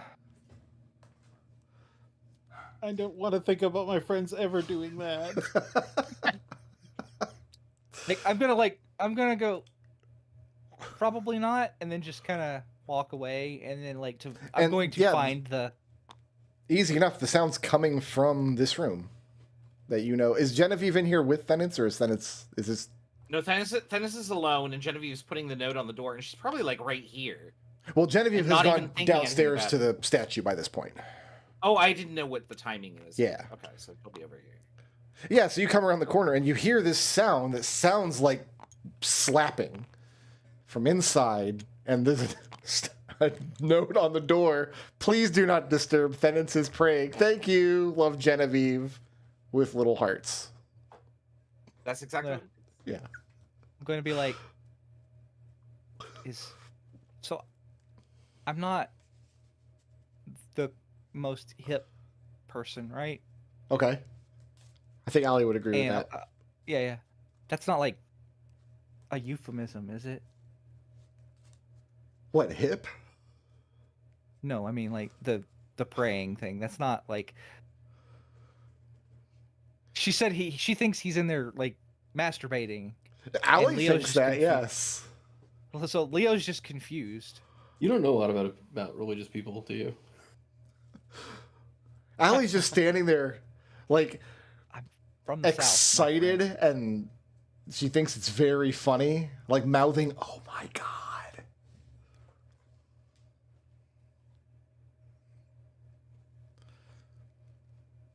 Leo like tentatively knocks on the door and says, remember we're guests here, please clean up after yourself. And then he very quickly walks away. Okay. As you walk away, Allie is reaching for the doorknob.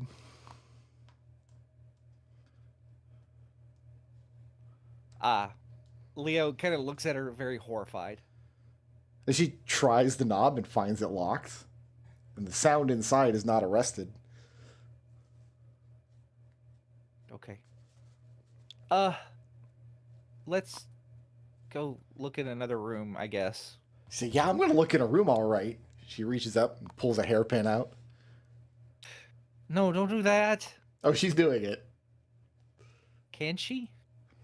You don't have her stat block. You don't know what she can do. It's like, I thought you were like a wizard or something. And yeah, she's going to sit down and hunker down and play with this lock. What are you doing? She's solving a puzzle. This is a very bad idea. She's leaving you alone so you can solve a puzzle. I have not stopped her. And after a moment, the latch clicks and she opens the door. Huh? And inside, Thenance, was kneeling in the center of the room, the back facing the door. He has his shirt off. His back from his neck down to his waist is crisscrossed with wounds as he has been flagellating himself with a leather strap. Yep. That's what I assumed. Yeah, me too. Like it's just like, like so. There's like this moment of Leo goes, "Oh, thank you." Oh wait, no. And Thenance, when he sees he's been disturbed, he stands up and he wraps the leather strap around one hand. Dude's ripped with his shirt off. I don't know how many people have actually seen like the live action Hunchback of Notre Dame, but when I saw it, the guy who played Frollo was actually super hot. I mean, I'm not super into men, but like I can admit that. You're perfectly secure. For his part, he doesn't Wouldn't I be seem embarrassed or anything. He just stands. So, Léopold, Allie, is there something I can help you with? The sign is just glowing next to both of them. Like, Yeah. please don't disturb. We thought you were in distress. No, this is Yes, I am observing my moment of penance. How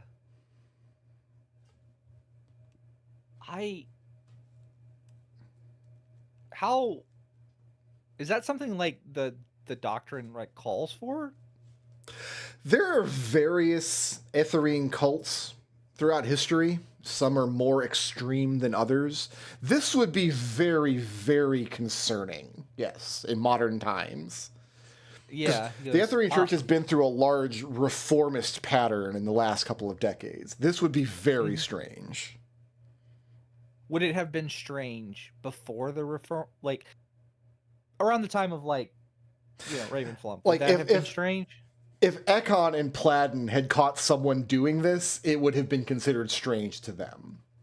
Okay. That would have been something where they would have had to step in and correct one of their brothers who had gone too extreme.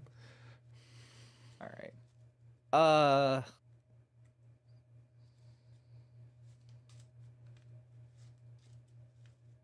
I'm gonna whisper, I don't think about religion. He just explains that it is simply his way of cleansing his body of sin. I don't think Air would want you to hurt yourself, guy. Allie shrugs, says, everybody's guilty of something. She thinks this is less hilarious, but still a little hilarious. I'm just gonna... all right. And I'm just going to very awkwardly close the door. Okay. Can we pretend we didn't see that? I am very uncomfortable now. Allie says she's going to make you do that next time you make her upset. She's going to make you do the same penance. Absolutely not. Who's down here checking out the cool statue? It's Genevieve, Geppa, Hugo. Yeah. Genevieve down the stairs.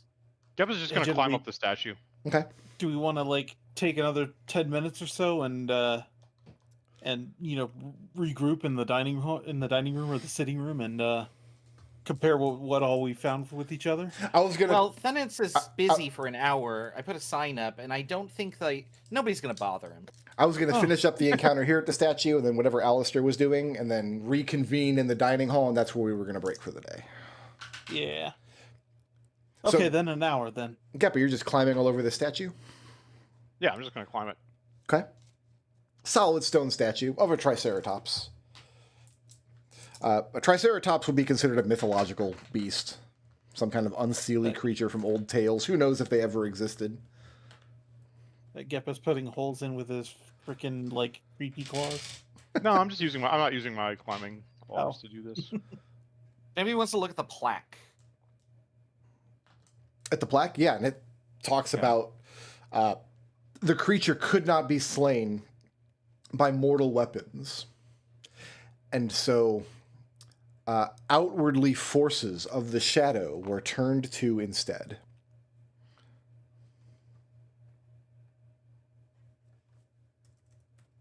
So the creature could not be slain by what? It said, so outwardly forces of the shadow were turned to instead. Oh, shoot, hold on. Sorry. The creature could not be slain by mortal weapons? Right. So outwardly shadow forces... Outwardly forces of the shadow. Instead. Okay, got it. Thank you. Okay. Otherwise, it's a perfectly normal statue. You don't find any hidden compartments. You're not able... If you really try, you could probably damage it. Well, I don't want to damage it. Otherwise, we'd have to pay for it when we leave. I mean, it's pretty massive, too. If you look on the other map, you can kind of see how the stairs curl all the way around it. So you can get a good look at it from multiple angles. So Genevieve explains why she wanted to check out the statue. She said, well, I found a cockatrice in one of the upper rooms that was stuffed. Those were beasts of legend, right? And myth, not actual things, right? Well, I did a report on them in, I don't know, 6th grade, and There's the one that's here is way bigger though, like impossibly big. Huh. Maybe this clue is meant. Oh shit! I don't know what I'm doing. My screen started spinning around here. Maybe this statue is supposed to point us at the cockatrice.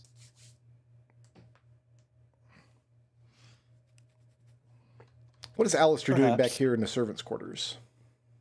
So Alister basically wants to search the servants' quarter. Did anyone search the red room? There's a lot of rooms that haven't We been haven't searched yet. We're Yeah, gonna- Yeah, yeah. Okay, yeah, then Alister will do. Give me an investigation check. Yeah.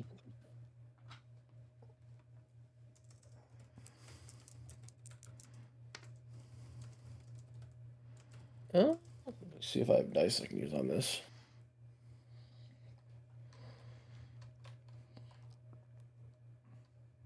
I do. Mm-hmm.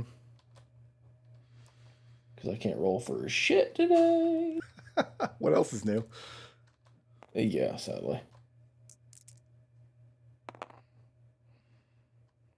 That's an investigation of 15. Would you like to fail that check for 3 gold pieces? No, it's not worth it. Oh, where is So- he? There he is. One of the features of this room, because each of the rooms throughout the house would have a bell system to alert servants to a need. Like if you're in an upstairs bedroom and you need a servant to bring you something, you don't want to like get dressed and put your slippers on and walk all the way downstairs. No, you've got a little pull string in your room that you pull, and then through a system of strings and pulleys and whatnot, rings a bell in the servants' quarters. They're not labeled, but looking around, you see a wall filled with these bells.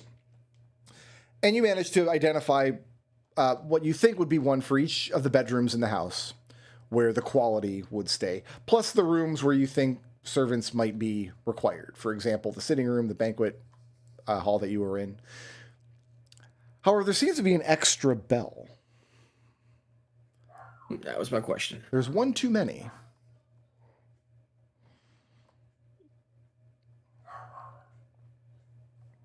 A secret room. Dun dun dun dun. And then you guys are going to reconvene into the dining room after that? Yeah, is there a tiny Yeah. room here in the back? Is there a what? Is there like a tiny room back here? A tiny room? I don't think so. I don't have one. Oh, it's just an exit to the house. It would be a servant's exit going out to the yard. There are grounds outside of the manor, but they're not going to be part of the game. Otherwise, I would have them on the map. Yeah, you dingoid. Bear with me just one moment. So you guys reconvene back in the dining room, and shortly after you guys all get in there and you're starting to discuss what you find, after a moment, Fenance walks in, looking no worse for wear. Hey, you're back.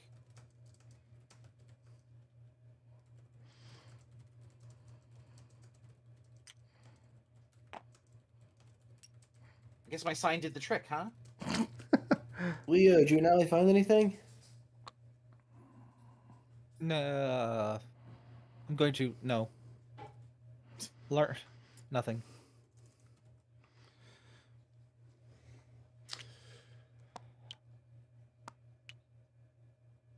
Who do I want to do this to? Geppa, are you joining them in there? Oh, yeah. Okay. Just gonna. Let's see. Genevieve. By the time you guys all reconvene in the banquet room, or in the dining room, rather, it's not really a banquet hall, it's a dining room. All your places have been cleared away. Everything's been set back to rights. All the uneaten food and the uneaten things. So while you guys were all out exploring, servants got in and out of here. However, one of the places that you were set at the table, you can imagine like the runner going down the center, and then there would be a placemat for each person set. One of them is sitting askew, which does strike you as strange. He's gonna point at that and say, "Don't touch that. That was set up incorrectly. Flip it over instead." On the contrary, we should touch it. Like you told us not to touch it, and now you told us to touch it, Genevieve. I wanted you to point it out so you could see why I'm having you touch it. So you're flipping it There's over? a method to this madness. Well, I mean, whoever it's in front of, they can flip it over. Oh, you're nearest to Probably it. in Very front of. well. Oh, I am. Okay, Yeah. well then Genevieve will flip it over. And underneath it is a folded up, kind of half crumpled piece of parchment that looks like has a second piece of paper folded inside of it.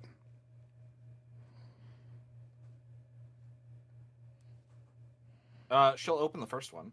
The first one, in handwriting that you recognize, in just a kind of bizarre scrawl, reads, "Found this somewhere. Thanks for snacks." And then the second piece of paper, which was folded inside of it, looks like it's on heavier cardstock, like noble stationery. She'll read that. And it's a poem. The poem reads, and I'll post this into the Flumph chat when I'm done. "I once was warm with beating heart, but now in stillness play my part. A mirror hides what you must see. Speak my name to set you free." Let me post that in the chat for you. And as soon as you read it aloud, all of the light sources and candles in the entire manor simultaneously snuff out. Hugo calls out very clearly and loudly. He says, "Stolteheim Reibach the Third."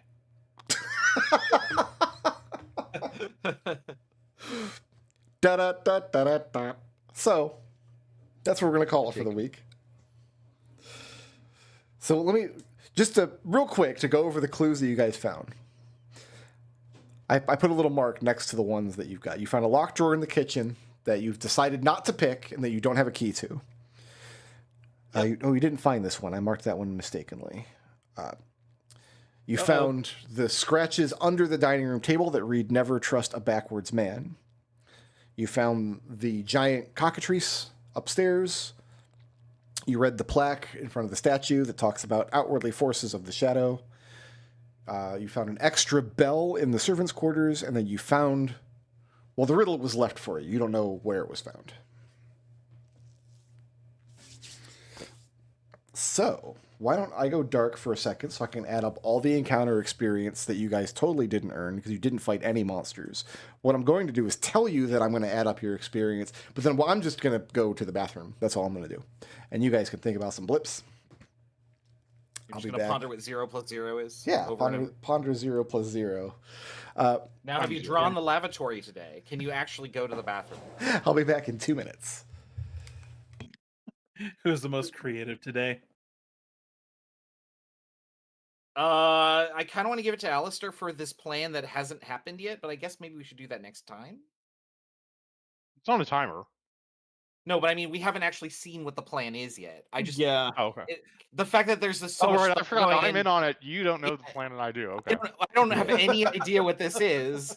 And Yeah, no like idea I what this- find that exciting, and I was gonna reward you for it, but maybe we should wait till next time. So I don't know.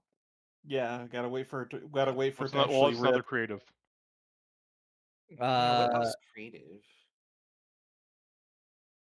Oh, the sign. This sign that totally didn't work. Oh no, Leo for his repartee that where it's like, oh well, if even if he isn't here, that just means we did it with 9 people, not 10. That's a feather in your cap. I almost like that better for further the party's goals because it's another. We're raining an alley. I'll put it for either though. Which one do you? Which one? do you want, Leo? Either one works for that. Okay. I want to claim badass though for standing up to Allie. Yeah, that's fine. Alister, scan. Are these gonna all be alley related blips here? She's I the don't big know. bad. She's the big bad. So who's either creative or further party goals? I do want to kind of claim the sign that totally didn't work for something. Sure. It's I'm fine. gonna take that for creative because I can put Leo in for party's goals. All right. I'm going to have to determine which parts of this adventure I want to rewrite now that there's a saboteur in the game. Which one? There seems to be multiple. I saw Gus vent. Oh, we need one more. Yeah. need- Where's the vents? We need an intangibles that's also alley related, and then everything will be alley related. I was gonna give that one to. To be honest, I want to give that one to Hugo for the just the elegant Sumai interactions. I like that. Oh yeah, no, I like that. Yeah. Yes. What's the I was gonna title say of today's Leo episode? Black Oh Flag no, I had an idea. Sorry. Christa's on smoke break. That was it. That was the name I came up with. It's a smoke break. Okay. And who wants to make a? I was gonna suggest Escape Sim. Who wants to make a case for some blips? I can go. All right, let's do Léopold.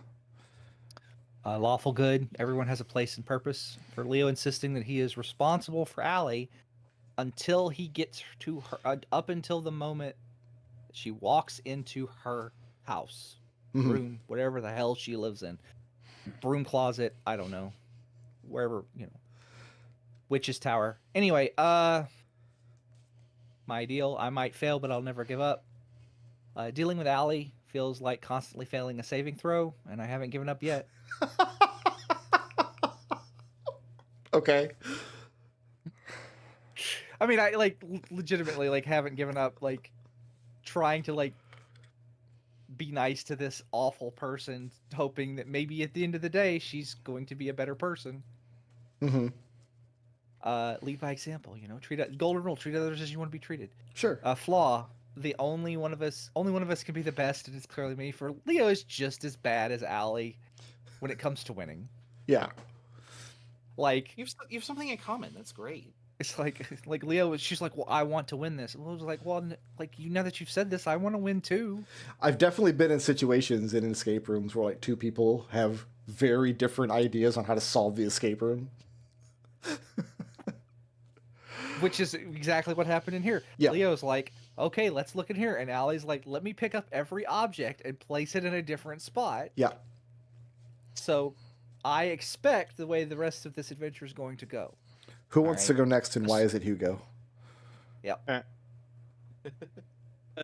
Because it's I have Hugo's ideal, the peace hard one must be preserved, for trying to calm the arguments at dinner. Yeah. I have Hugo's flaw, and the biggest mark in Fernisco, for volunteering to be geshed to protect Elegant Sumai. You're going with Gesh? Her entourage. Yeah. We're saying Gesh? That's what I've heard. I've heard 7 different ways, and my brain is... Geese. I've settled on geese. Like geese, like the... It's an important keyword in my novel, and I've mentally settled on geese. But, honk. Gesh are fine, too. And then I've got Hugo's alignment, neutral good, just be excellent to your fellow man, for just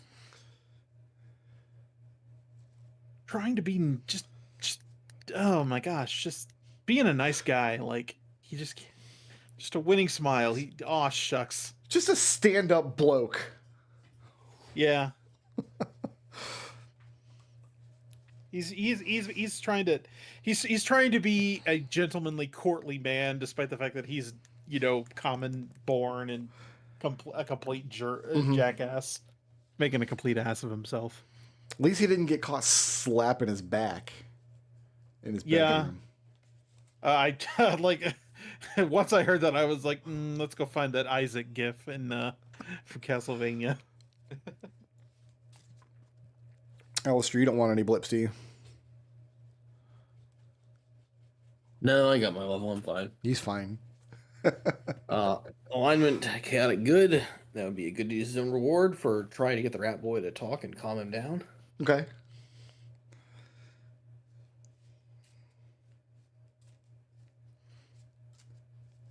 Is that it? Oh, did he cut out? Did he explode? He's gone. Oh, am I hitting the wrong button? That's sad. I don't know what button you meant to hit. We're waiting on more blips. What blip did you get? I got your alignment. Okay, ideal. The glass is always half full, for we are absolutely going to prick the shit out of Allie. Okay. Oh, it's glass half most. Glass hat way. And Flaw, I just wanted to help. That would be for getting up from dinner to go find the host and ask why the food was poison, only to be disappointed. So you're disappointed that the poison food was part of the game. You really wanted to be poisoned for real.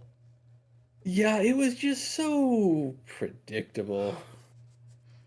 I was thinking about it, like, I'll bet, like, those murder mystery dinners that you do, I'll bet they would try to poison you if they were legally allowed, right? Like, it would be part of it. Yeah. Geppa, what do you have for me?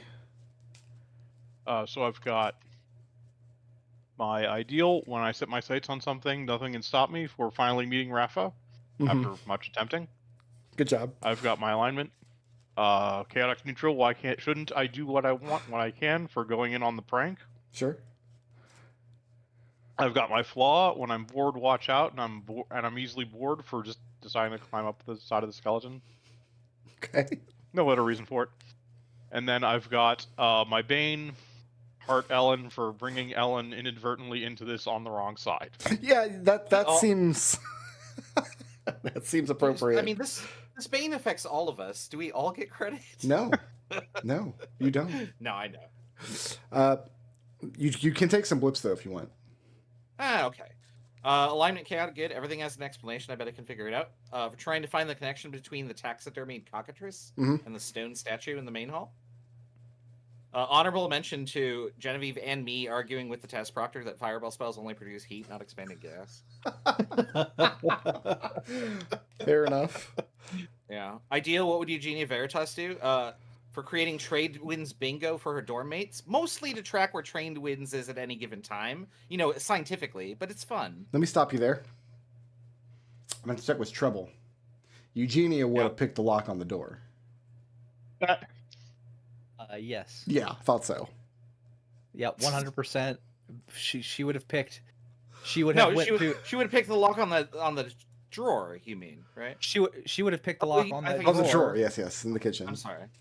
And probably be halfway into dismantling something. She's taking all the furniture. No, so Jeannie would definitely like bring a screwdriver to an escape room. Genevieve has the screwdriver on her person, but she's trying not to use it. Sure. And then Flaw, this wasn't supposed to be on the exam, for offering to throw a do-over party for Allie without realizing that she could definitely do worse. Who had the most creative solution to a problem this session? We said Genevieve's blinking sign that totally didn't do anything to deter Allie's entry. And who did the most to further the party's goals? We said Leo convincing Allie that we can do this puzzle with 9 people, which excused Rafa's presumed absence. Who was the badass?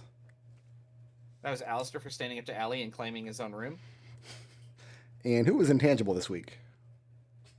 Hugo getting gayest by Elegant Sumai's entourage. Okay. We're level 5 now, so blips are currently worth 250. Hugo, you had 2 and earned 4, so you can come up to 6. Yep, will do. Geppa, you had 3 and earned 4, so you're rolling over 1. Yep. Leo, you had 2 and earned 4, so you're coming up to 6. Genevieve had 6 and earned 4. And Alister had 5 and earned 4, so you're rolling over 3. I'm glad I didn't have to roll any over because I blanked out and did not hear what you said.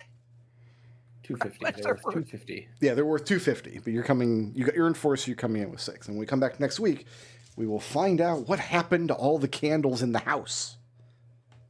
I don't know. We have a light cantrip, so I'm not worried. Right. Yeah. Well, Yeah, I have super dark vision. Yeah. Well, there's the anti-magic field in the area. Wait, where was that? I remember hearing about that, but I don't remember the details. Hearing about what? There's like an anti-magic thing somewhere? No, No, Not not that in this house. Oh, okay. No, I thought I was just being snarky. Be careful if you Oh, cast no. Fireball. I don't want to destroy all the walls with expanding gases. No, not that. The whole thing will fall apart. All right. Thanks for playing, everybody. I'll see everybody next week. Thank you for running. Yeah. Yeah, cheers.